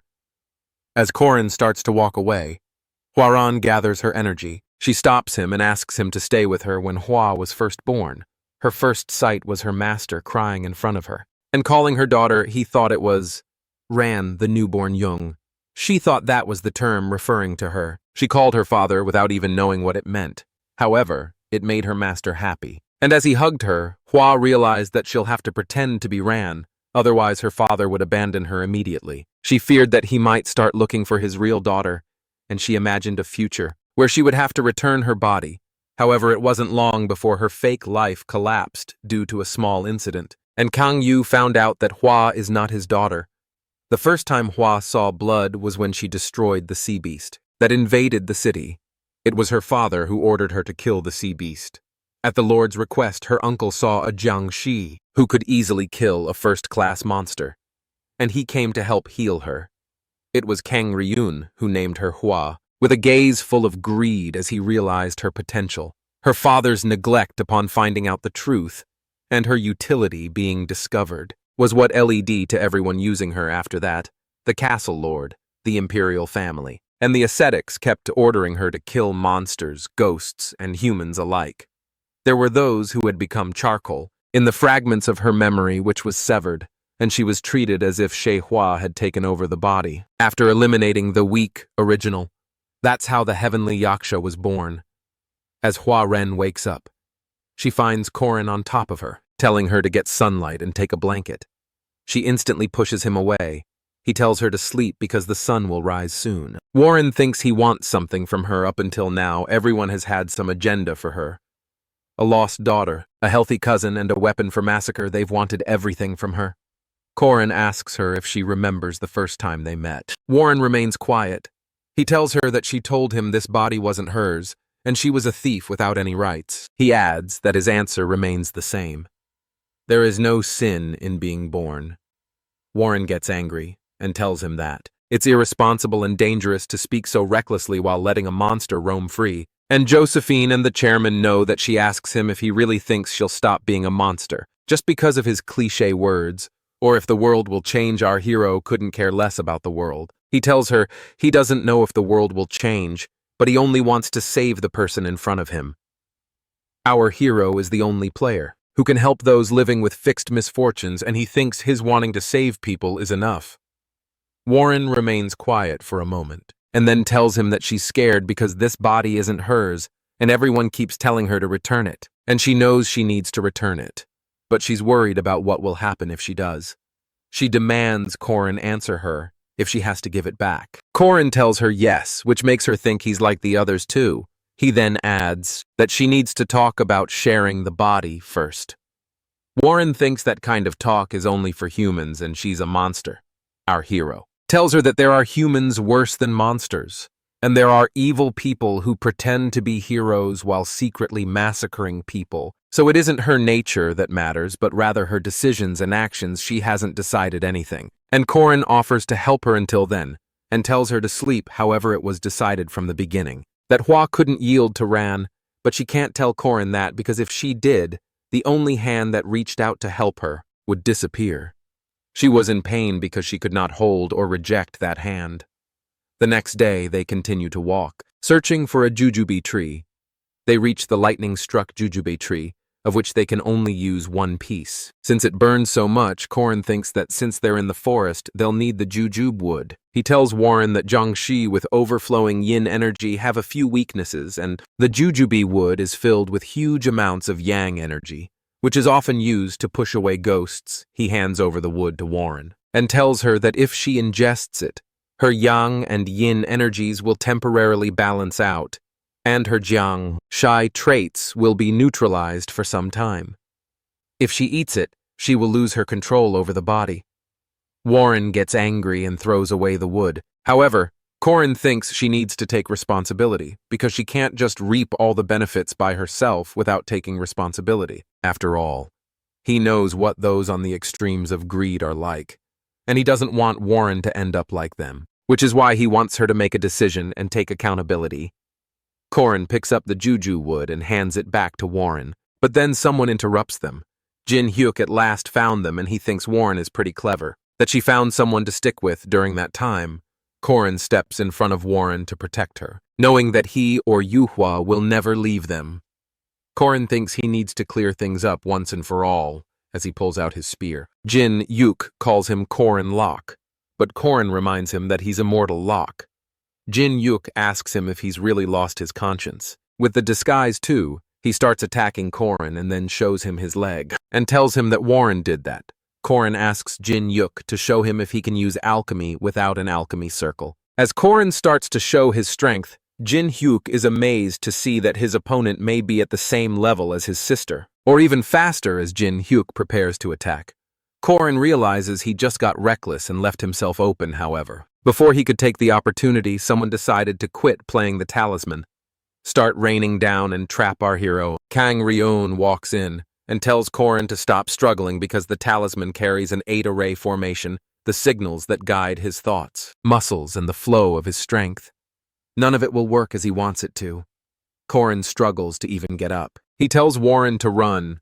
Kang Ryeon walks up to Warren, who is cornered, and puts a talisman on her head, causing her to sleep instantly. He tells Yuhua that this talisman seals Hua's consciousness, and without her consciousness, her soul will be lost forever through utter annihilation. Yua sighs in relief, realizing that they can finally recover. Ran Corin screams at Kang Ryeon in anger. Kang Ryeon tells him that he will pay for his dreams, and become food to the monsters he leaves. Corin struggling under his talisman. Our hero wonders what happened to Alicia. Even in his agony, he keeps thinking that he can't let Warren go like that. He screams her name, but Warren, having no consciousness, follows Kang Ryeon mindlessly as everyone leaves. Corin continues to struggle, but then all of a sudden he starts laughing. The Immortal Locke takes over, laughing mischievously because everything is going according to plan. As Corin continues to struggle under Kang Ryeon's magic, a pack of wolves starts to surround him. They tear away the talismans with their jaws, freeing Corin from Kang Ryeon's trap after Corin stretches his body and the wolves compliment his acting skills. He asks them if they did as he asked. Ren and Ron tell him that Lenya will take care of it. They ask him what he asked her to do, but he only tells them something about the corruption in the defense industry. Meanwhile, the bishop tells Yuhua that he hasn't managed to find the thieves who stole the items or any suitable replacement. For that, he asks for her patience, because he doesn't have the same influence as her or her friends. Yua thinks Bishop has drawn too much attention to himself. The bishop wishes for the old days because back then these people wouldn't have talked to him like that. However, he knows he needs to humble himself because he needs their power. He tells you what that the thieves are, shadows who don't show themselves easily. He tells her that he's found a merchant group that has been doing business with the Eastern continent for a long time, and they can provide the substitute items, as he tells her the name Mandrake Merchants. Yuhua feels that she's heard it somewhere. Meanwhile, the mic announces the highlight of the festival, the final round of this group match. Kang Ryun secretly deals with someone about an item while Huaran remains hidden, still holding the jujube wood. The audience is cheering excitement as the announcer calls Kang Yuhua's group head and group hip. The announcer then welcomes Merkaba Academy's groups A and D, however. She announces that Group D has a disqualified member. The announcer reveals that their leader, Corin, is missing and didn't show up for the doubles competition as she starts to talk about the group match. She notices someone walking to the stage. The person calls for his team to run with him to shine like eternal chrome, and he will lead them to Valhalla. Jua is surprised to see that person alive. The person is none other than our hero, Corin Lak, or the Immortal Lak. The audience chants for the dramatic entry, and Corin tells the professor to begin the match. Kang Ryun is annoyed by Corin's presence, but he can't deny him, and so he begins the match. The rules of the match are simple. The 8 doors will continuously transform, misleading those trapped inside this formation to win this final match. The players need to find the correct path and reach the center to recover the Golden Dragon sign. The maze makes everything confusing. The deployed formation transforms the venue and separates the participants. Kang Ryun doesn't know anything about Korean lock, but he's certain that the completion of poison is no longer stoppable. Suddenly, the broadcasting video freezes and stops working, and their guess is that the formation's overflowing. Mana is interfering with the video transmission. Kang Ryun takes this opportunity to begin the process of removing Hua from Ran. He tells Yuhua and Jin Hyuk to guard the Black Tortoise of the North, because as long as that is protected, it doesn't matter if everything else is destroyed as Yuhua leaves for her task. She tells her uncle to take care of Ran. Meanwhile, Korn's teammates see the 8 trigrams and the 9 cardinal directions, which makes them wonder if the formation is there. Corin orders them to find the formation, however his makeup makes them feel like they have to call him a boss. The Black Tortoise has always controlled the north that protected the Emperor in the center. His position behind the Emperor's back allows him to both protect the Emperor and attack him, so when targeting a formation with the 4 symbols as its basis, it is important to go for the Black Tortoise first. As Yuha and Jin Hyuk make it to the Black Tortoise, they're welcomed by Corin and Alicia, already waiting for them. Jin Hyuk wonders how much Corin knows to be here without any confusion, as they go hand in hand in a fight. Alicia wonders if the 2 of them are going to be enough. Corin assures her that it'll be better than Mariette, seeing that Corin got through the 8 gates deception and came straight to the northern gate. Makes Yuhua wonder if her uncle's 8 gates have already been seen through. However, she believes that's impossible, because it has a total of 365 alterations, including stone soldiers, fog, and maze-like paths.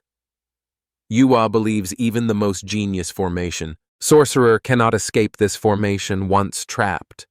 Corin sees Yuhua thinking and shows her that he knows about her purchase, and he followed the tracking rune engraved on that item since the group of bandits robbed the items they needed for formation. Yuhua had to buy the new ones from Mandrake merchants. It suddenly clicks to her, and Corin tells her he was the one who stole them. The Mandrake bandits and the Mandrake merchants were all his pawns. Yuhua gets angry and tells him that the 2 of them can't win against her since Alicia lost to Yuhua on purpose last time. Corin tells her to get her revenge. Jin Hyuk tries to provoke Yuhua and tells her that Alicia went easy on her. Yuhua draws out her sword and runs at Alicia and Corin to go all out if they're in a hurry to end the fight. Corin is busy too, and he tells Alicia to go all out too. Jin Hyuk with his annihilation fighting and Yuhua with her dragon sword technique run at Corin and Alicia. Our heroes with their powers do not hold back. Huge blasts go off, and in an instant, Jin Hyuk's leg is severed. The battle ends in an instant, as Jin Hyuk's leg and Yuhua's sword are broken in half. Yuhua refuses to lose so miserably. They both rise again to fight to eliminate Hua and save Ran. They would have fought till the end if Corin hadn't struck the Black Tortoise's shell and said that he would show them his sincerity. Yuhua and Jin Hyuk stop, having no idea what he's talking about. Suddenly, Corin pulls out a beast with a tiger's canines, a sheep's horns, and a boar's face. The beast is Teoti of the 4 perils, completely opposite to the 4 symbols that represent order and protection. These are evil beings representing destruction and chaos. Yuhua and Jin Hyuk are confused. Why there's a Teoti on the Black Tortoise shell? Some thoughts occur to them, but they dismiss them, thinking, There's no way that a necromancer like Kang Ryun didn't notice that Korin tells them that the utter annihilation ceremony is not being done to remove Hua from Ran's body, but for the opposite. He tells them that from the beginning, Kang Ryun was never interested in Ran.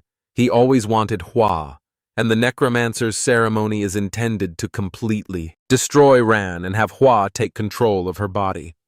Kang Ryun stands on top of Hua Ren's helpless body as he begins the ceremony to achieve his ill-intended goals for some 3 years, maybe a lot, and for some they may be short. But after seeing Kang Yu's creation, Kang Ryun was in awe of her power. Kang Yu only wanted to save his daughter and never realized that Hua would end up under his control in the end. Kang Yu became the culprit of the tragedy of the Moonline caste and had his limbs torn by the Imperial Army. And not just that, but he also brought forth the heavenly Yaksha Hua. However, Kang Ryun failed to see that. Her brother pleaded with the Merkaba Academy's chairman to take care of Hua Ren, and even though Kang Ryun is the best formation sorcerer and Borome's senior professor, he had no influence in another continent. Kang Ryun fell into despair until Tate's Baltazar, the legendary spear star, a figure from 80 years ago, found him. He only wanted the professor to do one thing. To go wild, he told him to kill as many humans as possible and destroy the chairman's shell, until she has no choice but to leave the castle. This offer made Kang Ryun drool. He believed the destruction of a city for the afterlife is a small price to pay. Soon the Western Protestants' holy relic chain of Zion, which restricted her, draining her infinite inner power, would be broken, and Ran's soul, which kept Warren in her human form, would be destroyed. When Kang Ryun feeds her the 10,000 flesh pill given to him by Baltasar Warren, will transcend to the afterlife and awaken as true Yaksha. Korin suddenly interrupts Kang Ryun while he contemplates his evil places. Yua starts asking her uncle questions. She asks him if this ceremony is to destroy Ran's soul and why the items of 4 perils are being used instead of the 4 symbols, and if the tragedy of Moonlight was caused by his order in reality. Kang Ryun realizes that Yua and Jin Yuk are of no use to him now. He casts the law of fresh blood to cover himself and tells them that everything living within the formation will melt and become one in 10 minutes, and he will use them to create the pill that transcends Yaksha, the Golden Bat. Alvin was a second-ranked monster at best, after it sacrificed its life to transcend. Even semi-first rank and first-rank guardians couldn't stand a chance. So if a special-ranked monster like Warren ascended, stopping her would be impossible.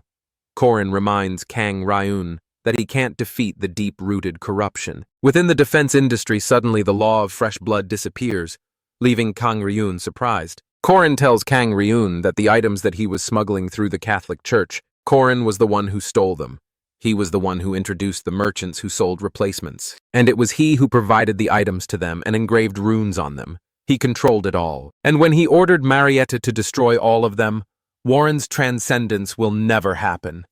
Kang Ryun refuses to lose. He gives up on the afterlife transcendence and uses his remaining power to release the seal. Kang Ryun thinks that if he kills them all, he can do the ceremony again. He orders Warren to kill them. Suddenly, a huge blast goes off. Jin Hyuk freaks out seeing that Kang Ryun controls Warren, and he really was the one behind everything. However, his leg and Yua's sword are broken, so there's not much they can do. Korin tells Alicia to get back, and while he stalls for time, she can finish with Domain Severance. Seeing Korin fight with his Aura Core Max, Alicia was overwhelmed. She believed she wouldn't last even 30 seconds if she went up against him in this state. And not just her, but she believes no human alive can stand a chance against him. However, she's wrong because for Heavenly Yaksha Warren, it was nothing. Korin had burned everything in his attack in just a minute-long fight. But this natural disaster didn't even flinch. Warren attacks Korin with such strength that he goes flying across the field. Korin realizes that everything about Warren is on a different level just as he thinks. Keeping up with her movement is difficult. He sees her leap at him to attack. Our hero has reached his limit and cannot regenerate anymore, and with this attack he will die, leaving nothing behind. Even then, Korin gets up to fight, but to his surprise, Alicia steps in and blocks the attack with her Domain Severance. She knew the plan, but she couldn't just sit by and watch him die. However, Alicia took dozens of steps within the domain, and its burden is heavier than receiving Warren's attack, so her body must be crushing her right now. Warren attacks again, and Alicia attempts to block again. A huge blast goes off, and Warren stands alone in the field, surrounded by rubble. Corin gives Alicia the special elixir he brought for emergencies, because if he doesn't heal her now, she will either be completely paralyzed or die due to blood loss normally. Corin would have waited until Mariette had destroyed 4 perils. Then he would have used Alicia's domain. Severance. During the brief opening to deal 100% penetration and damage and used his hidden card, he had this plan since returning from Nazrea. But 2 things changed. First was Warren, whose seal was undone, unlocking her unimaginable strength, and the second was Alicia's injury to help him. Our hero would have handled the immediate crisis, but Alicia won't be able to fight any longer. He wonders if he can hold out until Mariette destroys all the perils. Alicia apologizes for ruining the plane, but our Corin cannot blame her for that. If he had taken that attack, there's a good chance he would have died immediately. He tells Alicia that he's thankful for saving him. Corin has used all of his aura in his aura core and in his body. He used too much aura during the fights with Jin Hyuk and Ho Won. He wonders if he has to use the Sabentia Duke's core he can force himself, but the core holds the power that his body can't withstand, and even with the command backing him, Corin is not sure if he can endure it. Alicia points out that Warren hasn't used her right hand the whole time, and she might be holding something. Suddenly, Corin remembers the jujube wood he gave her. He realizes that she's still carrying the burden of choice with her. He gets up and speaks to Warren, hoping she's still in there somewhere, but he realizes he has no choice. Warren gave her the juju wood because Warren can't take all the benefits. He knows what greed is like, and he didn't want her to end up like that. He wanted her to make a decision.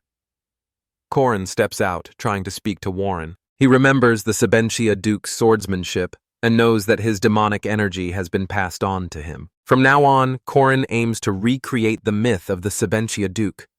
From 800 years ago, he, with his demonic spear, and Warren, with her demonic chi, run at each other. An explosion goes off as the two collide. This collision of pure powers isn't just a battle. It's a collision of myths of the heavenly Yaksha and Sebastian Duke. Kang Ryun is surprised to see Corin fight against Warren and orders her to kill him. As Warren extends her fist to attack, Corin can feel 1,000 auras radiate from her. However, he, too, has some tricks to equal that. Warren has an aura of 100,000, but she can only unleash thousands at a time. And if our hero can use the same amount, he can face Warren, but all his body needs to do is withstand that power. But the Sebastian Duke's aura is crippling his body in real time. The pain in his body will eventually make it impossible to hold the spear, and his tendons will break. But even then, Corin refuses to stop because Warren is still not using her right arm. As Warren and Corin go hand in hand, Corin takes a step that could cost him his life. He solidifies his right foot and pulls his left arm back. He sinks his consciousness, breath, and muscles, and uses one punch that can only be used once, and he did not miss it as he strikes her with an 8-trigram extreme fist. An explosion goes off. Corin sighs in relief as he realizes he broke through Warren's absolute defense. However, that's all he could do. He couldn't subdue her because death was closing in on him. Seeing Corin lying on the floor weak, Kang Ryun laughs at him and tells him he can't do much. Warren stands above Corin with her fists closed. As she prepares to land the final blow, the chains start to restrain her again. Corin stands up, and it turns out he had been stalling so that Marietta Yua and Jin Yuk could destroy all of the items within the formation. King Rayun is surprised to see his plan fail. Josephine steps in, points a sword at him and tells him to not move. With Kang Ryun arrested, Corin turns to Warren, who remains restrained. Now he tears away the talisman that kept her unconscious. Slowly, Warren opens her eyes as she gains consciousness and finds Corin in front of her. He again tells her that he will help her until she decides, and tells her to make a decision that she won't regret. Warren decides to repay Corin by showing him that she's not a monster. She's the decision she makes. She opens her fist only to find out that the juju wood had turned into dust with her strength. She starts crying and feels meaningless that she won't get the result she wants. Corin is surprised to see her strength turn juju wood into dust, but he tells her that there are other methods. He hugs her and thanks her for repaying his trust. Warren still feels upset for hurting him and taking over Rand's body. She wonders if she can still be forgiven. Korin tells her that he doesn't know that, but they can find out together after Kang Ryeon's failure. The incident was dealt with as was decided by keeping it a secret. Bora May's senior professor causing such an incident is already a problem. And this ceremony involving Hwarin would draw more attention to her, those who feared her would denounce her, and others would seek her power. Josephine informs Korin that they're trying to make it look like Kang Ryeon had an unfortunate accident, and even Boramai's chairman agreed, given that it's a great consideration for them. They even requested compensation for the damages which the chairman tried to avoid, but it worked out. Josephine knows they're in no position to trust anyone, but still she's thankful to Korin for his help. Korin is hopeful that they'll come to trust each other. Josephine says her goodbye and leaves Korin to rest. Meanwhile, Mariette gets excited. Seeing Korin awake, she checks up on him and tells him he lost his fingernails. She feels sad that he always pushes himself and ends up hospitalized, and starts crying because she feels hurt, because Korin will hurt himself. Korin asks her if she's okay, considering that she had to destroy all the stone soldiers thanks to Jin Hyuk and Yua. Our hero was on time and barely made it out alive. They weren't bad people. They just had a tough position. Jin Hyuk was just avenging his family and Yua wanted to save her cousin. It was Kang Ryeon who exploited their desperation. He is the villain. He should be the one blamed, as always. Korin asks Mariette to call him Oppa for being mature, which makes her think he's obsessed with that word. Mariette knows it's impossible, but she wants Korin to not be hurt. Our hero is tasked with saving the world, and yet he's nothing compared to the player. He's an ordinary sub-player with nothing but his spearmanship to rely on. His body is bound to suffer. Seeing Korin not even denying that he's going to hurt Mariette, offers to fight with him regardless of who he fights. Korin is glad to hear those words because he's going to fight the evil beings and the great enemies who seek to destroy the world, and he's going to fight them together with Mariette. Mariette tells him that since Harvest Day is almost here, and the holidays are coming up, she's applying for the Guardians thing earlier because with Korin as a leader and her as vice leader meanwhile, the nurse brings Alicia in on a wheelchair. Korin sees her covered in bandages and starts laughing because she looks like a mummy. But he also knows she pushed herself to that point. For him, he stops laughing, apologizes to Alicia, and thanks her, even though with Mariette's elixir, her bones remained intact. She will still need at least 2 weeks of rest, with 1 more week of the festival left. Alicia won't make it to the campfire at the closing ceremony. Alicia is upset that she has to rest because she really wanted to go to the campfire. It's sad because it would be the first for Alicia. However, Korin offers to buy her a Jessica dress for the winter ball, which lifts her mood up again. Korin starts teasing Alicia by calling himself her Oppa. As for the rest of the Guardian members, Korin suggests Alicia Lenya Claire, the lady from Intelligence, and the Wolfman siblings Ren and Ron. He wants to invite Yuel too, but Korin thinks she's too ambiguous. Mariette is surprised that Uel and Korin are close, and Alicia tells her they're close enough to hang out together, as Korin mentions Warren. As the last member, Alicia gets shocked. Mariette gets quiet. Korin tells her Josephine gave him the permission, but Marie asks him if he really wants to see her lose her mind.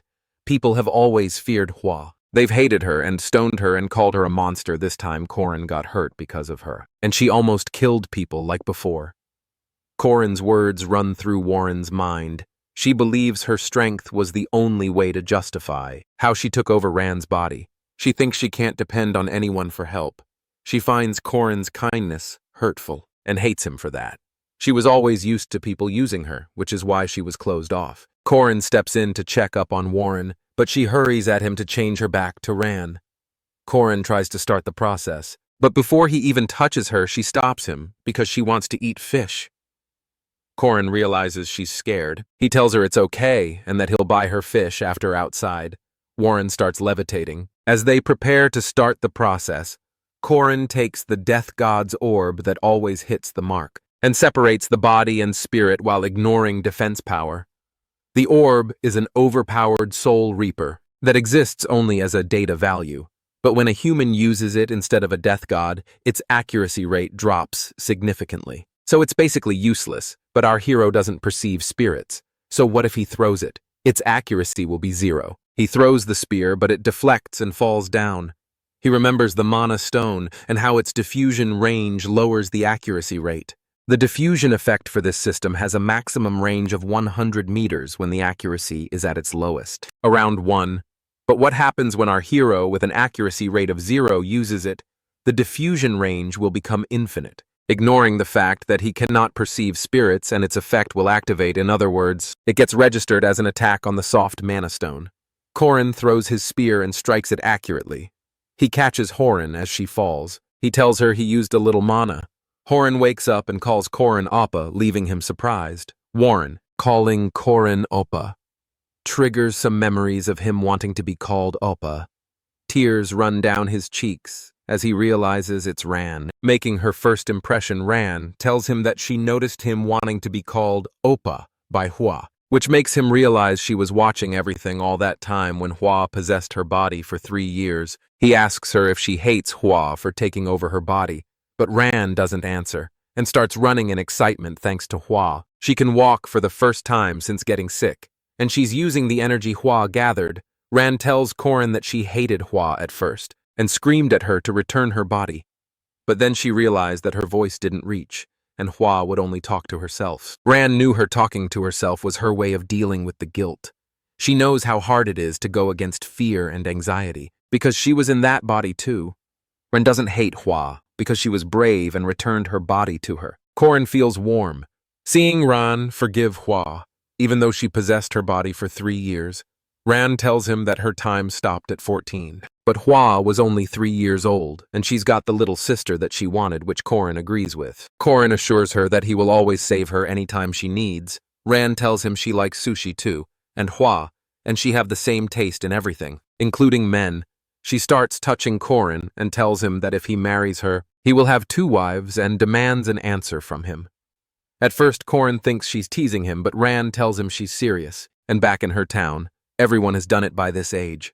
Korin tells her to ask Hua's opinion too, since they share the same body. Ran kisses his cheek, and suddenly, Hua takes over. Hua tells him to not take it seriously because she was talking nonsense. Seeing Hua talk to herself, Korin realizes she's talking to Ran Warren, tells Korin to be at their usual place for dinner at 7. Korin realizes food is Warren's way of apologizing, as Warren's proposal runs through his mind. He wonders if she really is a kid.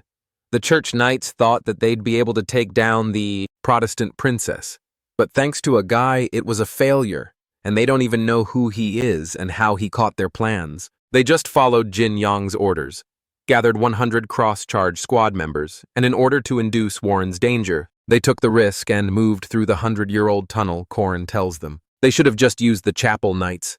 The squad leader calls him out for behaving like that with them, and Korin knocks him out with just a hit. He wanted to try the throw that took everyone down at once. As Josephine tells him she'll arrest them, Korin reminds her to take out their suicide poison capsules in their right molars first. Josephine had questions for starters. How did Korin know about the church's 100-year-old tunnel? And why did he ask her to keep an eye on the Catholic Church for now? Josephine was just glad to have him as an ally. Being born with strength in a body that didn't get injured, the Jiangxi girl's vitals were made to be slower than others. So Horan was really lazy Hua, and Ran start arguing to wake up. And at last, Horan decides to get up as she walks down. She sees Korin sleeping on the couch. Ran tells Hua to wake him up, because his mouth will get twisted if he sleeps like that. Ran asks Hua if she likes him. Hua tells her she doesn't understand him, because he does things she doesn't ask for and he works too hard. Hua tells Ran that she doesn't like Korin, she hates him. Meanwhile, Mariette sees Warren up early, realizing that she couldn't sleep because of Korin. Mariette asks Dioku to lift him onto the bed as Mariette leaves after telling Warren to sleep. Warren suggests putting Korin on the sofa. Mariette tells her that he will get cold without any blankets. She then tells Warren to eat the steamed potatoes in the kitchen and she will eat her corn with her. Meanwhile, even though the festival didn't end, the classes continued, and since our hero has heard everything in his previous life, he decides to do something else. He checks his stats and realizes he has crossed Alicia's beginning stats and gained his 3rd aura core, as well as unlocked demonic chi release.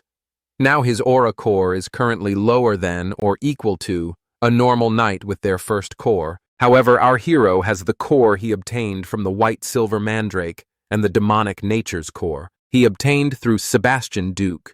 So while the other knights had their first core, he already possessed 3. Alicia also obtained her domain at this time. The countless steps within the domain have also helped Alicia gain some amount, so her aura rank has also risen to a lower high. This time she had upper middle at the beginning, and she's developed half a year faster than normal. So, Corin is excited to see her future. Now the only thing left is the demonic chi release. Corin's current aura is over 8,020%, and 16 of this is an instant release. It is a really absurd amount of instant power. But the problem is, when Corin tried testing it out in the hunting ground, he couldn't feel it at all. He starts getting excited, thinking he'll be able to split skies and cut dragons with a spear suddenly. The teacher reveals that she will be checking notes. Corin snaps back to reality and wonders if Lorala is mad, that everyone has been sleeping in her class. It is likely that Lorala will punish them by making them clean the classroom. The problem is that this classroom is exclusive to alchemy faculty, which means it will be filled with dirt. From experiments, Corin knows he needs to write something if he wants to avoid punishment. He starts looking around. On his left is Jagar, but on his right his hand touches someone and he finds Ran holding his hand. And she offers to show him her homework. Ran tells Corin to copy her homework. She then invites him to lunch. Corin accepts and offers to buy. Meanwhile, the other students see him and wonder if he was always that close to Warren. The other student points out that he was the only one who talked to her, which says a lot. Ran tells Corin that Hua was sleepy, so she took over and let her rest. Corin asks her if she met Jinyuk and Yuhua. Although the two were used, they still need to take some responsibility. Kang Ryun will be unofficially executed, and the nation's royal family will do it secretly. Yua is the lord of the Kang family now, which means she's in charge of everything from small housework to the family's marriage too. Ran teasingly tells Corin she got permission and calls him husband, which makes Corin wish Hua would wake up soon, because it's getting difficult for him to deal with Ron. Meanwhile, Mariette orders Diogu to tell her everything. In detail, Diogu, who kept eavesdropping on Corin and Ran, tells her everything Mariette knows. Corin and she aren't dating, but she can't help but feel bad. Mariette is a reasonable person, but it is obvious that her making food has a special meaning. Diaku tells her everything about the two wives. And Ran's proposal, Mariette realizes she can't just sit idle and needs to do something special. She thinks about doing potato farming or diamond mining, or if she should go bold. However, she refutes the bold idea, thinking she can't be any bolder. She starts freaking out and asks Daekyu if he knows what it's like, liking a male, but all he can answer is bone. Mariette gives Corin the ox blood soup, a dish that the workers at her ranch used to make. Corin gets excited seeing the ox blood soup. Mariette thinks he won't like it due to the blood, but the moment he tries it, he finds it delicious. Suddenly, a pop-up appears, saying that his strength has increased by 30 points. Corin gets overexcited seeing his upgrades and tells Mariette that he loves her. Mariette feels good to have listened to Dioku. Meanwhile, Ran tells Josephine that her friend has a problem whenever she sees a certain person. Her heart starts to pound, and she feels so light and fluffy. Josephine knows she's talking about Corin, because he's lucky with women and he's the only one that Warren talks to, and Corin is a natural-born playboy. That Josephine has even received complaints from second-year female students about. Josephine knows it would be hard mode for Warren against the experienced playboy. Warren refuses it when Josephine says that her friend is in love with the boy. Josephine then tells Warren that guys with many women around them don't approach them. The girls approach them. Josephine tells Warren about 100-year-old romance novel and tells her to be bold, passionate, and determined, and get rid of the other girls if she wants to attain love. The misfortune for these girls was that they were taking romance advice from a 100-plus-year-old unmarried witch since Hua and Ran lacked experience. They decided to accept the lame novel-based advice. Josephine wishes Hua Ren luck and leaves after saying goodbye. Meanwhile, Hua Ren decides to approach Corin. She finds Dayu outside, but inside she sees Corin with Mariette. Warren sees the two together from the window, and her heart shatters. She thought Corin would be with her. He'd help her. But she was also aware that his kindness went to Mariette too, and yet she was hurt seeing them together. Maybe because she thought she was special, as she sees Mariette dig her fangs into Corin's neck. Warren realizes that it was something more than a senior, and Junior Ran asks Hua to leave it to her and tells her that she will get rid of anyone who gets in their way. As the group has dinner together, Alicia gets excited for dessert. She's from a remote countryside, so they didn't have dessert stores. Corin wonders how remote it must be to not have a dessert store. He has been to the east a few times on quests, and he came to have dessert, and never thought he'd gather this many people. Suddenly, Warren and Mariette offer Corin cake at the same time. Corin takes Warren's crepe. Warren takes Mariette's strawberry cake to make Mariette jealous. She asks Corin to feed her. Mariette and Warren start to talk in a passive-aggressive way. Warren asks her about her potato farm cakes, and whether or not they can be called a cake. Jaeger notices the atmosphere getting weird and asks Corin with his eyes if he did something. Jaeger, Lark, and Corin get up to go to the bathroom. Mariette and Warren continue to talk about how living in the countryside is fresher than the city, although they're smiling. Alicia knows it's not a smile, and she focuses on eating. Mariette tells Warren that Corin is going south with her to relax in a hot spring. Warren tells her she's going to ask Corin to go to Zion Chapel with her, because getting blessed by the Saintess is better than a smelly hot spring. Mariette gets angry and tells Warren that Corin is coming with her. Corin, who is still in the washroom, feels a sudden killing intent. Alicia steps into the conversation and tells Warren and Mariette that Corin had some business to the east and agreed to watch a solar eclipse with her. Suddenly hearing that increased Mariette's killing intent even more. A few days ago, Yul told Corin about a spirit from the eastern forest druids. Loved by spirits are said to move with them, regardless of their affinity. But even then, making such a long journey is quite rare, which means the druids named Uskas and Findius are found. Findius is the place where Klaus Solus, one of the 4 great secret treasures, is hidden. The druid that protects the land is Uskas. In the game, they were unobtainable story items only collected by Tate's Baltazar and his minions, and Park couldn't even clear. Baltazar and his minions before dying, weakening the enemy would be better for Park, but if only he could get one of the treasures. That his enemy would obtain Corin wouldn't know where to look, but thanks to the reward he received from defeating Furman Damon, he had the information transferred into his mind. Corin can obtain Claw Solus during the solar eclipse. When the sun is at low power during 3 years of his playing, there was only one solar eclipse on February 8th. Both Findius and Uskia are past the eastern part in the territory of the Beast King. Findius is the druid's domain. It's a hidden location, but Corin was sure Ul with her increased strength could find it. Corin is happy that everything is working as planned, and soon he'll acquire the Claw Solus and ruin Baltazar's plans. Corin tells Mariette that he's going, and he isn't sure of the Sebastian Duke's abilities, so he needs to ask the sword-crazed person in the east. He finds Mariette giving him an intense stare. She then hands him over her sigil, which could get him assistance in most places. Corin asks her if she really wants to give it to nobody, but Mariette tells him he isn't a nobody. He tells her he might need her help, and Mariette agrees to be there for him. She gives him a sack of potatoes and tells him to not take potatoes from strangers, as if he's a kid. As Corin is about to leave, Mariette stops him and suggests doing it before leaving. Corin tells Mariette to suck it as much as she can, because she will be stuck with blood packs. Meanwhile, a day before leaving, Corin feels tired and decides to get some sleep. As he enters his room, he finds Warren on his bed, who objects to his long shower. Warren suggests sleeping, but Corin refuses. She points out that they've done it before. But Corin tells her that was because of the rain, however, not wanting to waste his energy. Corin agrees, thinking it's fine if Josephine doesn't catch them. Besides, she was comforted when they slept together before. As Corin starts taking his robe off, Warren thinks he's stripping and throws a pillow at him. He jokes about sleeping naked, but then tells her he's going to wear pajamas after arguing a little about who needs to look away and who needs to take the pillow. Warren tells Corin to be careful in the east, because when he gets hurt, she gets hurt too. Warren tells him to get hurt less, and that she'll come to the east soon too.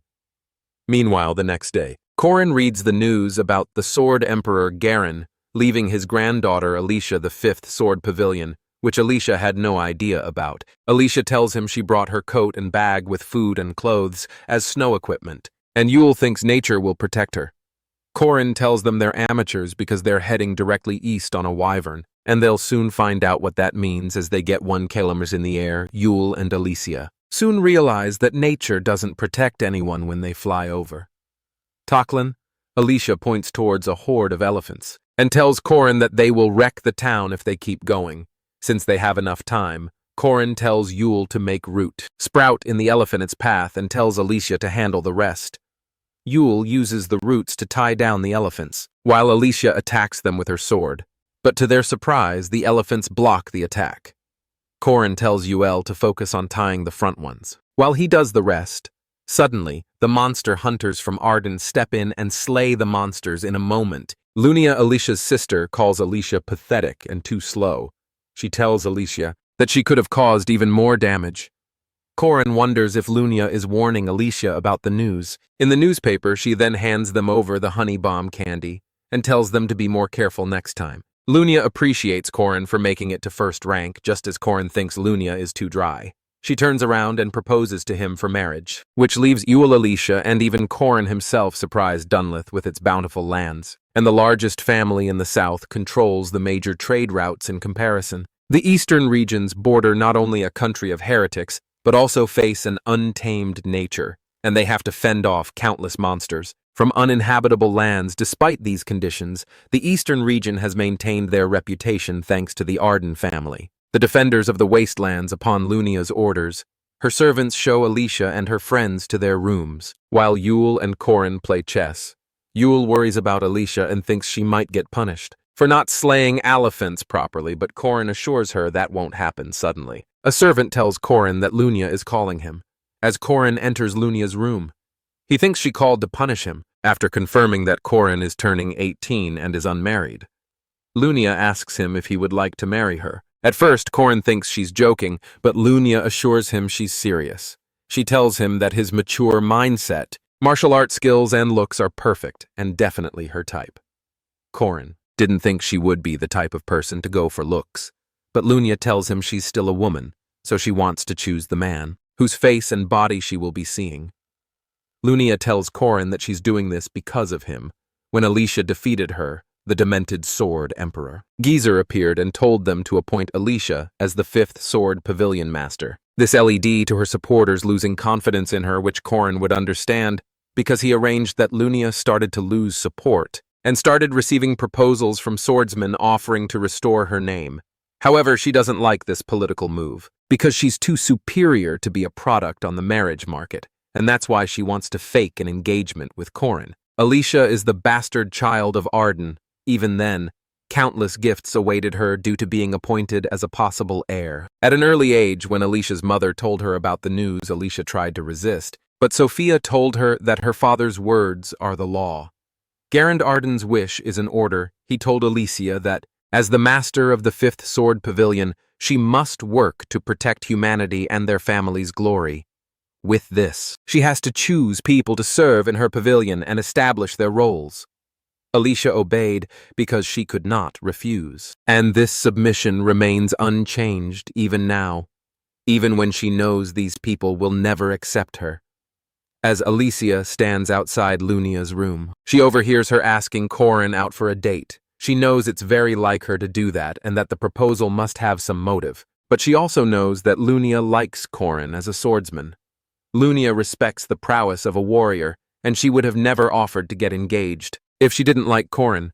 Alicia likes the idea because Lunia played a motherly role for her, and even if they were at odds sometimes, she wants the best for her. Corin, too, is special because he helped her realize her talent, believed in her, and saved her from her sister's followers. Alicia believes the two of them are good for each other, and she's happy for them because she loves them both. Meanwhile, Sophia hands Lunia over a list of heirs of renowned families and skilled swordsmen. Since most of her supporters are from her mother's family, Lunia couldn't ignore that, so she brought up the proposal on a whim. She believes Corin is a good man, but more importantly, He's power-hungry. Lunia's grandfather, Gurand Arden, will choose the next head of the family, and Corin Locke has enough talent to reach the domain, so he will not hesitate to silence any opposing opinions. Lunia can't help but wonder if Alicia is just a friend for Corin, or if there's something more she cares about her sister. After all, Jenny walks in on Lunia and asks about the proposal, however. She does not seem to have a problem with Lunia's choice, because Corin is strong and suitable to be her partner. However, what she does object to is Lunia's dressing for the date as Corin reaches the place Lunia asked him to be at. He is left speechless, seeing how gorgeous Lunia looks. She grabs his arm and they leave to enjoy their date. Meanwhile, Alicia with her people hunts down the monsters. While Lunia and Corin are being swayed by beautiful music, Alicia is covered in scars and the blood of the monsters. While the singer hits his final notes of the song, Alicia blows the final swing of her sword, where the musician wins the hearts of his audience. Alicia shows his people how to hunt a monster at the end of the date. Lunia asks Corin if he had fun, and Corin assures her that he did. Lunia gets on her knees and kisses his hand. Corin reminds her that usually the guy has to do that. Lunia tells him that she's used to dealing with girls like that and will leave it to him next time before she leaves. She asks to meet again, because she has some plans for him. As Lunia walks back to her place, she finds Alicia standing covered in blood. She tells Alicia that she had fun with Corin in the city today. Alicia points out that this is the first time in 7 years that she's wearing traditional clothes. Lunia, without any comment on that, tells Alicia that she's going to get changed and asks her to come to the training grounds to spar with her usually. Alicia would have avoided the situation. And even though she wasn't sure why her sister offered to spar, she still couldn't say no as they stand in the training grounds. Lunia points out that usually, Alicia wouldn't have said yes. She tells her that no one's watching, and she can say what she wants to say. Lunia and Alicia say their phrases before sparring and start the fight. The first attack from Lunia leaves Alicia surprised. Lunia continues with her moves and tells Alicia to keep up with her as Lunia continues with horizontal lines and no light. Her attacks should be visible to Alicia's boundary eyes, but her reflexes are too slow. But if she can anticipate Lunia's attacks and not just react, maybe Alicia can counter them as Alicia counters the attack.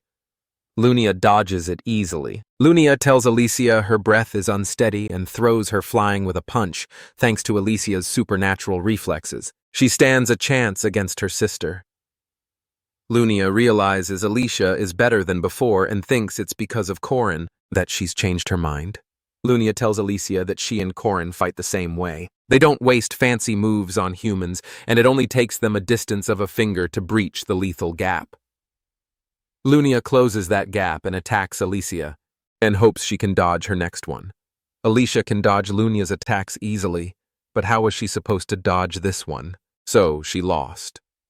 After her victory against her sister, she thought she was better and stronger, but now she thinks it was just luck. And now there was a gap between Alicia and Lunia that couldn't be crossed. Lunia tells Alicia to keep working, because if she doesn't, she will be left watching Corin in her back a few days later. Sophia brings up Lunia's marriage again, and tells her that if this new boy is a fling, she can indulge after she's engaged, because a man is only a tool to carry the family's name. Sophia was celebrated as the greatest swordsman in the East. But after her husband's adultery, Jade Arden's ideals for marriage had changed. Sophia tells Lunia she can marry whoever she wants.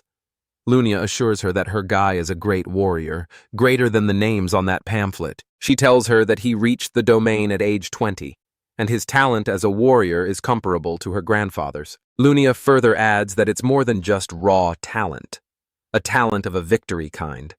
And he's handsome, and taking away something from Alicia gives Lunia a thrill. Hearing the last part for the first time in her life, Sophia started to reconsider her view on marriage. The New Year ceremony took place 9 days after they arrived at Arden's, and the village theme looked similar to Korea.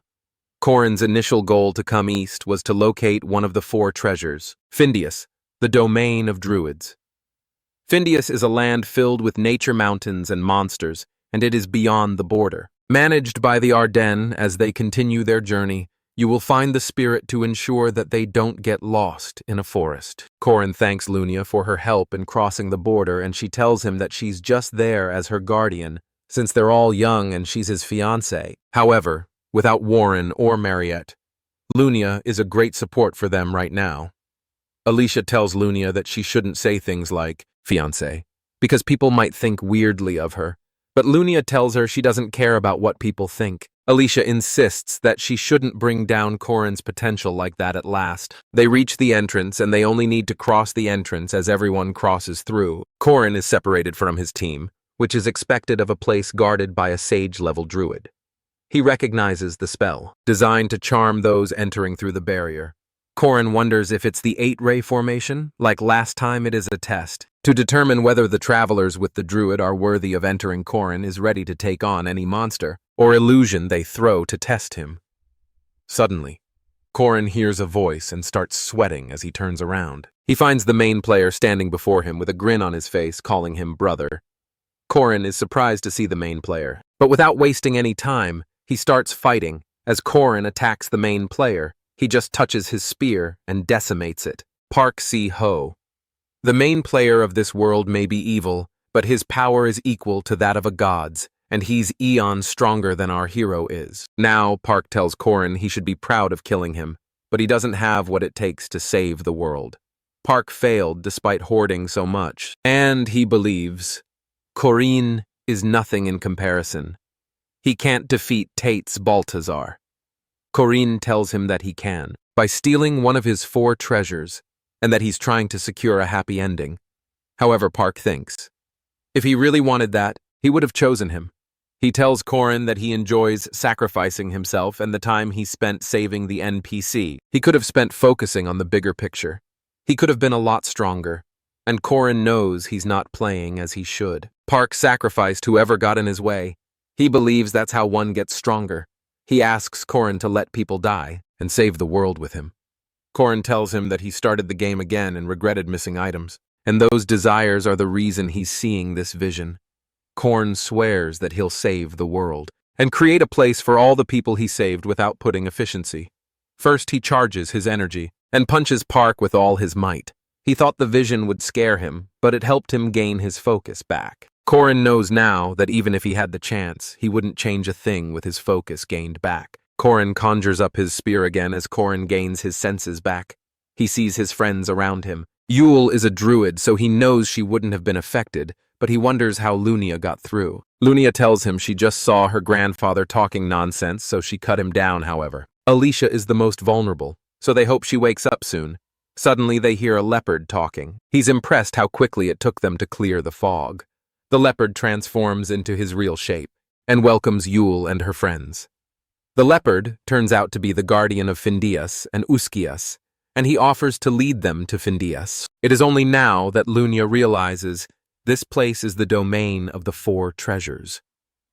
Findias Yule tells her that all the people here are her kin. However, Lunia is curious if she can get a place here. Uskias knew about a young druid searching for this place, and he asks them why they're here in the wild. Corin tells him that he's looking for the Sunsword Claw Solus, and because he's here, as the first spear of the Queen of Paradise, Aaron Danua, our hero, is the rightful successor to his master. Even after regressing, Corin realizes Uskia said he too is looking for the treasure. Suddenly, a tall shadow walks in and recognizes Corin, but he wasn't expecting him to be that unhinged. The shadow is the monster of Murias, the king of the shade, the beast. King Dun Skyas. He tells Corin that there's only one throne, and when the age of shadow comes, his goddess will be devoured by beasts. Now, since Corin and Dun Skyas both want the claw, Solus and Uskias can't bestow it to either of them. He decides to test their worthiness. The druid is neutral, but our hero doesn't know the contents of the test, although Dun Skaze doesn't either. Vladisar successfully acquired all 4 treasures in his previous life, so there's a risk involved. The druid tells them both to wait in their rooms, while they discuss if it follows the canon Dun Skaz passes the test while everyone sleeps. Alicia imagines a happy family, with Corin and Lunia married and her little nieces calling her aunt. Even though she knows it'll be good, she doesn't know why she feels bad.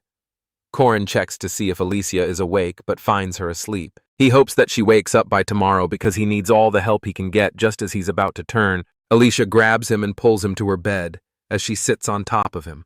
She removes something from his finger, gets close to him and whispers in his ear that her sister isn't home today. Alicia, after telling Corin that her sister isn't here, falls asleep next to him, leaving him flustered. The druid announces the second task. These people didn't realize it, but they completed the first task already.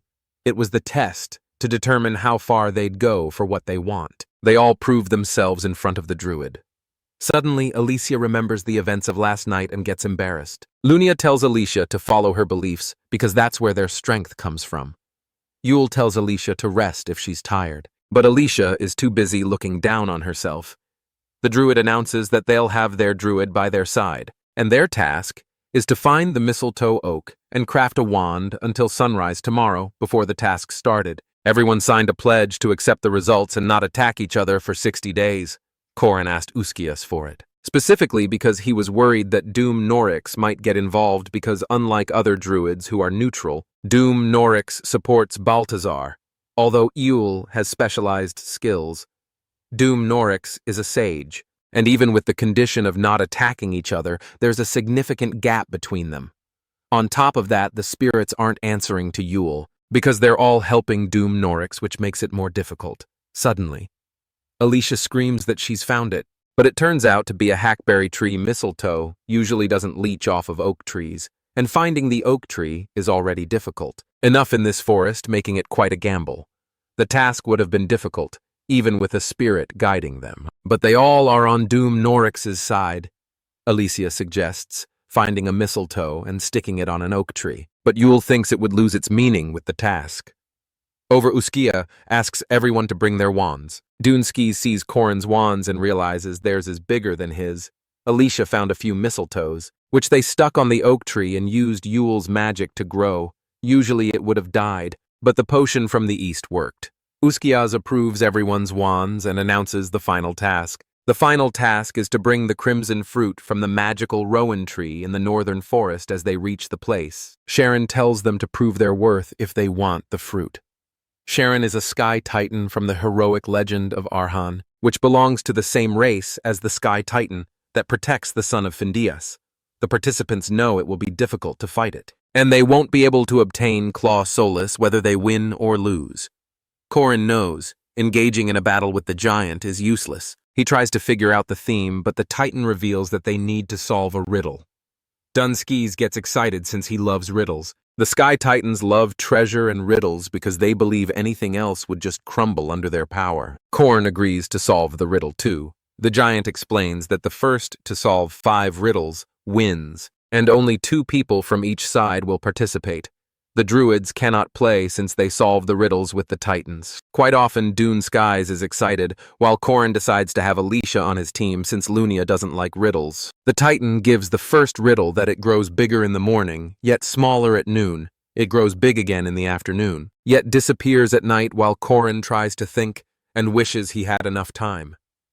Dunskia suddenly answers, Shadow, and turns out to be correct. Corin and Alicia are surprised, but Corin forgot Sky's special trait, since he always gives an odd impression. The second riddle is, it exists, but cannot be seen. However, it cannot be defeated by any mighty opponent. It will come at you, but will stop eternally if you pass it. Skies once again answers time correctly. The Titan gives the third riddle that it is sometimes joyful, sometimes a comedy, and sometimes a tragedy. All living beings are the main characters in this play. Skies once again answers life first and is correct again. He laughs and quotes Shakespeare out of happiness.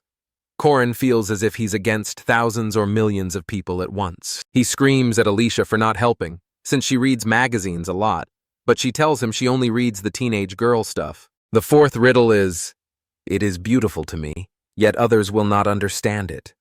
It may be violence to some, but an escape for others.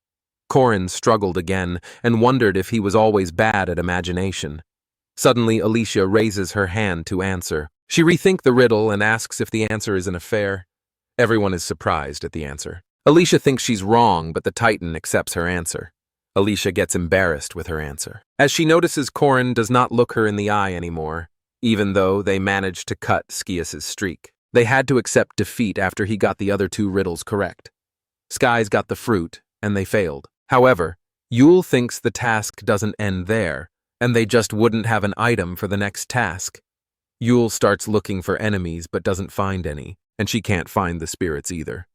Corin realizes that they didn't see any monsters there either. This forest is notorious for spirits and monsters, and not finding either of them could only mean two things. Someone either killed all the monsters and spirits or scared them away. Skia starts laughing in an evil tone. As Doom, Norix prepares his evil plans. As the spell finishes, the forest glows green. Cora notices something coming their way. He pushes Yule and covers her from the attacker as the bright glow dulls down. They're surprised to find the humanoid monster, and they wonder why it's here. Lunia's jaw drops to the floor as she notices the legendary Arden-style swordsman, the Sword Demon. The demon territory lies beyond the Arden territory. It's a place where the mountain beasts and demons, who think of themselves as the forest lords, maintain a fragile balance. One old man with his sword broke that equilibrium. He didn't summon demi-humans because they had given in to their beastly instincts, though there were rare occasions when a monster with a human form would emerge. It is unknown whether it was for the sake of living or dying.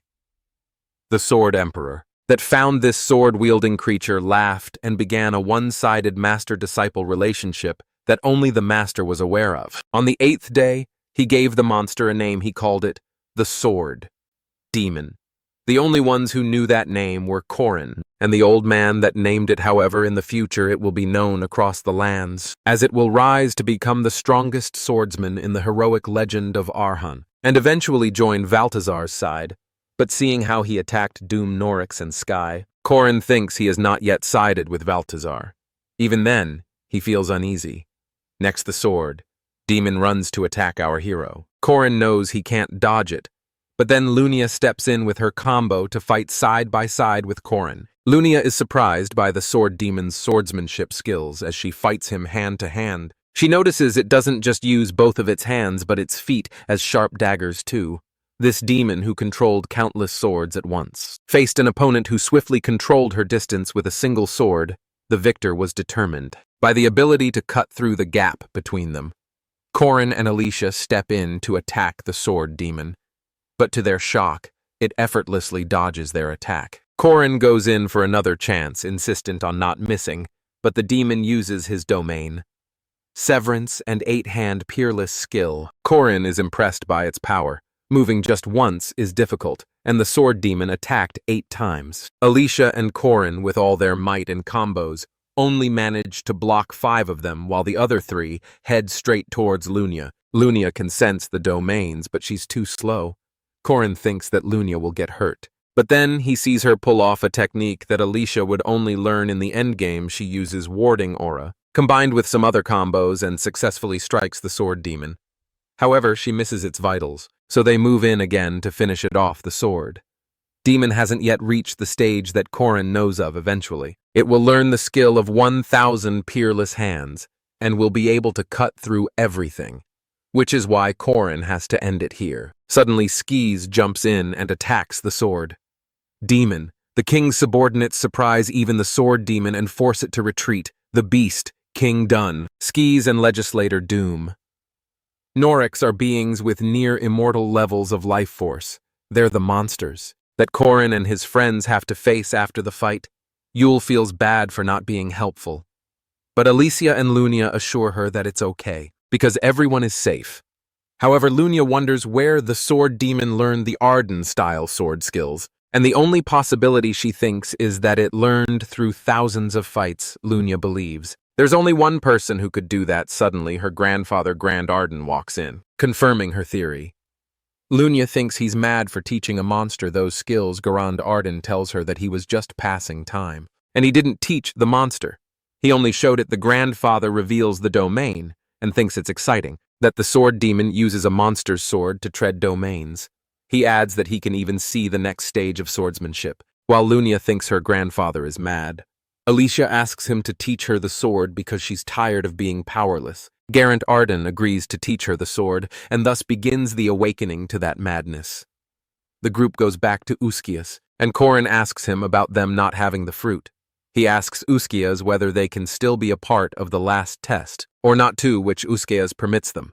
But upon a consequence, Uskias mentions how their lack of fruit will advantage Skis and Doom Norix.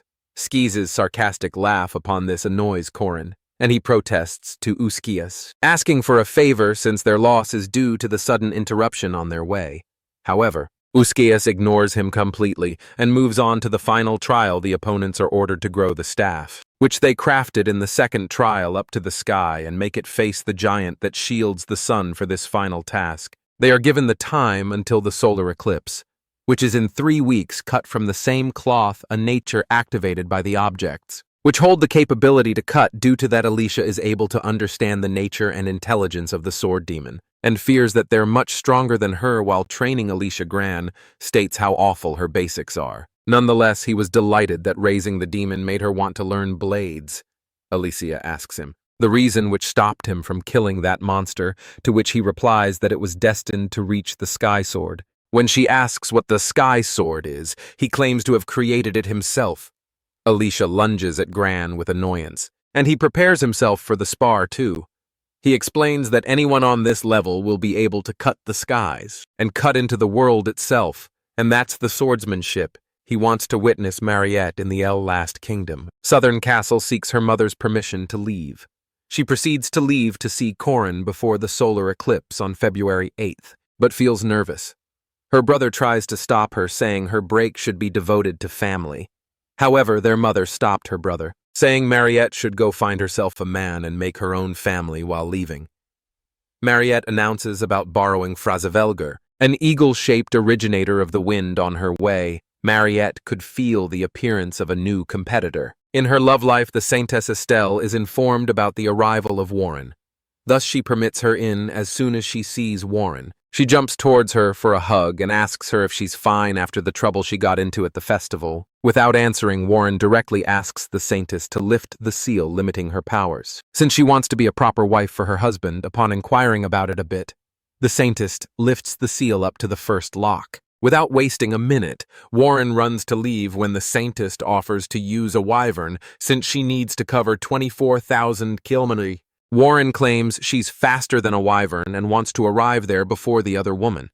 They remark how it'd take her 3 weeks to be there, but Warren jumps off the window saying it'd just be 2 days. On the other hand, Estelle finds it interesting for Corin to be stuck between the 4 women, Donalif, Lunia, Alicia, and Warren. After 4 days, Corin curses the Sword Emperor for being so harsh at Alicia during the spar. He treats the wounds on her back, mentioning how she can die due to blood loss at this point, before she can climb up the tree. They turn to look at the tree and realize how bad their situation is.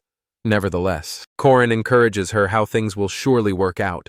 Alicia thinks about how he's always been this positive about hopeless situations, and wonders how he can be this strong.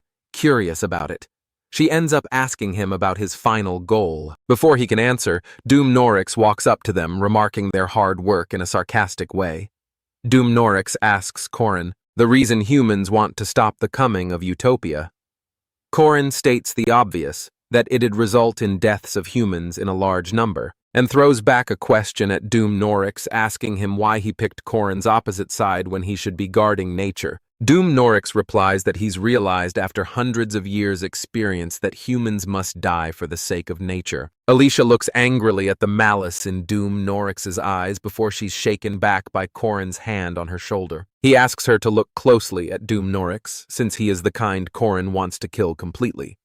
Doom Norix acknowledges Corin's efforts, but points out their progress, saying he's destined to fail with the difference he has with Sky's staff. He claims that there's no magic which can compete with nature logic and efficiency. Corin steps towards his staff without saying anything, but thinking about how people believed him back when he suggested throwing the gold mandrake into the lake, except for some people like him.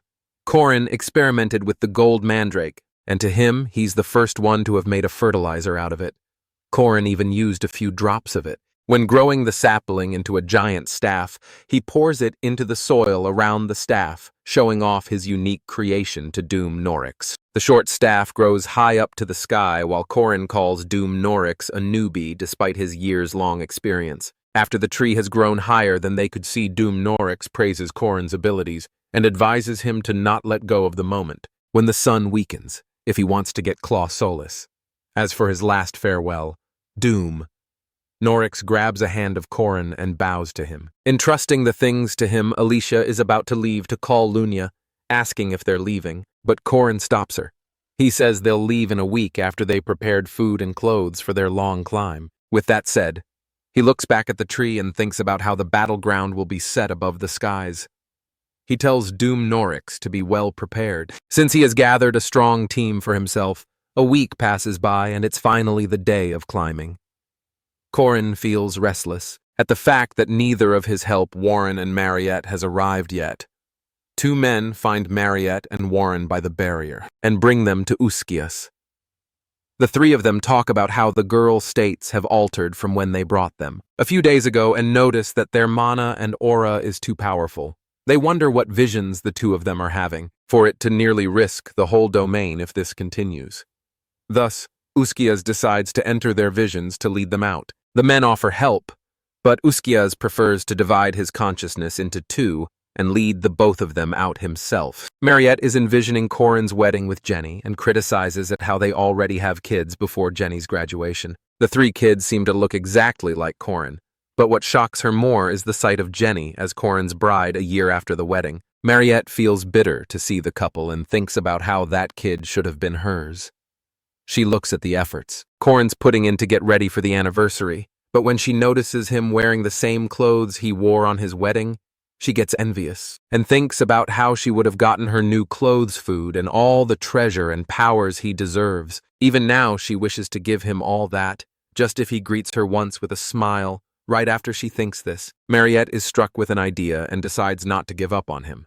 She plans on turning Corin into a vampire, using her elderly vampire privilege when he dies after living his life of mere 100 years. At this point, she doesn't care. Even if her relationship with him is that of a mother and child, her plan extends to giving him another 100 years of life, until every trace of Jenny fades away from his life. Next comes Warren's visions, where she sees Corin getting married to Mariette while sitting on the branch of a tree outside her house. She accepts her defeat. For losing Corin to another woman, she feels devastated about the only person she ever loved, or touched as a nun, but she's taken out of her thoughts by her conscience's voice. Her alter ego asks her about her wishes, to which Warren confesses about how she wanted to live a life filled with love by Cora's side and to have a normal family. Her alter ego pushes her to work on her desires, so Warren gets up from there and enters Corin's house. Corin greets her, but without greeting him back, she grabs his hand and jumps onto him, caging him beneath her. When he confusedly questions her behavior, she blames it on him for looking at someone else besides her and digs her teeth into his skin. She says that his first time should also be reserved just for her, the way she has given him all of her first times. In her vision, they sleep together hand in hand, and a bird leaves them a baby. In the morning, she feels satisfied after winning Corin, but her happiness doesn't last longer as she's finally LED back to reality instead of Corin. Warren seems to be sleeping, holding Mariette's hand, and they both look at each other with bewildered looks. Uskias clears his throat to grab their attention and introduces himself as they both sit up. He informs them that they're late to meet Corin, since he's already started climbing the tree. 4 days ago, the girls as Uskias with confusion about how he knew they were looking for Corin. So out of embarrassment, he turns away, saying he knows it all. Being the sage druid, he feels quite embarrassed about the things he has witnessed in the visions of the two girls, and swears never to speak up about the dark desires. Of the 3 girls, Corin, along with his 3 members, keeps climbing up the tree, but reaches nowhere. Corin remembers that Balthazar's army obtains all the 4 treasures. Ariad bar Klaus Solis, Undri Leah fail canonically, and while chasing them in the game's story. He could visit Gorias and Marias, but the treasures were already gone as expected, however. Corin remembers the text from the game stating that Undri of Marias is in the deep darkness, like it was in the pit of snakes. Similarly, Corin thinks about how Uskias mentioned reaching the skies and grasping the sun. He wonders, what if it was a euphemism, hinting to UEL alarms. Koran about the clouds descending, to which he clarifies that it's the tree, which still hasn't finished growing. They soon arrive at a castle with walls about 50 meters long. However, Lunia claims that it seems too small to be the castle of a sky giant, and guesses that it might just belong to a normal giant after hearing this. Yul gets confused and reminds them of Uskia's words when he told them that the giant guarding the sun would be here. Therefore, Whatever is here, they just can't use the front door to enter. Corin gets an idea after hearing this, and realizes that their way inside was the fruit they couldn't get. He suggests just knocking the door, and shouts out loudly, calling the giants outside from the castle. Alicia feels unsure about Corin's planning, but he tells her that they're just going all in. At this point, the giants question who's outside and open the door. They are surprised to see humans, whereas Alicia is astonished to see the giants being almost higher than rank 1 when the giant demands the key. Corin refuses just as he's about to crush Corin under his punch. Corin asks him to stop and states that they're the forerunners approved by Uskeas. He further clarifies that their master will bring the crimson, rowan tree fruit. As the key, the giant asks the name of Corin's master, to which Corin tells the name of Dun's case, planning to impersonate someone who has the fruit. Corin makes the giants believe that their heroic master will surely bring the fruit as he has the approval of Sarvan and Uskeas. He further claims to have brought even a druid with himself to deliver the sage's words and points at Uel. Uel gets nervous at being dragged forward, whereas the giant demands her to prove it. She conjures up a walkman using her powers, which makes the giant believe in Corin's words.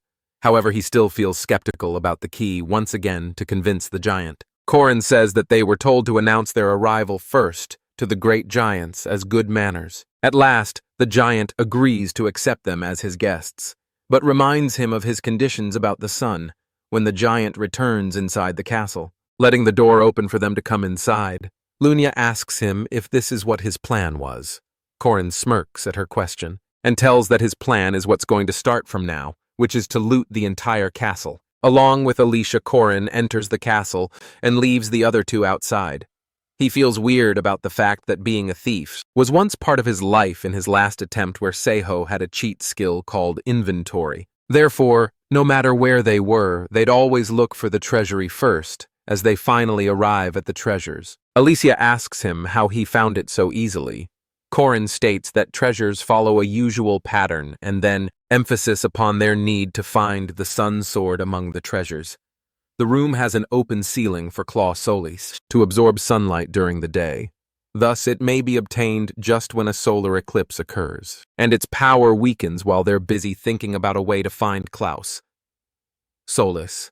A chicken appears. Corin rushes Alicia to hide, informing about someone's arrival, so they both hide behind a pillar as a giant enters the room to get the chicken. The chicken suddenly looks towards their direction, which makes Corin and Alicia panic. However, to their luck, the chicken just lays a golden egg and looked away. They realize that it's the chicken, which has laid around all this treasure, and Corin drools upon the thought of having unlimited gold if they just steal the chicken. Alicia shakes him out of his thoughts, reminding that they're here for the sun and not gold. The giant picks up the chicken and leaves, but Alicia keeps lying over Corin as they were while hiding. She suddenly gets reminded about her dream from earlier and asks him what he thinks of Lunia. She mentions her good traits and confesses about feeling drawn to her as any man would be, which makes Alicia's heart break. Corin then tells her to be quick, since they just have 2 days left before Skaz gets the sun through proper procedures. Alicia gets up from Corin, and through the ceiling she looks up at the moon, while Corin also thinks about the traits. They have been told about Claw Solis together. They come down to the question if Claw Solis is the moon floating above them, which should be a half moon today instead of a full one. Like now, they return back to their rest place, and the other 2 girls enter too. Corin tells them about how Claw Solis looks like the sun in the days, and like the moon in the night floating above them. He further explains that it won't be as far as the actual moon and the sun. However, it must use a barrier around the island to float. He decides to use the remaining 2 days wisely, thinking about a way to reach Claw Solis. The group fails to find a way, and the time of Skane's arrival draws closer. However, Corin manages to make another plan when he overhears the giants planning about eating the humans. To Corin's luck, the sky giant Sarvan had engraved an order into their bloodline which stops them from attacking druids, and urges them to give the sun to the bearer of the red rowan tree fruit. After hearing about the giants' plan to eat humans, after handing away the sun and going down to earth, Corin feels at ease that his days aren't completely wasted. The solar eclipse occurs and Skies arrives at the castle. Skies is excited to get the sun, but the door of the castle forcefully opens from inside by a walker man followed by Korin and his members and the shoots of the giants, calling out for them before Skies can grasp the hold of the situation. Korin starts calling him his master while carrying the chicken from the treasure room and saying that he has followed the orders of Skies about stealing the chicken. The immortal Locke side of Korin seems to be awakened as he executes this evil plan and hands over the chicken to Skies. The giants threaten to kill them until they notice Skies, whereas Skies feels confused about when he gave away such an order. Doom Norix realizes that they've got tricked. The giants start attacking everyone, while they shout out for their life. Korin turns wild with his powers and swears to turn Claw Solus into dust. If he can't have it along with his friends, he starts getting down from the tree saying no one can stop him. Neither Skias or Balthazar Lunia asks him if he isn't ashamed of his actions, but he claims that immortal Locke feels no shame. She hands Korin a tissue to wipe off the crazy makeup from his face of the immortal Locke, which she feels weird about her fiancé, while he wipes his face. Alicia questions the possibility of Skies killing all the giants and obtaining the sun, but Korin assures that it doesn't matter since he'll cut down the trees. Once he gets back on the ground, Yule calls him demonic, but he claims that only winners get to write history. Therefore, if he can't get Claw Solus, he can just cut down the trees and trap 2 of the king's servants in the sky forever. To their misfortune, as soon as they're about to get to the surface, they are met with the beast, lusting for the song of blades, waiting for them to have a duel of life and death. So when they get closer, they are devastated to see the sword demon to deal with. The sword demon. Lunia steps forward and uses the warding aura to protect herself and others. The sword demon, however, dodges Lunia, which makes her wonder if he's trying to target the domain users first. Sword demon is so powerful that he got recruited into the king's servants. However, he's just a monster now with little to no connection to the end of the world. This means that in this fight, Korin cannot seek help from the commandment. The sword demon lunges directly towards Korin and starts slashing his swords at Korin, making him greatly injured. This makes Alicia worried about him, and she turns around to look at Korin. However, he scolds her, saying she should only keep looking forward during a fight. Alicia cannot even process Korin's advice when the sword demon starts racing towards her. Luckily, Lunia steps in and tells her to move away. She yields her sword and swings it towards the sword demon angrily for ignoring her if Lunia is outside the domain. Her abilities will exceed those of Korin's and Alicia's combined, and it would be quite troublesome for even the sword demon to handle her. Outside the domain, however, she's just copying the real deal. She realizes that she can hardly enter the domain twice in a row and notices that the sword demon is again ignoring her and is casting his powers on the domain users. Thus, she decides to use the half-step she's been allowed and crush the sword demon once the domain ends. With this decision, she also remembers that Alicia can only shield up to 3 of the sword demon's attacks, which means it would be a trouble if the domain ends. Therefore, in order to protect her sister Lunia, steps forward and blocks the attack of the sword demon. Both of their swords are clashed together, and Alicia looks at the scene with horror. After cursing the domain for limiting her abilities, Lunia gets a better grip of her sword and pierces it into the sword demon's body. The sword demon screams in pain and advantaging his weakness. Alicia steps forward and swings her sword at the sword demon before grabbing Lunia's arm and pulling her away when Alicia questions Lunia about her well-being. Lunia pulls her arm back and scolds her for not staying still and keeps on looking back. It's just that Alicia is too worried to keep standing still when all her friends are falling around, and as she's holding that worried expression, Lunia collapses on the ground. The sword demon keeps standing unscathed, so G.L steps ahead and summons the Walker Man. This makes the sword demon think about how he would defeat it.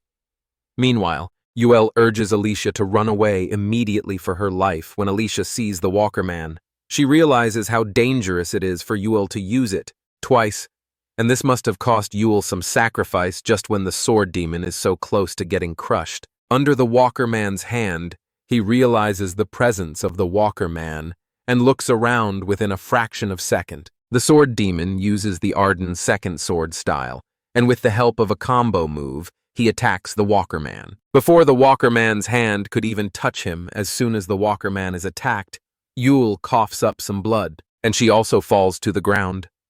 This makes Alicia the last one standing, and the situation throws her into a freezing state. She cannot understand what to do and starts feeling extremely scared. However, as much as she wanted to run away to save her life, she decides to run towards the sword demon and confronts him alone, because she knows that she cannot just run away and leave his friends alone. The three of them lie on the ground, closely. When UEL hears Corin groaning, she asks him if he's fine. However, holding a bottle of some potion, she asks UEL to help Lunia first, since he can get better just by time. But if they don't have Lunia, they can't get out of this situation with Corin's current strength and speed. Just as the situation was getting somewhat under control, a voice from the sky was heard upon.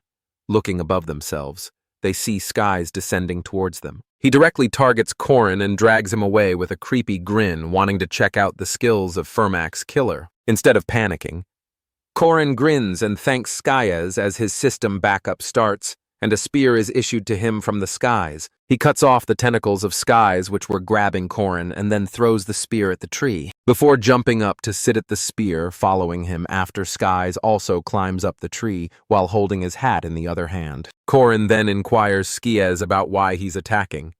When according to the Gias, they aren't allowed to, Skiaz laughs and says that it's true, because if Corin violates the rules, he will also explode like Skyaz's head as he shows it exploding. However, he adds that he doesn't care about who solves the riddles and trials and gets the Sun Sword first, because all he cares about is killing Corin and taking it all from him. As the two of them are arguing, Mariette and Horan arrive, and are astonished to see Sky's Corin jumps at Sky's, dragging him down, and tells the two not to mind Skies and climb up quickly. Skies laughs at Corin for wanting to save his friends, and asks him why he's against them when his Skies master would easily give Corin any level of divinity he needs. To his question, Corin answers that the methods Skies and his people are using are wrong, because he doesn't care about being the god of a wasteland. He further clarifies that he's killing them all to defeat evil and save the world, since it's part of his commandment. Oaths. With that said, he swings the sword spear towards Skies, announcing that he's about to witness his own victory. The sword demon is confronted by Alicia, and as they fight, Gran's words echo in his mind, telling him that the swords he has are actually Gran's. The sword demon is confused about what Garand thought, before deciding to teach him blades. As he continues to have a fight with Alicia, he can't help but get reminded of Garand, and wonders if Garand knows that he didn't learn the blades by himself. It is because whenever he fights an enemy, the sword reduces his body's capabilities, and even after gaining a lot of strength, he still feels nothing as compared to Garand. Alicia seems to be doing pretty fine against the sword demon. However, he can't understand why he's here, fighting against humans, when he could just be in the skies after climbing the trees. Alicia takes the hits easily, and keeps coming back with strength. By this point, her eyes light up blue when she shows up again and asks him if he thought that she can't cut him. When the sword demon lunges at her for another attack, she swings her sword swiftly and cuts him before he can touch her. The sword demon doesn't seem to grasp the situation. Being the predator, her prey can easily be torn apart by him, yet he can't cut her, and she is still standing unscathed. Moreover, seeing her laugh, he questions it even more in confusion. No matter what powers and spells he uses on her, she easily dodges them and laughs at him, making him even angrier as Alicia calls him slower after dodging his attacks. He finally realizes what the gap between him and her is. It is that despite still having enough energy and stamina, he's unable to keep up with her pace anymore since she's got faster. He uses multiple spells and powers, but being no match to Alicia's speed, he receives several cuts from her sword before he can even react. This makes him realize that it's the first time he's felt nothing after using Domain Severance power-up.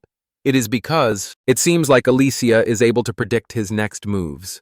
On the other hand, Alicia uses different other powers and spells to keep cutting him down. It is when the sword demon receives a cut on his shoulder that he understands his reason for being here. He realizes that just like him, Alicia is also possessed by the sword, along with having a spectral talent. This is why he's come here to cut her down and finally reach the level of Grand which he always wanted to. On the other side, Mariette and Joran reach the skies and fight against the giants using their strength. But no matter what is happening around him, the sword demon seems to find everything boring except for Alicia. He now believes that she's indeed here for him to cut her down and level up. On top of that, he starts to believe that even her births and her whole life happened just for him, and he becomes definite on this belief, therefore, using all of his strength and powers. He moves forward towards her to fulfill his newly found life objective as he swings his swords to cut Alicia down. He is flabbergasted to find that she's gone. However, his overconfidence is shattered when he feels her creeping behind him to attack. Alicia, along with all the giants that were descending by then, slits the sword demon's neck and ends him. He is left with just a question which throws at her before dying. He asks if there had been any such thing, which was higher than her desire to cut while they were fighting. She stays silent for a while and thinks about Lunya and Corin's advice, to keep looking straight during a fight, and not to look back. Alicia takes a step ahead after cutting him down, and turning around and says that she'll now move. This is the situation that wasn't supposed to be reached, since the sword demon is the highest and strongest opponent of her life. However, there is still something higher than him, which is what can be formed by a single step forward, a momentary miracle, using Endless and Domain Crusher. Alicia cuts down the tree, which they had planned earlier, as the sword demon falls closer to death. He finally realizes that he was what's made for Alicia, not the other way around. It's him who learnt blades just for her to take a single step forward. Corin, even after being on quite low energy and strength, continues fighting against Skyez. Along with that, he keeps climbing up, but Skyez keeps getting up to him and attacks him. Dune. Skyez is called the Beast King because his death means nothing. He's just complete darkness with no end, consisting of numerous serpents and toads and 3 dragons. His existence is one of the 4 secret treasures when Skaz's serpents get closer to attack Corin from all sides. Corin smirks, saying the filthy soul of a beast can never be able to defeat him. He then takes out the Death God's orb and cuts down the serpents and says out loud how Skis was a soul reaper all along. Skies again lunges forward, saying he can still fight, and questions Corin in a mocking way if he's left with any mana. Corin scoffs at him while pointing out his lack of knowledge. He enlightens Sky about the special fertilizer used in growing the tree they were fighting on, and the endless mana it produces for Corin to use. After Corin gets the upper hand in the fight, he hears a strange voice calling his name. Duneska had turned into his final form, which is becoming the Falgus Serpent. He asks Corin about how long has it been since the army combined into one? But Corin smirks and calls it a bit too much before stepping forward to fight this last battle. Dune's gaze turns into one of his many final forms, the Falgus Serpent, and at this point, Corin's strength is almost completely drained. He can't help but get fed up about how the fight keeps going. Skis discloses that he was caged in a palace of shade by the queen and was pushed into a tiny pot, however, now that the throne is empty after her getting sealed away. He swears to start devouring her protected things, and it starts with Corin being the first spear of the queen. He hisses and threatens to devour Corin along with the flesh of the last goddess. Arundanua. Corin gets tired of him spewing nonsense and reminds Skyez about what he just told him about creating the land they are fighting on with. That said, Corin jumps on a branch and flies upward, and activates the rune magic of resonance activation.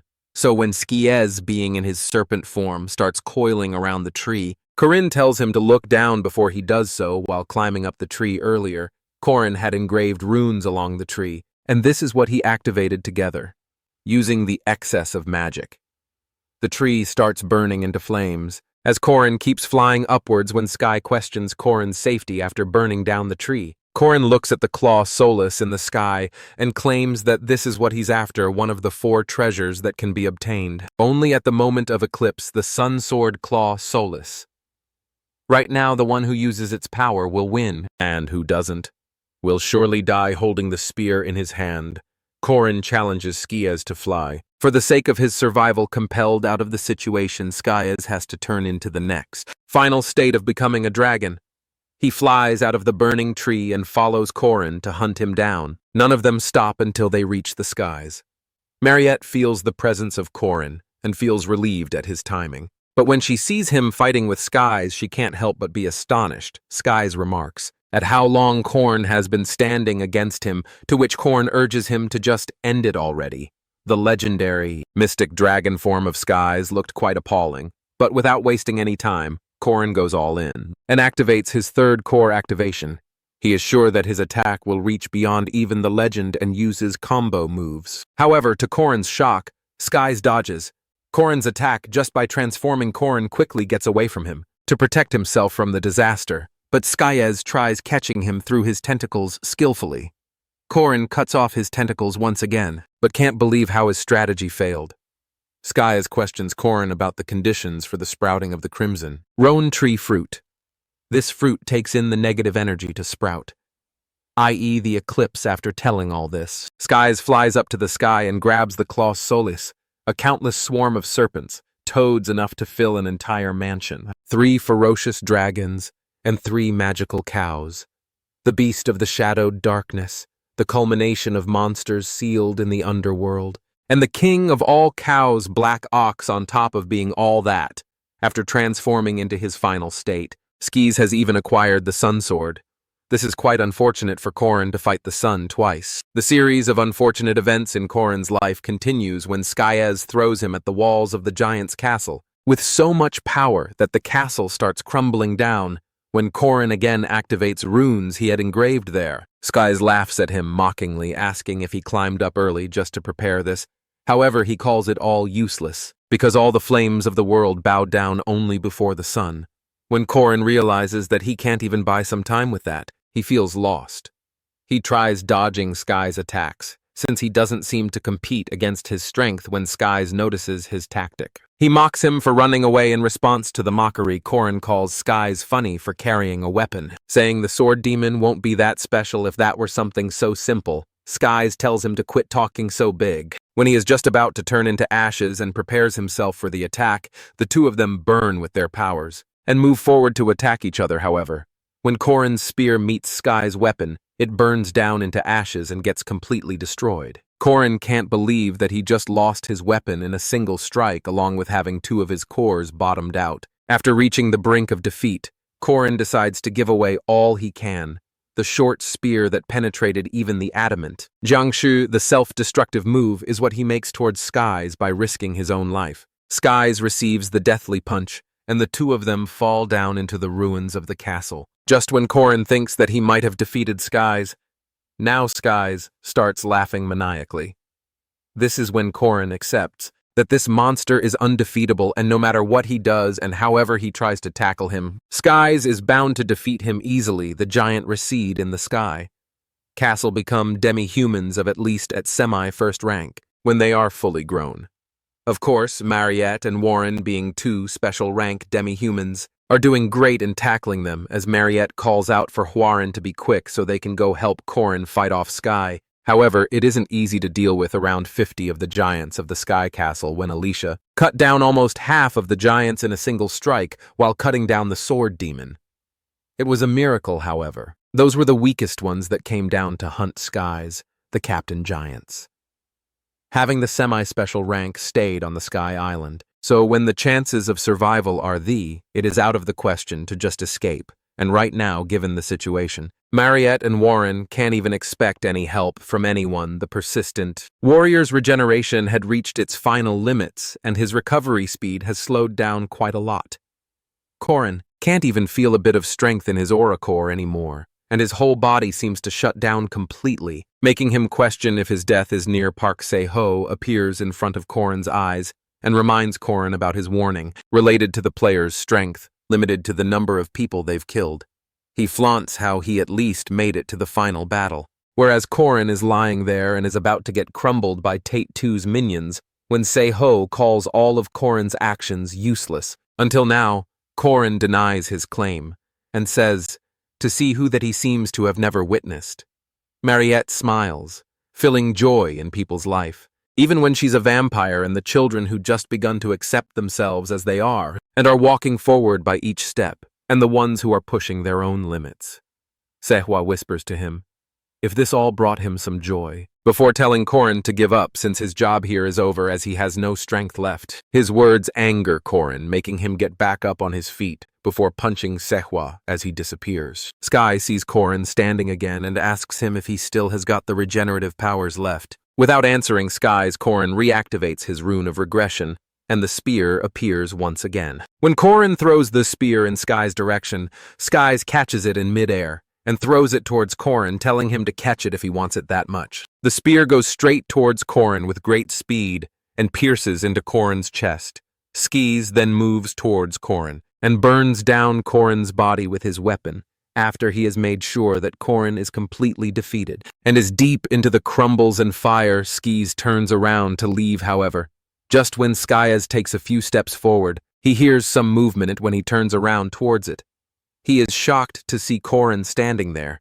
This was enough to fuel the burning fire of anger within Skyaz, and he grabs Korin by his hair to pick him up confusedly, questioning how Korin's still alive. He then throws Korin up into the air and grabs his own weapon, wondering if Korin will be able to revive. If he is burnt down to complete ashes, Skyaz transforms back into a dragon and flies up to the sky, and breathes fire towards Korin, telling him to just stop playing with his spear already and die suddenly. While breathing fire, Skyaz notices that his fire is getting sucked in, which he can't understand how. He then sees his own weapon coming towards himself, having the rune of regression engraved on it when the weapon hits Skyaz. Korin mocks him for his multiple states, and says that he is just a servant of the king at the end. When Korin asks Skyaz about what he thinks Korin is, Skis calls him an unfunny person and yells for him to just die as he breathes fire. Once again in the preview game, Park Se-hoon and Korin reached to the final boss,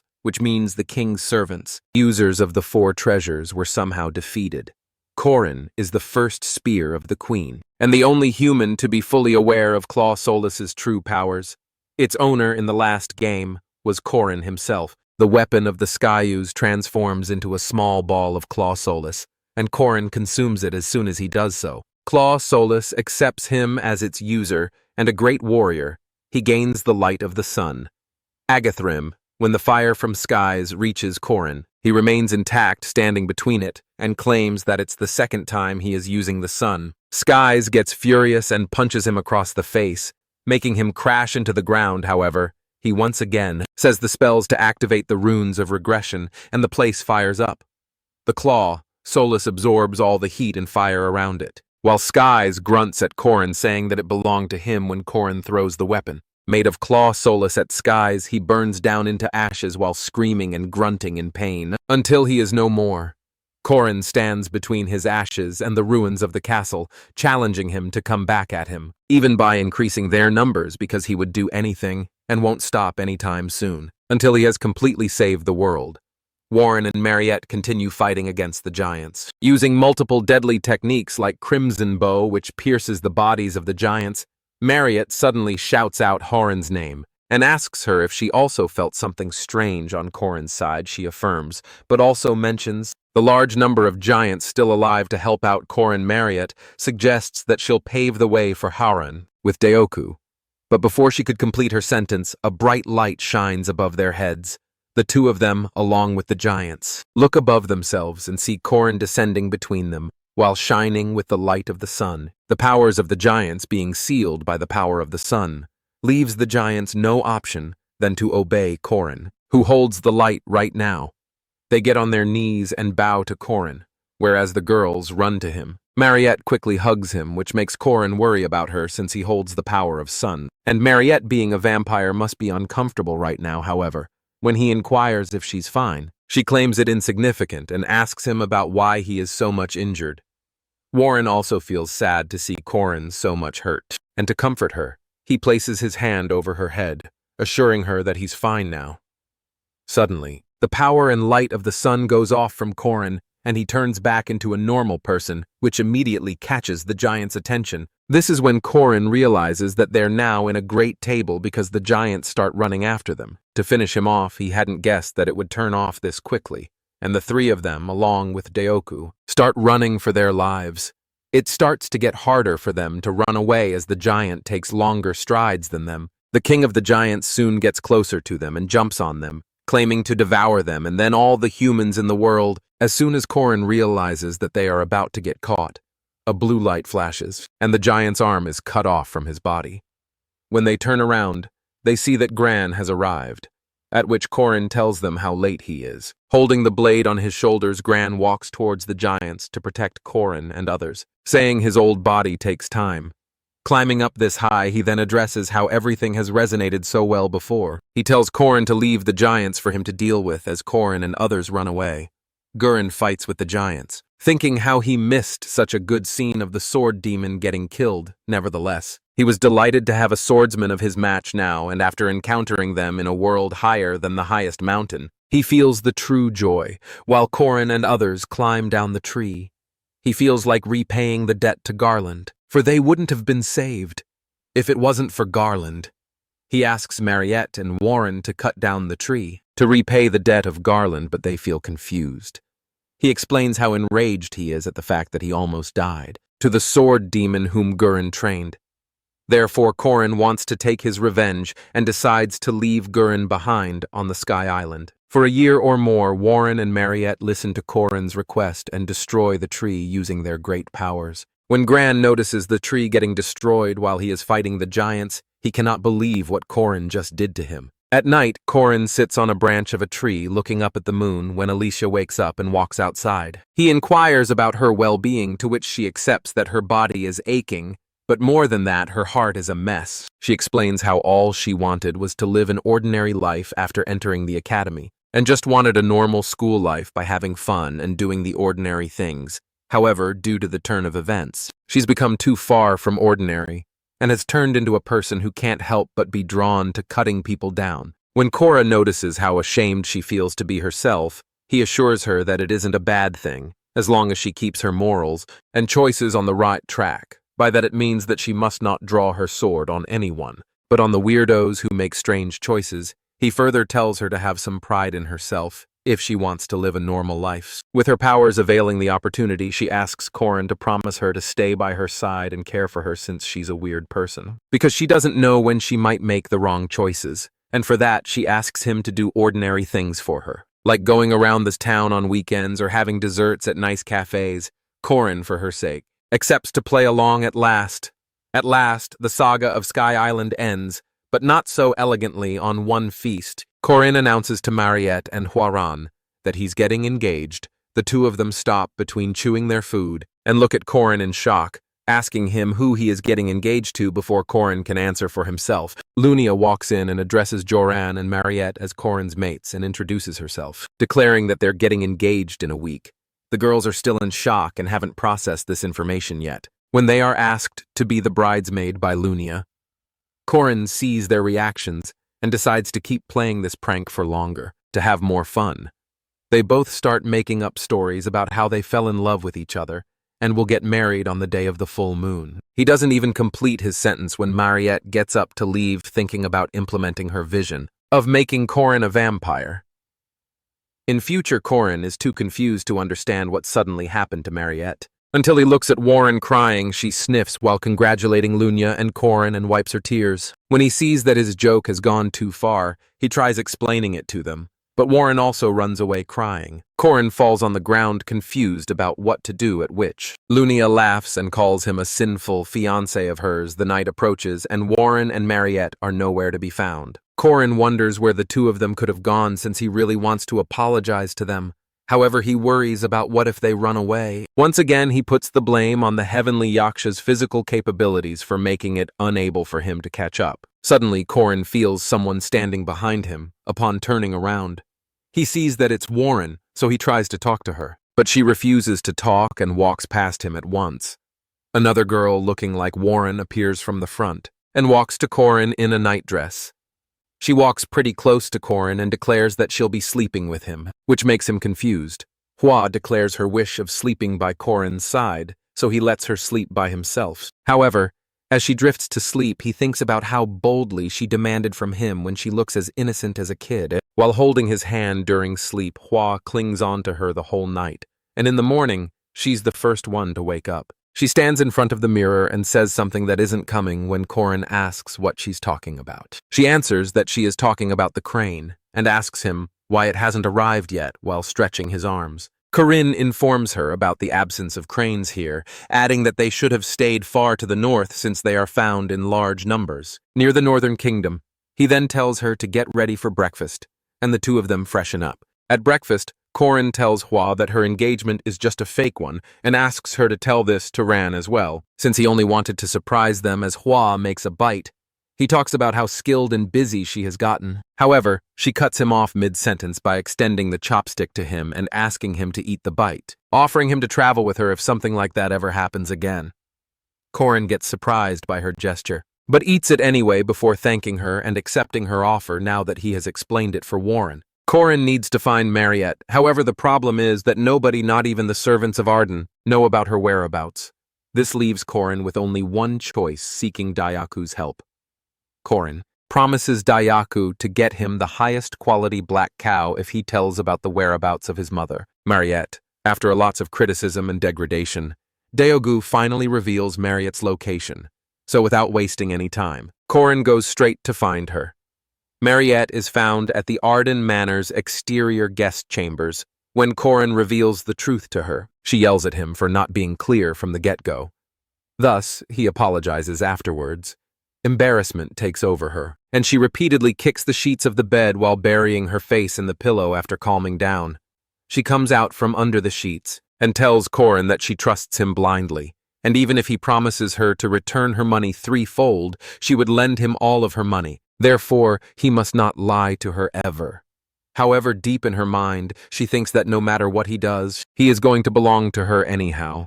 In 100 years eventually, all the girls who like Corin find out that his engagement with Lunia is fake, and their dates are just to trick others. But Alicia is still in the dark, oblivious about their engagement being fake, as she finds herself on the neighboring table of Lunia and Corinne in a restaurant trying to spy on the two with jealousy. She can't understand why she's here, nor does she remember how and when her feelings for Corin were born. She wonders if it's from the beginning, the sword-breaking incident, the serial-killing incident, or if it's recent after he promised to stay by her side, however. Alicia is shaken out of her thoughts when she sees the scene unfold in front of her eyes. Lunia gets up from her chair and grabs Corin by his chin while leaning into her face. He says her name in a questioning way, to which she replies that they should give people a sweet scene to look at when Corin realizes it. He also gets into this character and starts flirting back at her, seeing him flirt so efficiently. She mentions to him that he's still slow. In some regards, Corin asks Lunia if he's missing something, but she denies and turns back to look at the empty table where Alicia was sitting a while ago. Lunia then informs about leaving, mentioning how wonderful the date was, that she might actually consider him as her fiancé. On the engagement day, Lunia and Corin look stunning in their white dresses, and the ceremony begins. As the ceremony continues and the couple dances, they suddenly hear a voice. When they turn around, they see Alicia crying, refusing to accept the engagement. Seeing Alicia standing up for herself, Lunia gets reminded about how Alicia lived up with a sparkle, but gradually lost her spark. Until today, she wonders if Alicia has finally made up her mind. When she sees Corin getting dragged by Alicia to somewhere mid-ceremony, the woman urged Lunia's mother to go after Alicia, but Lunia suddenly pretends to faint due to the shock. Meanwhile, Alicia drags Cor into Hwarang and the three of them fly off using the eagle. After Lunia has made sure that they're off, she gets up from her mother's arm and declares that she's too shocked to meet any other men for a while. This is how the wedding ceremony in the East Arden falls apart after Corin and Alicia get inside the eagle. Corin questions her about what just happened, so she hands him a letter from Lunia and tells him that Lunia already knew about his plan. So they gathered a trustworthy team consisting of Alicia, Mariette, and Warren. When they ask him where they should head to, he tells them to keep going as they've got a lot to do this way. Their break spent in the eastern regions comes to an end. The queen fights against the increased army of the king for 4 consecutive nights, and the enemies continue to get stronger. She continues to fall closer to her limits, and gets reminded how Corin's life will be ruined if she fails to purify the place when the last question is thrown at her about why she isn't nervous by the arriving deadline. She confesses that she's rather happy, because this means that Corin going to come back soon. 3 years ago, before Corin locks regression, Corin was fighting Aaron, but after a moment he gave up, however. Aaron could see the way he has practiced tirelessly, and his fundamentals are solid.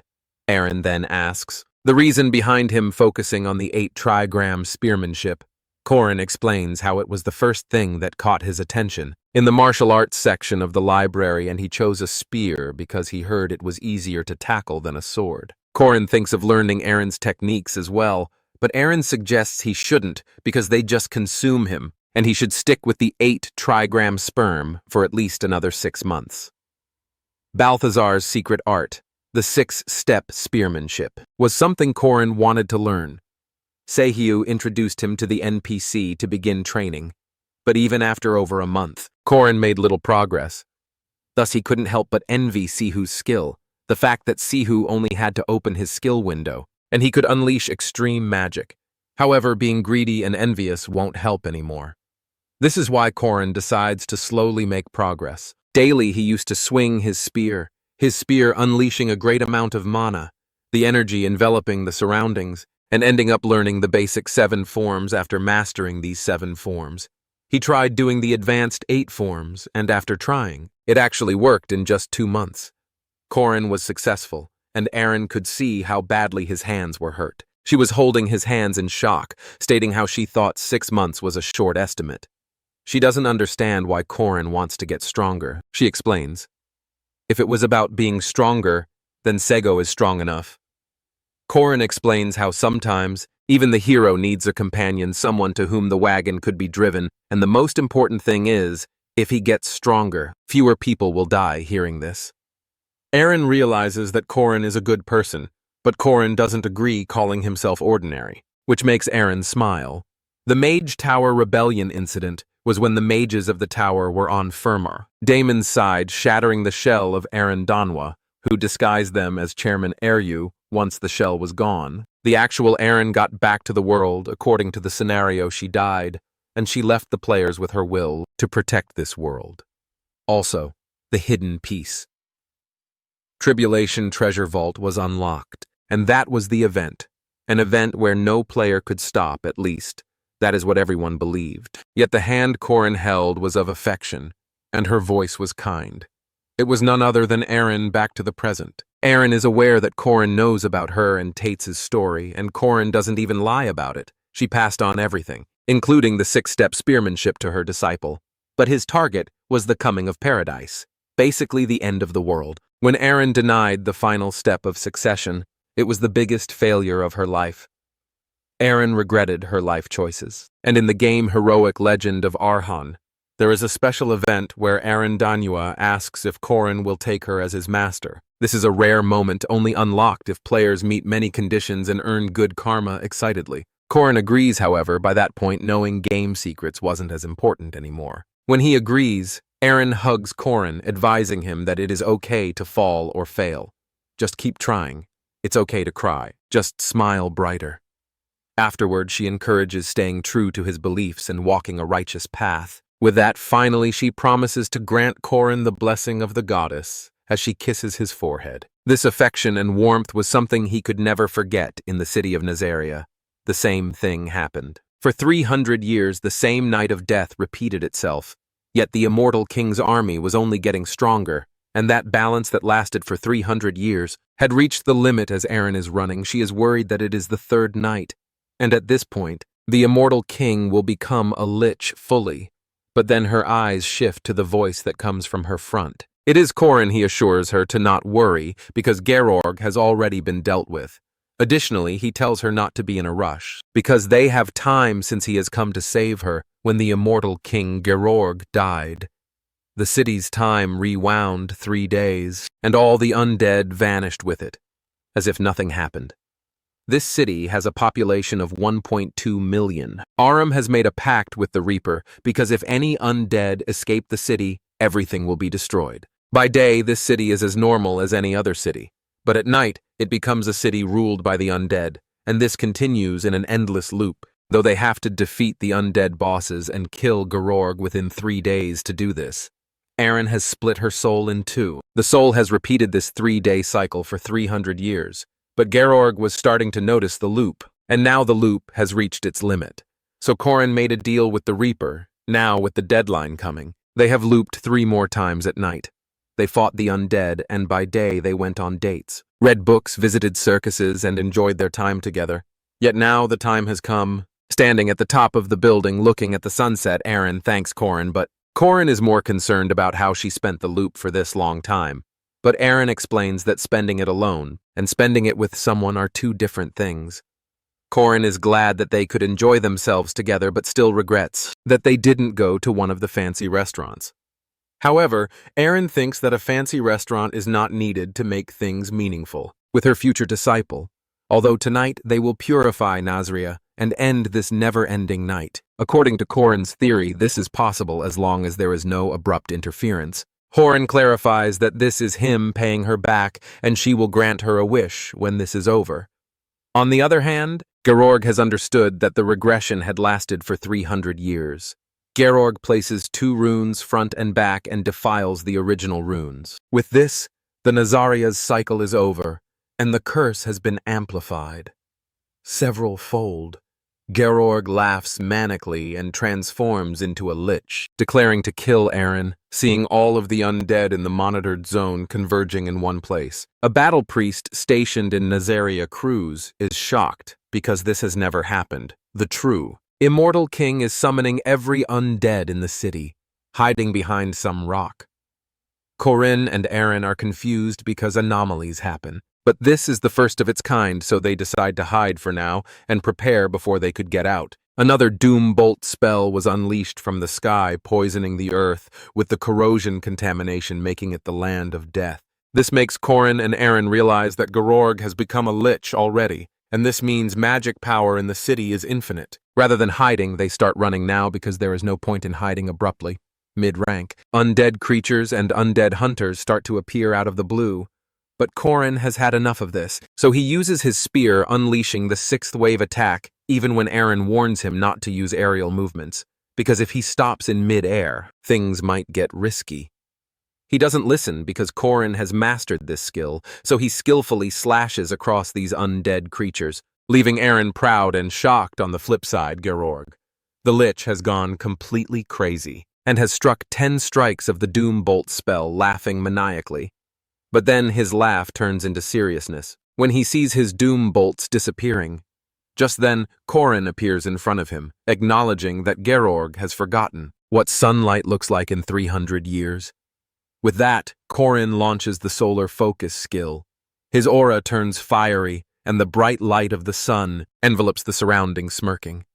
Corin declares that this is the sun Georg has not seen for hundreds of years. When the fire surrounds Corin, Georg can't help but scoff and laugh, assuming Corin suddenly manifested such power. With that, Georg unleashed the Doom Bolt's maximum output, removing the energy of that sun. In addition to that, Georg finds it funny that Corin really thought he could win with this, since the magic of the endless moon is blessing her. However, suddenly the character Georg gets shocked when bright lights start appearing on the undead creatures and him as well.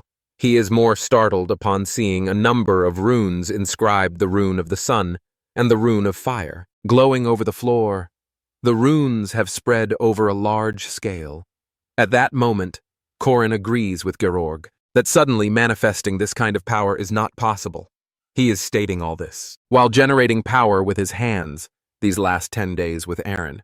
The only reason Corin had a leeway to act like a disciple is because of the battle traces that had been left behind by a hero that doesn't mind being forgotten. Those are the traces that have built up during 300 years alone. Because during the tons of battles, Aaron wrote runes all over the city, releasing concentrated sun, Clausula's partial energy. Ronan creates a widespread fire in the surrounding area, declaring that it is the last night. Pausing for a moment, Corin threatens the immortal king to leave as he unleashes the ultimate Clausula, solar manifestation, causing such bright light that it literally melts and burns away the undead creatures. Slowly, just as they are melting and burning away, Corin strikes the ultra-large scale, purification upon activation. This blinding energy covers the entire landscape with light. Georg screams with agony, pain, and astonishment, not understanding how someone who is a mere human has this much power after 1.2 million deaths during 300 years of darkness. All the shadows are now swallowed by the sun. Finally, the darkness has vanished, and the city has turned to normal. Just then, the death god appears, praising that Corin did it as he never thought. This would be caused by something from the Tribulation treasure vault. However, now that Corin has fulfilled his promise, it is time for the Reaper to fulfill his side. Hearing this, Aaron looks at Corin being all emotional, not believing that this is really the end, because once this ends, Aaron will disappear. Both Aaron and Corin stand at a balcony, looking at the city, talking about how things were hard, but still, they got successful in his heart. Corin is aware that he will never forget Aaron. In the past life, Corin remembers how Aaron bids her farewell to him, advising him to hold on to his conviction and walk the path of a king, since even Aaron of the present has different memories than his master. Back then, she always comforted him the same way with kind words, though this time Aaron cups Corin's face, assuring him that the goddess's blessing dwells within him, and instantly she presses a soft kiss to his lips, hoping that he will always be happy in his future. As tears stream down her face the moment the sun fulfilled its role, and darkness receded once more, all traces of Aaron would vanish, and that is exactly what happened. Aside from the disciple she raised like her own child, no visitors ever come to this castle where Aaron remains. Balthazar. Due to the betrayal of that disciple whom she thought of as her successor, she was sealed for 80 long years in the castle. What awakened Aaron from her long silence was the flood of memories 300 years ago, when she was roaming around Nazaria, which she somehow forgot. These memories rushed back, how she made the pact with the Reaper, and how she had to repeat the night for more than 300 years. However, memories of Corin come to her mind when he makes the pact with the Reaper himself. When an image of Corin comes to her mind, she thinks this guy was Balthazar's disciple. As she thought he betrayed Balthazar and came to her, she remembers how he came to save her. But then, the final memory of her kissing him came into her mind, and her cheeks grew warmer due to the blush on her face, as sweat trickled down her face. In an instant, Josephine appears with a book by a portal, wanting to know if Aaron wants to read it, but Aaron is so embarrassed that she has closed her eyes, not wanting to face anyone. She touches her lips, not able to forget the memories of her kissing her student Corin now. At the second holy site of Zion in the Grand Cathedral, one of the Saintes Estelle is informed by her men about the city of Nazaria being purified in one single night. The man explains how it was like the sub, and probably a blessing for humanity. 4 years ago, Estelle visited Nazaria and succeeded in purification through a prayer ritual, but it didn't last long, and got back to its original state after only 3 days. Now that the place is purified, a different kind of suspense and fear has been spread, because no one knows who the person behind this purification is. Yet, Estelle orders to find out who purified Nazaria. This news was the highlight across the continent, even in the Mage Tower and the church, and also towards the freezing north. In the northern kingdom, the Dingle Peninsula, in the freezing atmosphere where monsters are always roaming around, the people are always ready for the battle. Thus, this place inevitably became a place where only strength is admired, and 80 years ago someone appeared in this place. This place was the only suitable place for this person. Tates. Balthazar now sitting at his throne. Balthazar is interrogating people. One of the guys is begging him, trying to explain he was not the one from whom the son was taken, but when Balthazar unleashes, bolting light at the poor guy, he reveals that it was Corin, as he is also the one who might have killed Fermac. The guy explains how Corin called himself Aaron's first spear. When Balthazar mutters Corin's name, it makes the people around realize that Balthazar is aware of this name. Thus, Walter reveals that he knows him because his rival has shifted from the boy, Park Sihu, to him, and Walter thinks to actually personally meet Corin if he claims to be Aaron's spear. On the flip side, standing in front of the academy, Corin smiles because now he is a second year. This academy is created to manage special demi-humans in the school called Integrated Dormitory. Basically, it is a dormitory made to isolate Warab and Mariette. And Josephine was a professor who was the supervisor due to a shortage of staff. Right now, Warren is holding the tuna fish's head higher in the air, leaving Josephine shocked right now. Corin is the assistant supervisor as well, and all the students are busy chopping off the tuna and doing other stuff, witnessing all the chaos. Josephine needs an explanation from Corin, so he explains that. Mariette said she will have a lot of guests, so right now she is busy setting up the furniture, and this is why large furniture is being brought up. Warren bought a bluefin tuna from the market, so they decided to eat together. And Alicia is here just for help. She is right now using her Arden-style sashimi technique for thinly slicing the meat playfully. Corin offers to give the meat to Josephine at a good price, but she can't bear this chaos anymore, and suggests that they clean the mess and get rooms ready for the first years that Corin told her about.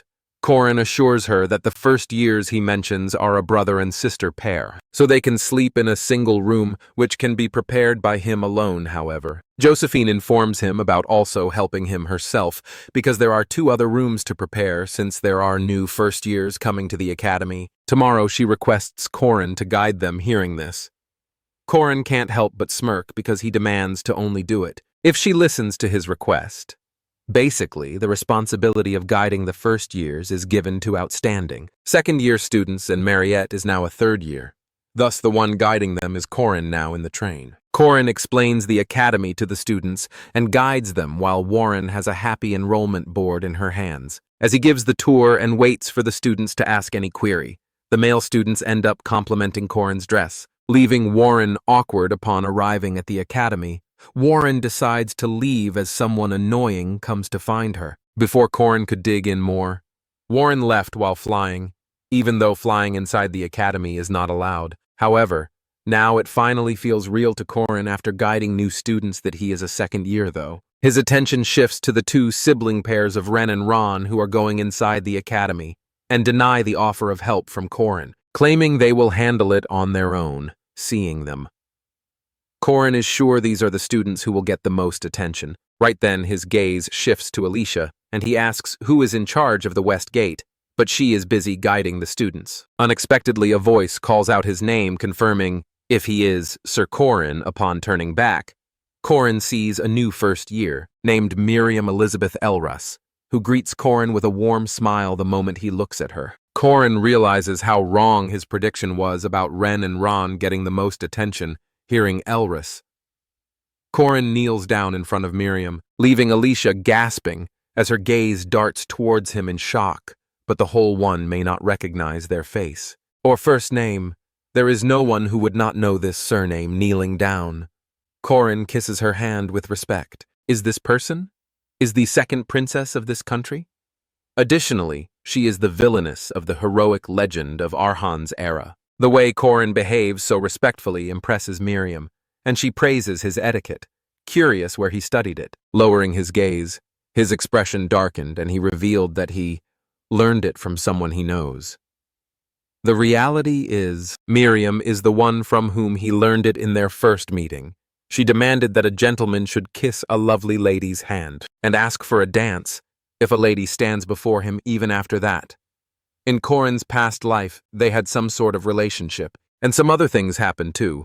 But in the previous life, they didn't meet inside the academy, however. Both Miriam and Corin are interrupted when Estelle Hadasha Elruss greets him, all happy to see Corin. She wonders if they could share hands, and without hesitating, Corin reaches out to her and greets her as he introduces himself when Corin acts formally. Estelle assures him not to because they are students of the same academy. With that, she looks at Miriam, addressing her as Mir, while pretending she didn't see her at first, giving an excuse that she is so small. Miriam can't help but get annoyed, and also remind Estelle to not call her Mir. However, Estelle reminds Miriam to call her Auntie, or Sunbae as well, and also declares that she has returned starting today, acknowledging the fact that it has been a little over 2 years since she took a leave of absence. Annoyed, Miriam states how respect is only given to those who are above them, and the only thing Estelle has, according to Miriam, is some useless chunks of flesh. With that, Miriam thanks Alicia for escorting her, addressing her politely as Alicia Sunbae Nim. Before leaving, Estelle follows, giving Corin a quick goodbye.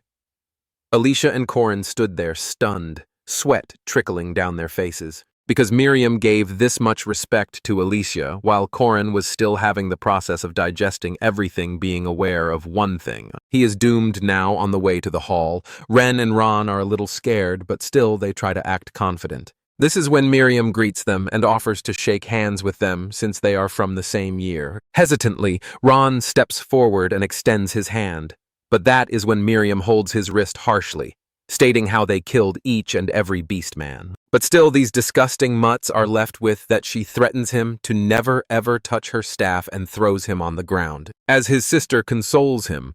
At the same time, Corin is confused as hell and feels like walking on the ice, not knowing what will happen next because these two characters were introduced very late into the story, so they weren't even supposed to be here still. They appeared in the academy at the same time, not having much of an idea. Corin thinks that it is maybe because of the purification of Nazria he was too careless later on in the class. Corin is not focusing on anything, knowing that he is in big trouble. The professor in the class spots him, not focusing, and asks him a question, but when he doesn't answer, the professor ends up deducting his marks. This makes things more frustrating for Corin. Pressing forward, he is walking down the corridors, calling it an unwritten rule to go through orientation and finish class early on the first day. As he enters the dormitory, Corin recalls the earlier plan was to just have Josephine, Mariette Warren, the Wolf siblings, and him in the special dormitory, but now that Corin remembers, Josephine told him about preparing 2 more rooms as 2 more people were coming. Just when he realized what happened from the room, a voice called out for him. It was Miriam, who was sitting at the edge of the bed, ordering him to maintain his etiquette. But then Corin explains how a gentleman only kisses a lady's hand once a day. This makes Miriam chuckle, making her wonder how a commoner knows so much about etiquette. With that, she tells him to support her. When the royal succession starts next year, not looking at her, Corin reveals that he is a lowly guardian, and she cannot really gain much from his support, as Miriam reveals that he is the knight who carried a holy relic, recognized by both the Catholic and Protestant churches claw soulless. Corin walks and stops in front of her as Corin stands in front of her. She can see how suspicious he is of her, so she grabs Corin by the neck and pulls him towards herself, claiming to pay him in advance as she lies on the bed. She wraps her legs around his waist and demands to know what Corin wants from this royal, who nobody has touched before, since she will give him whatever she wants, and he can ask her anything. While she stretches her arms out on the bed, red streams of energy surround the whole room, and Corin looks at her as if he is hypnotized lying on the bed. Miriam grants Corin permission to do whatever he wants. As red energy envelops the room, with that she gets closer to him, declaring how he is her destiny, so he should devour her and make her his, as her eyes shine with a red glow when Corin realizes what is happening. He jerks out of bed, stumbling to his feet, panting heavily, realizing that she even used aphrodisiac incense to tempt him, and finding it disappointing because a noble who is about to inherit a throne shouldn't be doing this. However, Miriam has other games in her mind to use the sun god's champion as a political card. She explains how marriage and child conferencing are the oldest forms of transaction, ignoring that Corin wants to know what Miriam meant by destiny earlier, but when she doesn't care to explain. Corin begins leaving. Once he reaches the door, Miriam offers to set the mood for another day, but when he refuses, she explains how her conditions might change his heart. Wondering how confident he is with his decision, looking back and smiling at her, he reveals that he learned it from someone he knows to be careful when it comes to beautiful women. With that, Corin gets out of the room, leaving Miriam smirking as she thinks of working hard. Corin is panting, as this was very dangerous, and the weird part is that he has been getting in these kinds of situations more often. Corin recalls an incident with Mariette, also with Alicia, where she said stuff to Corin because she chose theater as her elective and chose to play about an affair, and then Warren holding his hands every chance she got. Ever since Corin swallowed the sun, his body has been flowing with yang energy, cause Warren releases an endless amount of yin energy because of her 9 yin meridian physique. Even touching him feels good. At break time, she keeps holding his hand and insists on staying for a little longer later on at the cafeteria. Corin discusses this issue about women clinging to his body with Jaeger and Lark, however. At first, Lark and Jaeger remain calm, but then start to grab him in anger, calling him a playboy and suggesting he pick one woman. All of them freeze in their position when Miriam approaches them, so both Lark and Jaeger sit at their places and hear their conversation with their jaws dropped since Miriam requests Corin to give her a tour because she is going to the city center soon. Seeing him, Jaeger thinks that they don't have to give this guy any advice, as it feels that he will be split in 5 ways. Any second, Lark agrees. At first he was jealous, but now he is taking this academically. He thinks that Corin's body is releasing pheromones, and for some reason, Their immune system prevents them from affecting them when Jaeger doesn't get what Lark is saying. Lark signals him to look at Corin, who is now talking to Professor Ryu. Jaeger's eyes widen with shock. Because both these dumb guys pretending to be smart think that Karen has some issues and he is interested in men too. Later on, Professor Ryu announces to the first-year students about Merkaba's ritual, which is practical training at the hunting ground. However, this time rather than monsters. A few second years will be their opponents with that. The practical training begins at the hunting ground. Some innocent students are impressed by a new student, German Luther, as he is a second-ranked student. They decide to form teams and plan a strategy. On first impression, German Luther looks like an ordinary kid just like the others. But he can't help but feel disgusted to be on the same rank as the Wolf siblings because there is nothing he could do about losing to Princess Miriam, who is ranked first German. Is aware that he would have left this academy if he was not appointed for his holy mission last semester. A covert unit from the Order infiltrated the academy to eliminate the monster, but got captured at that time. Bishop Renaud denied any connection in order to save them. But now they sent German Luther, so now he has to hide that he is from the Order and act as a model student at the academy, running the 3rd and 4th ranked students. Call for German to follow them as they see their opponent. However, German has no choice but to build trust by completing practical training with them. Some students find it unfair that there are more than 400 students, so it might be tough for the seniors. However, German has other concerns. The main thing is to defeat these seniors and steal their insignia, so he has decided to act and lead these kids, and later on, use them as his pawns to achieve the goal. Everyone's attention shifts to their back when they hear a loud, thudding noise from behind. From afar, Josephine looks at students being scared and recalls how Corin decides to do new student orientation, but puts a condition to include the returning students that he chose for the hunting ground test. Standing there, Josephine wondered if listening to the request was right at the time. When students thought that second-year students might have a tough time fighting 400 students, they had no idea who the second-year students of Merkaba Academy were. At first, it is UEL, who has mastered the ultimate druid technique of wicker men in half a year. Then Drawn, the magic swordsman, mercenary who got a super expensive magic sword set because of successful investment, and Cransel Rude, the golemzer who now controls a super golem. Other than that, there's Warren, who needs no introduction. Lastly, the head of this Arden family, Alicia. They all are giving a hard time to the students, and chaos has erupted in the hunting ground, with no one able to fight back or even raise their weapons to defend themselves. On the flip side, some students are running away by seeing a figure emerging from the shadows having clown makeup on his face. It is obviously Corin. Yet the German stands frozen, confused and a little hesitant. German takes his weapon and hears how the person calls all the students fools, because they all ran the way by seeing clown makeup inscribing runes of fire on the ground. Corin unleashes fire, spreading horror in the hunting ground, creating more commotion as fire erupts everywhere. German shivers with fear as horror slashes across his face. Corin is aware that German has no idea that the person who turned Merkaba Academy's notable second years into super soldiers was the clown before him. While some students faint and cry, German is unable to move from his place because of fear, and Corin can't help but enjoy this sight, demanding to know why he is so serious with that. He gets a little closer, grinning and ordering him to smile. Meanwhile, German trembles as sweat trickles down his face after being born in the St. Michaela Monastery and walking down the path of faith his whole life. German had times when he wanted to ask if God really existed, but he is sure of one thing. The devil does exist. After looking at this clown in front of him as German tries running, Corin uses his spear between German's legs, making him fall on the ground.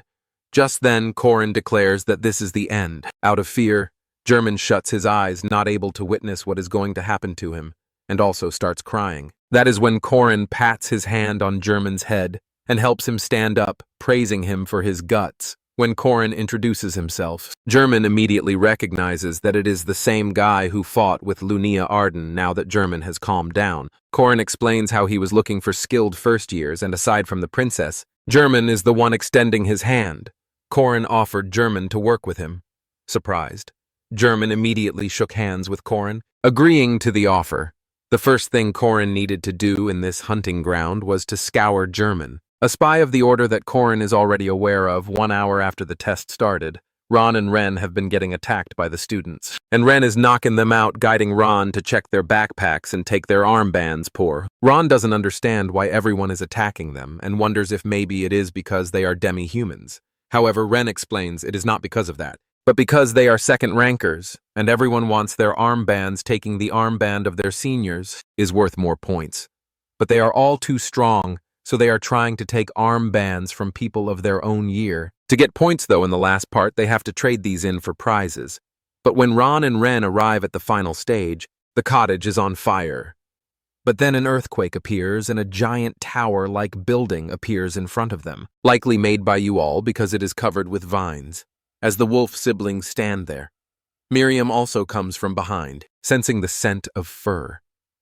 This tower has 3 entrances, so Ren and Eon decide not to follow Miriam and enter the other gate. When they enter, the gate drum is already inside, sending lightning strikes to the ground, making it hard for the siblings to stand on the ground. Drum makes it clear that these are the situations he was hired for, so he can't go easy on them. This place has 3 entrances, 3 rooms, and 3 guardians. Then the corridors join, and there are 2 rooms on the 2nd floor. Lastly, there is the 3rd floor where Korin is waiting for the students. Although, one of the first-year students is already hiding using his infiltration skills successfully. No one can deceive Korin the moment he senses someone. He comments on how he heard that there is someone killed in stealth with that. Korin doesn't waste a second and strikes his spear at the side of the pillar where he senses the presence. The way the spear unnaturally curved when the person thought it missed made the first-year student shocked. In an instant, this guy feels like his soul is being messed with. It is because death, God's orb that will always hit the mark, will separate the body and spirit. Because of this, his concentration is fading. And he is even losing his stealth. The man's eyes widen in shock as Korin calls him by name, questioning if he... Rashida Din Mustali, a first-year second-rank knight, is using a technique from an assassin clan. For a moment, Rashid pauses, but then gets out of his hiding spot, warning that Korin shouldn't have mentioned it, and attacks Koran from behind with his whips. At first, Korin lets the guy attack and dodges it, but when Rashid doesn't stop, Korin grabs his spear to attack back. Rashid always wanted to stay away from bloodshed, wanting to leave his past behind, but now that this senior in front of him has mentioned it, Rashid can't help but kill Korin to hide his identity. Moving swiftly, he unleashes fire against Korin, but little does he know that fire and heat are Korin's expertise. As Korin dodges the fire, leaving Rashid surprised, he explains how Rashid deserves a reward for doing this much, so he should go up and address his points with that. Korin also mentions that it doesn't matter if he learned magic, swordsmanship, or assassination, but that stealth ability is needed soon too. The second thing Korin needed to do in this hunting ground was to test the skills of the worthy first year at the same time. The wolf sibling almost died because of Drawn's abilities, but still ended up being passed at the 2nd floor. In the presence of Warren, they were passed immediately because, obviously, Warren couldn't control her strength against them, so she let them go at the 3rd floor. Korin was waiting for other students, and Ren and Ron arrived the moment they enter. A slash strikes near their face. It is Korin's spear which was targeted towards Ren, but when Ron lets his guard down, Ron is knocked out by Korin and he faints on the ground.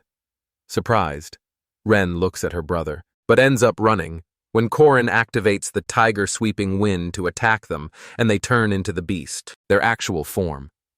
Korin doesn't feel great treating them like this, but he needs to make sure that these kids pull their weight by growing them to that level, holding his spear, which is glowing with the activation of his spell. Koden looks at them and declares to end this. Now, if it is not a full moon holding the beast, instincts is easy. However, being transformed is a different thing now. Ren and Ron have transformed, being totally violent in their final form. They would continue being in human appearance, but the wolf siblings have not matured, so they are limited to this beast form. While transformed Ron, who is completely harmless, acts like a thirsty rabbit dog. On top of that, he has to fight the 2 of them as they attack together. Korin reflects on how communication between beasts can be done wordlessly as they launch coordinated attacks, and as for these siblings, who have gone through things together, they have no opening left when Korin tries attacking Rin. Ron comes in between to save her, Thus, Korin explains while fighting how Ron should attack the enemy. Instead of saving his sister, using his spear, Ron uses this opportunity to knock Ron out, telling him to never give a single moment to his opponent. However, Ren is a little smarter than Ron, so she attacks him, but her attacks are not precise, launching attacks on them. Korin explains how they need to attack the vital points at this rate. Both the siblings are on the ground and have turned to human form, crying with pain and agony. Korin suggests they stand up and fight until their bones are broken. However, Korin notices how they have given their all, so he grabs Ren to make her stand up and thinks that this is enough for now. It is hard for him to be tougher with these little kids. Korin could not react to their final form in one try, but still, they understand what it means to fight, and they have toughened themselves, and this is what is admirable. As Korin has grabbed Ren in his arms, he smiles, asking if her appa got very aggressive. Ren is crying, being frustrated that Korin treats them like children, but both the kids end up hugging him. Seeing this, Korin acknowledges that he was mean, but at the same time praises their situational judgment and physical abilities. The fact that they were not able to beat him still, Korin let them pass because they were actually good, even though the siblings felt comfort in that warm embrace. They swore they'd never have to rely on it again. As Korin looks at them leaving, he feels a presence behind him. When he turns around, it is Miriam who is clapping, impressed because the wolf siblings went up so long ago, yet Korin is still just standing. Additionally, she calls the siblings puppies, praising their physical abilities. She also mentions how Korin was acting, as if he was playing in a playground. While dealing with them, Korin reminds Miriam that he is an examiner right now, so if she wants to pass, she will have to defeat him. And when it comes to her, he won't deal with her like he did with those siblings, since she decides to take the thing out, that she is hiding in her dress. Then he will have to use his full power to fight back, turning back Miriam. Reminds him how she was ready to remove her dress earlier, but Korin didn't fall for it. So she will lose this. Declaring this, Miriam turns to leave, though what Miriam has hidden in her dress is a snake. Familiar, yet even though Korin revealed knowing about her secret weapon, she didn't show the slightest hint of surprise. Korin is damn sure it will be difficult again like last time, because he doesn't know what to do with this person on the flip side. Some students are at the top of the tower, and a board is placed there about going back to the entrance. This makes the students go crazy, not having much of a choice. Poor kids are on their way to the entrance, blaming everything on the clown Korin, calling him crazy as they heard the rumors of Korin being the future son-in-law of the Dunalad. But he is also engaged to Lunya. As they are moving ahead, they instantly stop when Korin appears in front of them, welcoming them all, laughing. He questions about practice, while he pours wine at the rewards that will be distributed among the students. Korin explains that there will be 4 or 5 magic stones and other high-ranking items. Jumping a little forward, Korin demands to know the similarity in these items and these people, when no one answers. Korin explains that both they and the rewards can burn easily, and with the flick of his fingers, he burns those rewards. The students are angry, wanting to kill this jerk, but obviously, they know that they will end up getting beaten by him. Just then, Mariette appears with a chest having rank 3 and 2 magic stones. With that, Korin introduces the students to the craftsmen that will make them free weapons. They are top blacksmiths from the capital. He also praises Horan and Mariette for transporting the material, and the blacksmiths, on the other hand. Alicia places the dinner table for the gourmet dishes made with the best ingredients. Seeing the food, the students go crazy and dig in. After all, today is a day for them all. The ingredients and chefs were transported by Marriott. Also, the scammer blacksmiths, whose weaknesses had been exposed, were all summoned by Warren. However, the way these seniors are being now is shocking for the students, because they all are acting so sweet and kind when they are not fighting them. Alicia looks at Korin, reminding him how the expensive magic stones that he gave to 4,000 people are on him. Korin explains how, aside from liquid assets like the inn, he did spend his entire net wrong, though to him, money is not important, but their lives are. He was planning for the money from the beginning for this moment, and he was able to give his juniors access to magic stones. Korin is aware that they all cannot become a fighting force just by giving them expensive equipment, but the survival rate should go up significantly. Even when Korin tries not to feel anxious, He can't help but feel this way, especially at this time keeping German by his side, recruiting Rashid and pushing Ren and Ron were all part of his preparation since the background of the next trial which is looming ever closer. Is here at the Merkaba Academy as the students are enjoying themselves. They invite Alicia to dance with them. Alicia turns to Corin to make sure if it is fine for her to do it, but Corin has disappeared. On the other hand, something new is unfolding. Elder Admalek, the Red Magic faction leader, declares to retrieve the experiment that is not a beast. Or a human Black Magic faction leader, Elder Morshatan, is pretty confident that everything falls into their hands perfectly, especially since even the Golden Mage is participating. Mariette, that vampire, should be retrieved by their mage tower. Basically, the Magic Tower incident is about to begin originally under the shallow investigation of the Grand Library Archives. I would have abducted the vampire girl and conducted experiments in the basements, but history will be twisted. Since Corin has already been waiting standing at the Magic Tower, noticing and examining everything, the special dormitory housed students that are important to the academy. Firstly, it was Corin and Warren, but now it is almost full every morning. Corin fights with Warren, showers, and then sees the new students have arrived. On the second floor at the end of the floor, the two princesses have their rooms. The princess, Ethel, went to the chapel for morning prayers while Miriam went to her lab. It is not like the original story. And as both princesses are living at the academy, Corin is worried about the changes. However, on the other end of the hall are the Wolf siblings, smiling. Corin opens the door of their rooms and tries waking them up. But these cuties demand to sleep for a little longer. Though these kids would have grown to be villains, they obviously are tired, as Corin pushes them past their limits during the test, but they are obviously like toddlers. Thus, Corin helps them brush their teeth. According to the original ploy, these siblings are very useful since they were mid-bosses. So it would be nice if they grew up quickly to their final forms. So right now, Corin doesn't care. Because these kids who went through something so awful have turned out to be this cute instead looking at them. Corin can't help but think of changing the future without even hesitating at the chairman's office. Ario informs Koton about mages from the Mage Tower. Visiting here, when Corin asks them the reason, Josephine explains that they are here to access research materials of the Merkaba Grand Library and search about careers of students studying magic.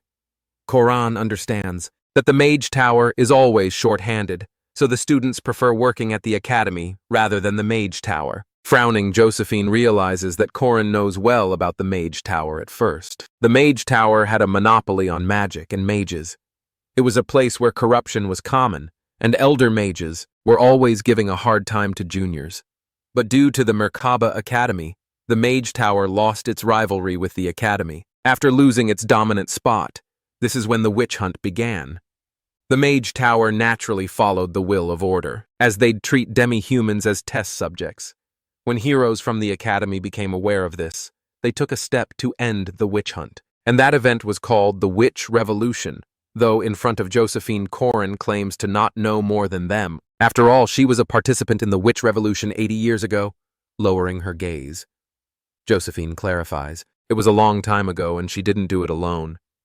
Aryu adds that he was there too, and so was Baltasar. Corin is aware that the topic of Valtzar, a traitor, is a sensitive topic for his master Aaron, but needs to use what he can. Since they think of Corin as Valtzar's student, Corin has planned on leaking future information disguised as Valtzar's plan. Thus, Corin spills how the Mage Tower is also related to Valtzar, leaving Josephine and Aryu shocked. Both Aryu and Josephine understand that this is the information of the future, and that the visitors have a motive beside just assessing the library or scouting students later on, sitting with Mariette. Corin explains to her how the Mage Tower is probably coming to visit her only, and that the vampire blood that flows in her is important to the Mage Tower, which has a need to study demi-humans. But Mariette is aware how problematic it will be if they try to lay a finger on her. The Donaloff family is the most influential and responsible for supplying the continent in the south. But Corin knows that the Mage Tower might not care about all of this. Since they follow Valtarzartes looking at Corin, he decides that it is time he tells her the truth about Baltazar and his plans. Before revealing anything, Corin gives Mariette the heads up to keep this conversation between them. After hearing everything, Mariette understands that the coming of paradise that the chairman's evil is trying to do is to collect all 4 real runes and all 4 secret treasures and use that energy to ruin every civilization and create a place they wish. Corin agrees, elaborating that this is the reason the Catholic Church and the Mage Tower don't care how powerful or influential their opponents are at this point, since they have this thing in mind, that everything will be demolished anyway. At this rate, Mariette looks scared and worried as the plan is kind of horrific. However, Corin acknowledges that the Valtar plan looks unrealistic, but it will be executed, because this is Valtar they are talking about. Thus, Corin asks for a favor from Mariette, but Mariette is more than happy that Corin shared everything and assured of doing anything for Corin before leaving. Corin tells Mariette to come to the Happy Inn at midnight since he has some things to prepare as Corin leaves. Mariette's face turns red, not believing that she will be with Corin at the inn alone. Later at night, Corin is stalking the mages, who are staging at the hotel for the night and are planning to stay in the academy during the day. There are 50 mages visiting from the tower, and out of them, 3 are classified as named. The first is the Red Magic faction, Elder Admalek. He is a grumpy old guy who is the head of the fire mages. Then there is the Black Magic factions, Elder Morshutan. Lastly, there is Idron of Gold, who collaborates with Valatsar and is also the final boss of the Magic Tower incident. Hence, this is the guy Corin needs to take out the most. But as he is stalking them with a telescope, they all have cloaks. So Corin is not sure who exactly he is among those 50 mages over there. Meanwhile, Lark has become their servant, as he thought to get the Magic Tower. He is getting orders by the mages to carry their stuff, and they even threaten to squeeze their mana heart if he doesn't work properly, though. Corin's gaze shifts to one of the mages running towards the back door. It is the 4th floor black mage of the Mage Tower, Manroji, having his gang gambling game with the other mages using his skill. Manroji is using his 3rd eye skill to see the other mages and their cards from the floor ceiling, obviously cheating. This is when Lena comes up to play with them later on in the bedroom. Manroji was about to grab Lena, but Corin appeared in the room. Using lesser curse magic on him, Corin grabs him by the face and throws him on the ground. Having the eye that Manroji placed on the ceiling, Corin explains how he deserves to have an arm cut off for cheating, but worse for messing with a girl. The guy is freaking out, clarifying if Lena asked for it. His eyes widen with shock when Corin clarifies that Lena is not the girl he is talking about, but Mariette Corinne reveals that the Mage Tower's plan is to abduct the demi-human. Mariette Corinne is aware that the Mage Tower doesn't see demi-humans as living things, so he brought Mariette with him to the room, and as she steps into the room, he guides Mariette to turn this guy into a vampire. A red aura surrounds Mariette and Corin, as Mariette agrees to do whatever Corin is saying, while Corin smirks widely, looking horrific with his clown getup. Elder Morshutan is frustrated and asks where Manroji is, because he hasn't seen Morshutan since the day before, and it's starting to bother him. They're inside the Merkaba Academy library. After that, Relin nervously responds, guessing that Manroji is probably out gambling again, to which Morshutan sighs because it's not unusual that Manroji often disappears for days drunk and wasting time in gambling dens. Morshutan is clearly annoyed because he had already made it very clear how important this operation was. And now he's stressed that their carelessness might make the Black Magic faction look bad, especially in front of Tower Master Idrin. Then, a strange thought comes to Morshutan that maybe Idrin was pretending to be Manroji all along. Since Adrian is the only one talking directly to Tates, it's hard to know what's really going on. Moreover, Morshutan starts to worry that Adrian could be secretly working with the Red faction. Behind their backs, suddenly, Morshutan tells Raylan to find Manroji right away. While all this is happening, Morshutan hears someone making noise. He looks over and sees 2 people talking and acting annoyed. One of them reminds them to stay quiet, because they're in a library, while the other sulks and looks upset, clearly not liking being told off. As Morshutan looks closer, something strange catches his attention. The features of the 2 people look different, and he wonders to himself if they might be demi-humans. Ellen sits in a noisy bar. Clearly annoyed and tired, she mutters to herself, frustrated that someone like her, a 3rd-floor disciple of the Black Magic faction, has to waste time running errands. She curses under her breath, complaining about Manroji's disappearance, and thinking about switching to the red faction just to escape this nonsense.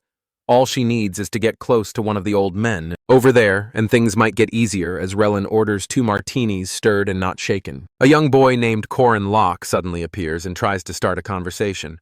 Corin seems confident, maybe too confident for his age. After seeing Corin, Relin immediately senses trouble and questions why someone so young is even at a bar.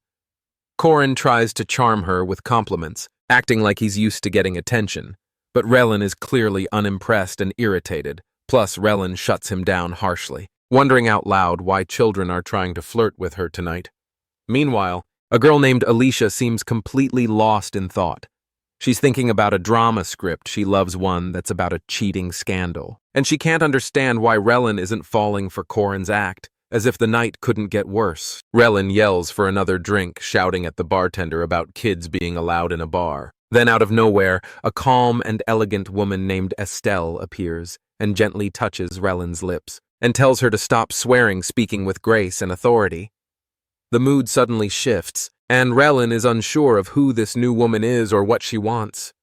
Relin stares in shock as Estelle leans in closer, commenting on the color of her lips. Without hesitation, Estelle casually offers to buy her a drink, speaking with a boldness that doesn't match the usual grace expected of someone in her position. Relin becomes shocked, and also all the people wonder why the Saintess Estelle Hadasha Elras is here in a bar flirting so openly. Estelle isn't just any noble. She's the first princess, and also the saintess, someone said to be loved by the gods themselves. But despite her divine title, her personality is far from holy. Estelle is known for being a shameless narcissist and a pleasure seeker who chases beauty regardless of gender further. Estelle quickly learns that Relin is 26 and immediately suggests they hang out together for the night. Relin becomes flustered and mumbles something about Estelle being pretty, trying to hide her confusion, to which Estelle giggles and compliments Relin in return, saying she's cute, even if not quite as beautiful as herself afterwards. Estelle hands Relin a drink, encouraging her to enjoy the moment. Ellen is overwhelmed by Estelle's energy and beauty and insists she's not drunk, though she's starting to question her own reality. Before she can fully process what's happening, Corin steps forward and firmly announces that they'll be taking Relin with them, as if the decision has already been made, and further explains that he took theater classes just to prepare for this very mission. Estelle, always proud, quickly adds that the mission only succeeded because of her beauty, and crosses her arms, clearly annoyed that they're just going to leave after everything. Also, someone reminds them that they've been planning this operation for a long time too. Suddenly, the mood shifts, and the other customers in the bar start reacting. Alicia and her partner shout, revealing that they're both first-ranked knights, and demanding that the strangers back off. But Corin quickly tells Alicia to stop, because he already knows the truth, that these people aren't just random troublemakers. Instead, they're part of the church's secret squad, the one that punishes anyone who harms demi-humans. Morkai is shocked and questions how Corin could possibly know such a thing, to which Estelle warns that knowing too much can be dangerous, but Corin confidently says there's no danger for him, and also he claims he can handle all of them, even without Alicia's help. Vice Captain Morkai angrily steps forward, but Estelle, in control as always, calls him out by name and tells Morkai to stop. Besides, Estelle's thoughts confirm what she suspects, that this boy Corin Locke might truly be the one said to possess the sun. Corin then suggests they make a deal and lays down 2 conditions, Stell assumes. The first one is about taking Relin with him, and asks how he plans to pay them back for that favor. Furthermore, Corin names Elder Morsheton, the leader of the Black Faction, as their primary target, if their goal truly is to punish those who harm demi-humans. He even offers proof of the illegal experiments Morsheton has been secretly conducting.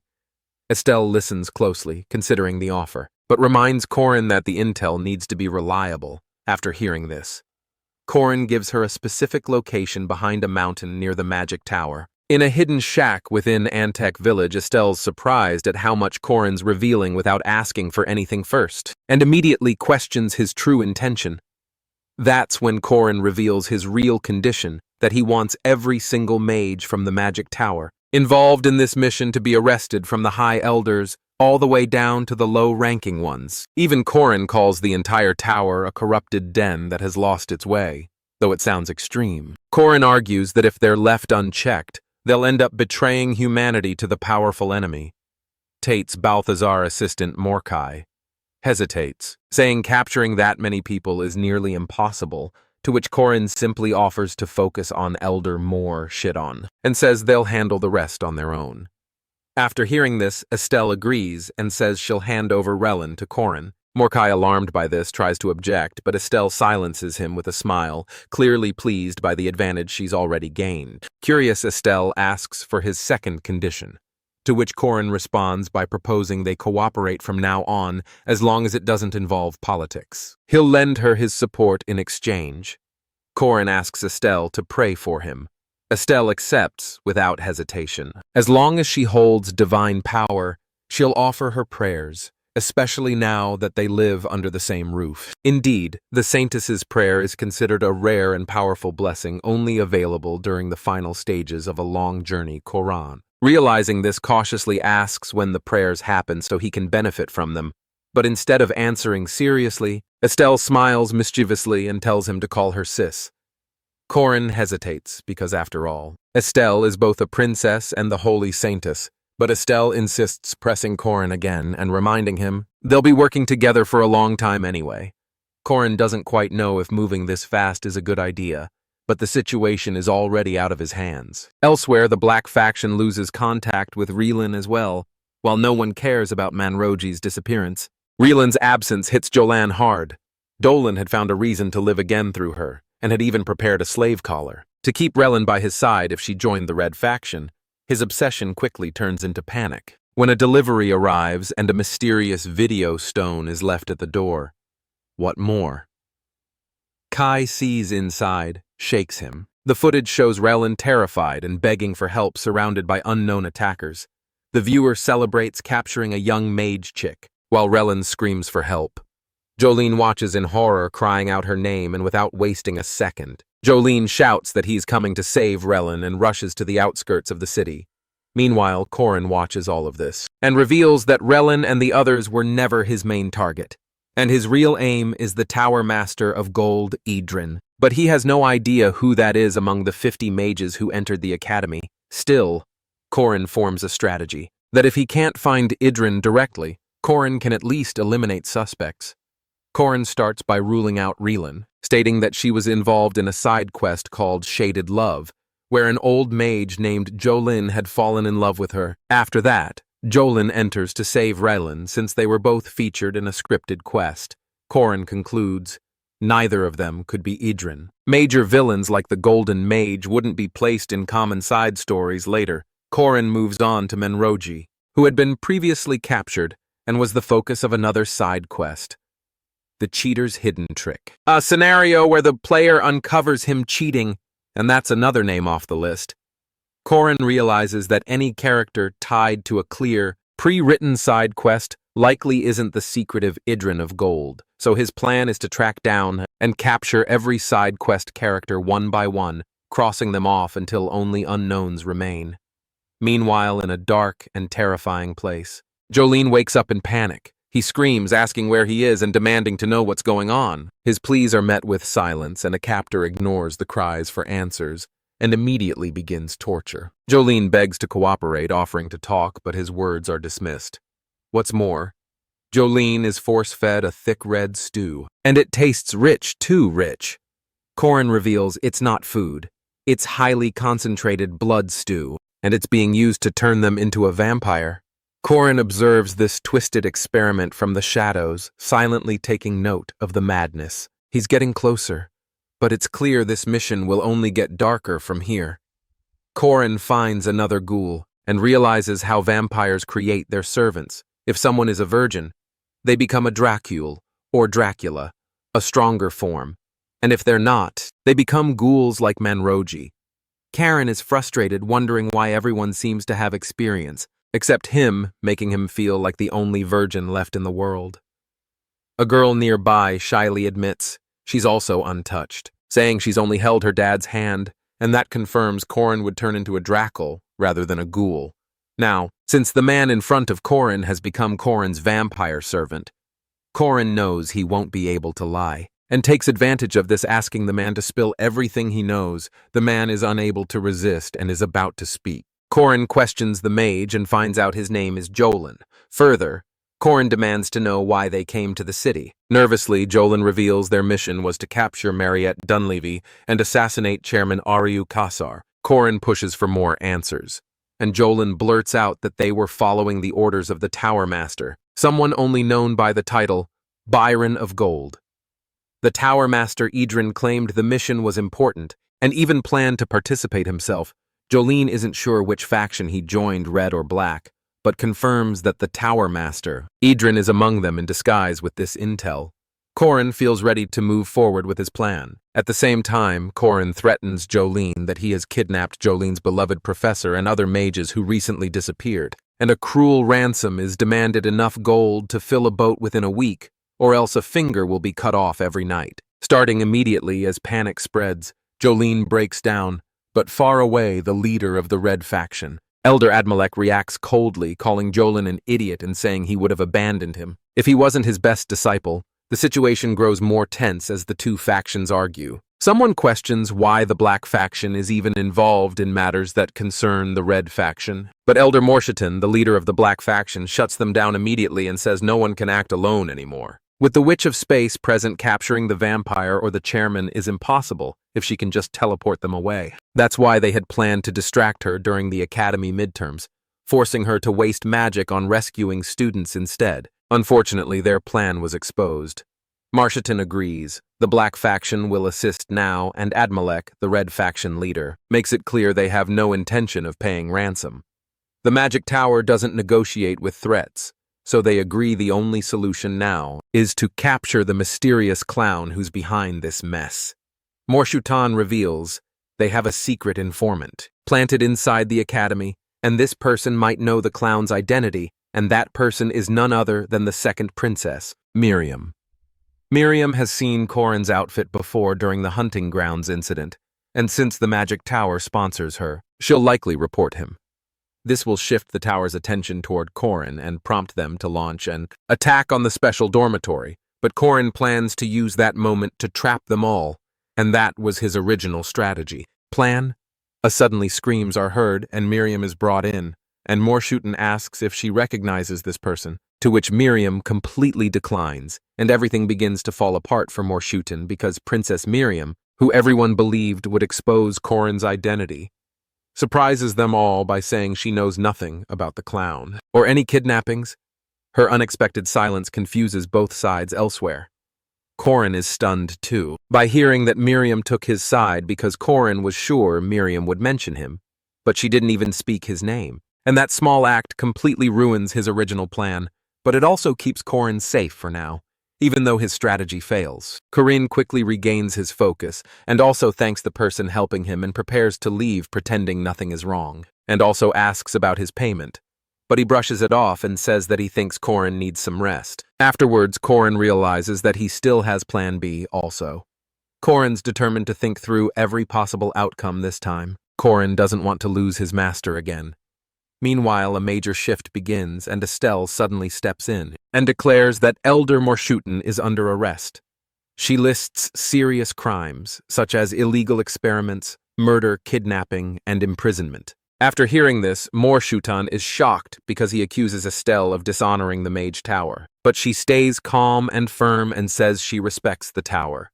But the evidence against him is undeniable. Morshutan panics when he sees that his secret records are being used against him and the trap he never expected is now closing in fast. After that, Estelle starts to realize and questions how Korin got Morshutan's lab records so quickly. The lab changes locations constantly, and even elite squads couldn't find it.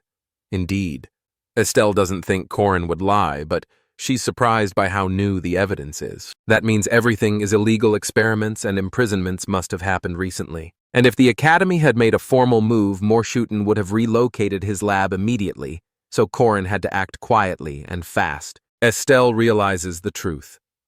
Korin Locke is trying to take down the Mage Tower alone, a bold and dangerous move. In the background, we learn more about the larger conflict, the Mage Tower, and the old church. Once held massive power, but they lost influence after the Witch Revolution and the Protestants, and 3 legendary heroes defeated them. Now these 2 old powers have joined forces with Balthazar, scheming to destroy the academy and regain control. Everything was going according to plan until Corin disrupted it. Chaos erupts among the villains, and one group panics over how the Protestants found and attacked the secret lab. They suspect the clown Corin might be working with them urgently. They decide they must accelerate their plans, burn the academy down, and rescue Morshatan during the chaos. But not everyone agrees, and Elder Admiralic commands silence, because he wants to retreat to the Mage Tower immediately. Their leader, Tower Master Idrin, is called upon. And with Morshutan gone, the rest can't carry the plan alone. Now it's Idrin's turn to act, and the war between the Academy and the Mage Tower is about to escalate. Tower. Master Idrin is shocked to hear that the witch has been captured, but quickly regains his composure and understands the situation and orders everyone to move. Your destination is northwest of Merkaba, where a hidden marker lies a secret from the time of the Witch Wars. Only 2 people were ever supposed to know about this location: Aaron, Danua, and Josephine. So when the marker was activated, the witch assumed it was Aaron calling her. But to her surprise, it's Idrin who appears. After this, Aaron demands to know how he found the marker, to which Idrin explains that he has a powerful ally. And also, there's one more person besides Aaron and Josephine who knew of this place. Tate's Balthazar, one of the legendary 3 heroes who fought in the Witch Wars.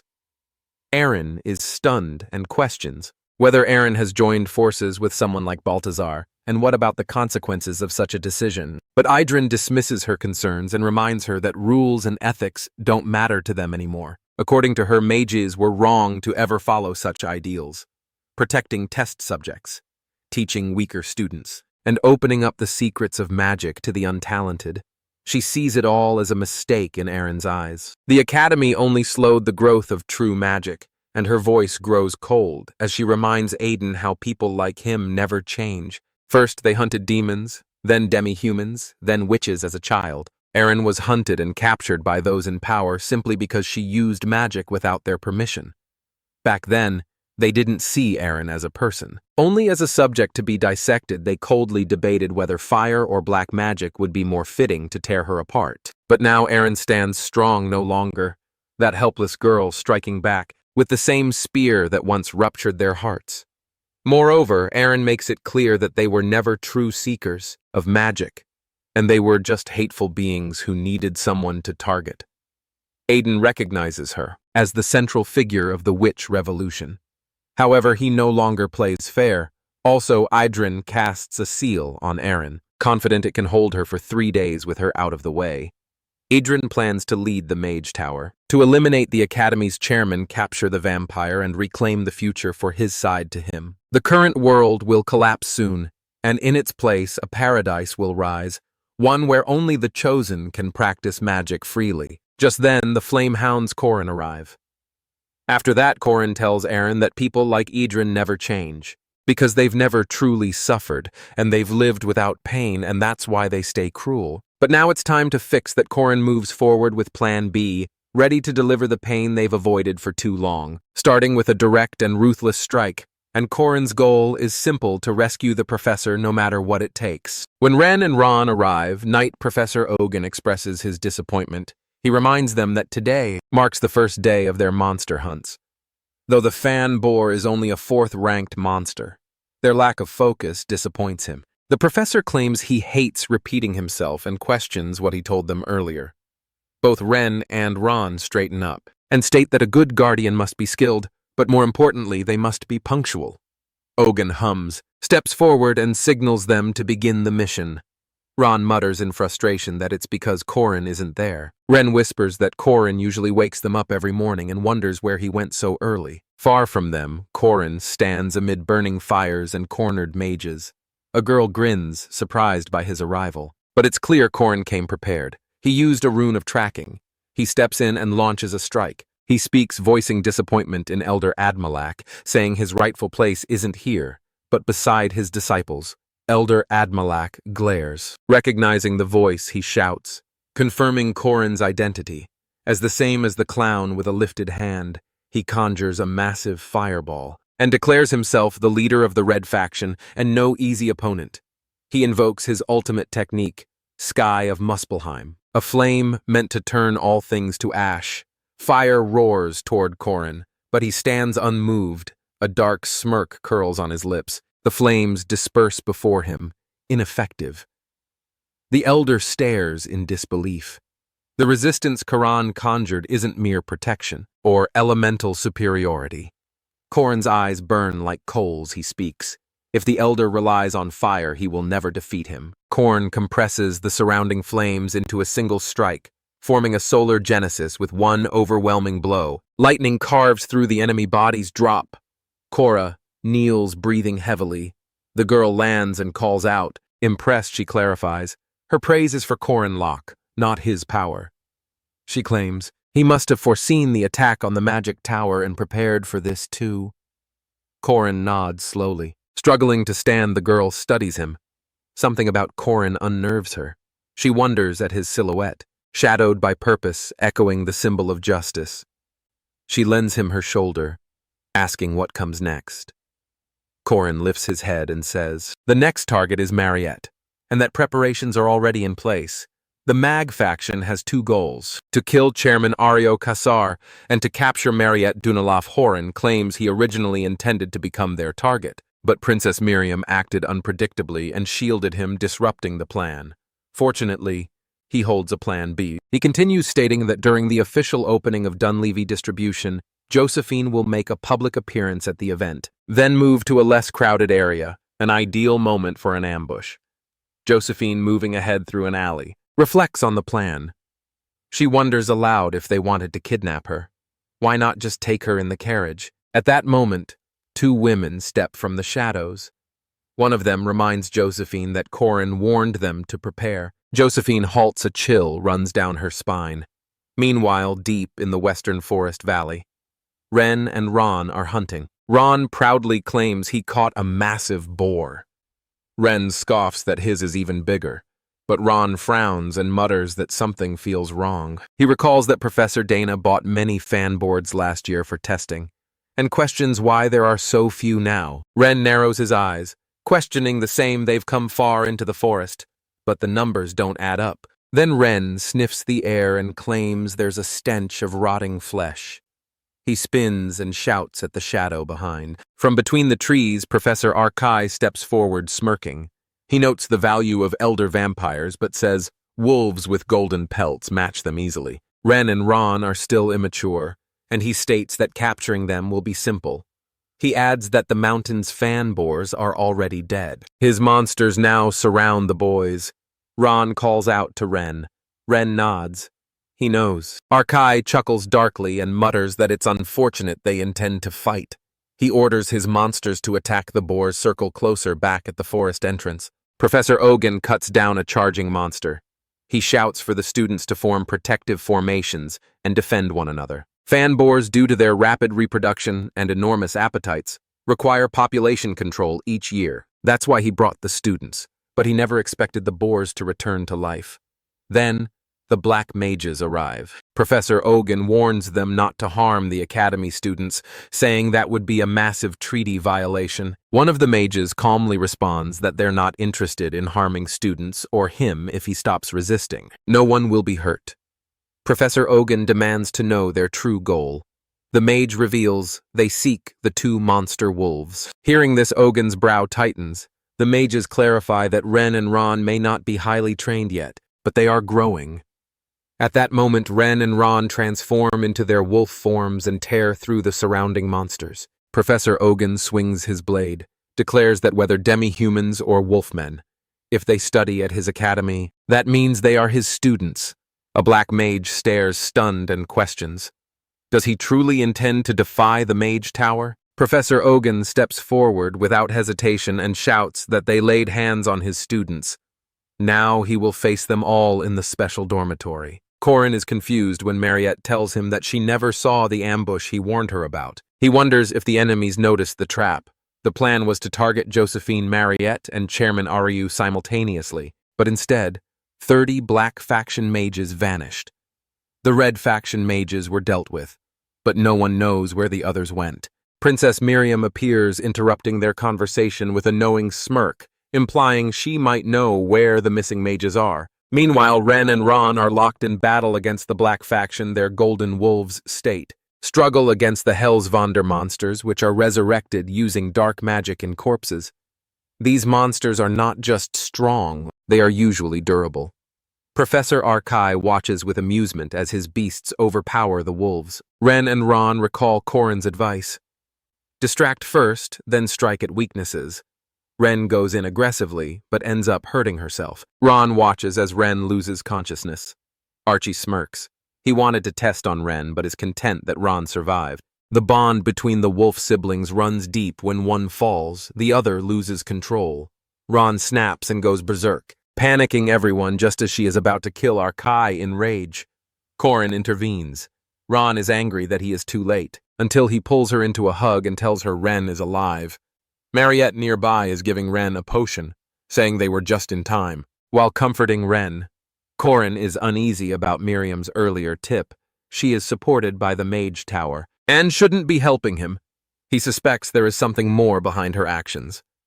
Horan then makes the Black Faction mages kneel. He thanks Professor Ogun with a smile for risking himself to protect the first years. Ogun credits the students' survival to their gear, made from expensive magic stones. Suddenly, Madame Josephine arrives in a rush. The chairman's marker is reacting. Corrin realizes this is what Miriam intended by giving him the location of the mages. The Red Faction had ambushed Madame Josephine, and the Black Faction targeted Ren and Ron. Still no sign of the Golden Mage. Corrin, along with Mariette and others, heads to Sherman. Are you? They find her unconscious but not fully destroyed. There is still time there. Corrin sees the 4 great treasures of Luada Dathanan gathered. Andre's vessel, Dunskaya's lawgiver, Doom Norix and the enchanting monarch. O Hardress, as he watches the coronation of paradise unfold, system backups activate, and events spiral beyond his understanding. Then the final boss. Tate's Baltazar appears before him. Sweat trickles down Corrin's face. And now he has to save the world by defeating evil. He looks at Baltazar in shock. But Baltazar doesn't understand the reason behind his surprise, because Baltazar has merely come to see the person who has destroyed his plans tons of times and even stolen his treasure at this point. Corrin realizes that maybe he actually pushed the buttons, however. He is a little relieved that Aryu isn't completely taken out, because in the game and previous run, poor Aryu died after Aryu left this world. Corrin's master Aaron was killed by Baltazar, though Aaron was able to evacuate. Corrin got to know because of the information about the assassination, while Aryu is apologizing in a weak voice to Corrin. He reflects on how the heroes of the Witches' Wars are aware of this place, but it is kind of astonishing to think that Baltazar made a move with worry. Corrin puts his hand on his forehead, finding it hard to believe that another incident has happened that is far different from the original one, but Corrin calms himself down, gripping his spear. Corrin reminds himself how he has always changed the scenario for the better. Thus, with all the power, Corrin unleashes a poisonous dragon head charge against Valtars, sending an immense amount of fire at him. But just then, something else happened. The domain, a level all warrior's dream of a secret attack, is launched in an instant by Baltazar. And it was the same as Corrin's, so it was countered easily. Witnessing this, Baltazar can't help but scoff, to see that Corrin can already use it. Basically, this is the battle of the top-tier martial skills. In the heroic legend of Arhan, though the moment both the guys strike at each other, they end up in the second domain, and Baltazar compliments Corrin for having nice skills, calling him fellow disciple, with a wide grin on his face. But now, Baltazar plays smartly, using the Calamity Serpent's ultimate essence and poisonous dragon head charge, unleashing it and using the domain multiple times in a row like the sword demon just then. The system starts backing up while updating important commands, and the moment the backup status reaches up to 740%, which is exceptionally higher than normal. Horan's grip tightens on his staff, and he is ready for his turn. From this point on, both the guys tackle each other with fine skills and end up getting on the fifth domain, striking and unleashing amazing strength and power with swift movements as they get to the fifth domain. Baltazar studies how Korin has gotten all the fundamentals and needs speed now, so with a wicked smile, he guides him to do that. They both unleash their ultimate moves, Calamity Serpent and Infinite Returning Heavens, releasing a massive energy and blinding lightning. But in a single second after the fight began, as both the guys have been doing the same exact moves, people who couldn't enter the domain, like Warren and Mariette, see Korin getting stabbed by Baltasar, and couldn't understand this grave situation. While the one who could enter the domain, Alicia, prepares for the counterattack, the moment Alicia enters the domain, Ohard smiles because this is not just a simple domain, she manages to enter it easily, and the king will have some fun. Finally, in an instant, Baltazar appears, clarifying to Alicia that this domain will not let him have mercy on her. With that, he grabs her by her face. To his surprise, Warren appears at the back too, trying to attack him. But he dodges the attack in one swift movement and grabs her hand. Both the girls collapse, but seeing how hurt Alicia is, Warren can't stop herself and sends a chain of steel to capture this guy, declaring he is dead. One moment, the chains have trapped his whole body.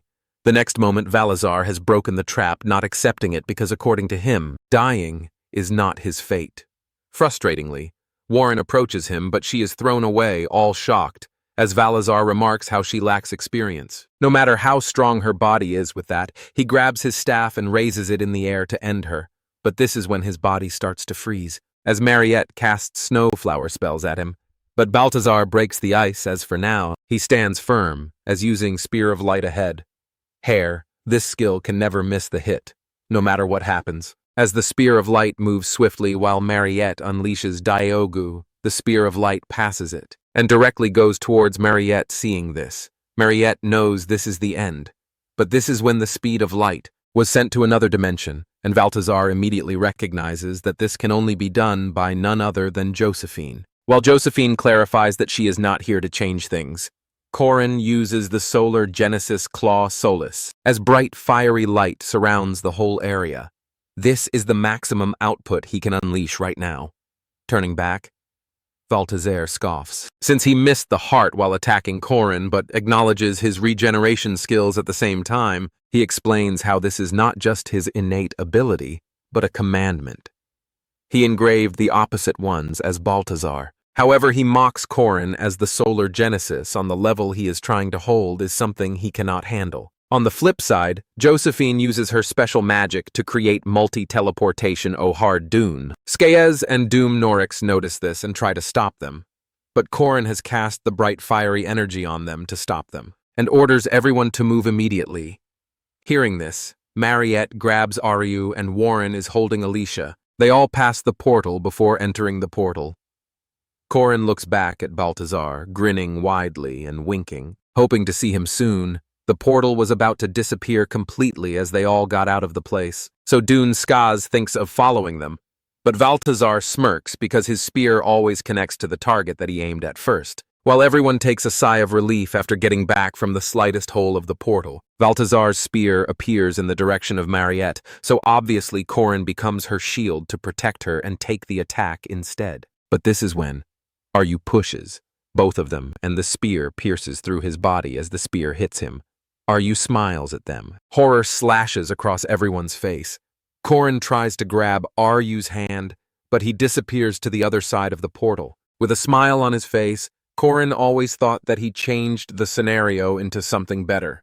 This was what he thought. However, now he sits on the ground frozen because he couldn't change anything. Korin Locke was just a gamer who woke up inside the world of the heroic legend of Arhan, a game he knew inside out. At first he wasn't worried after all.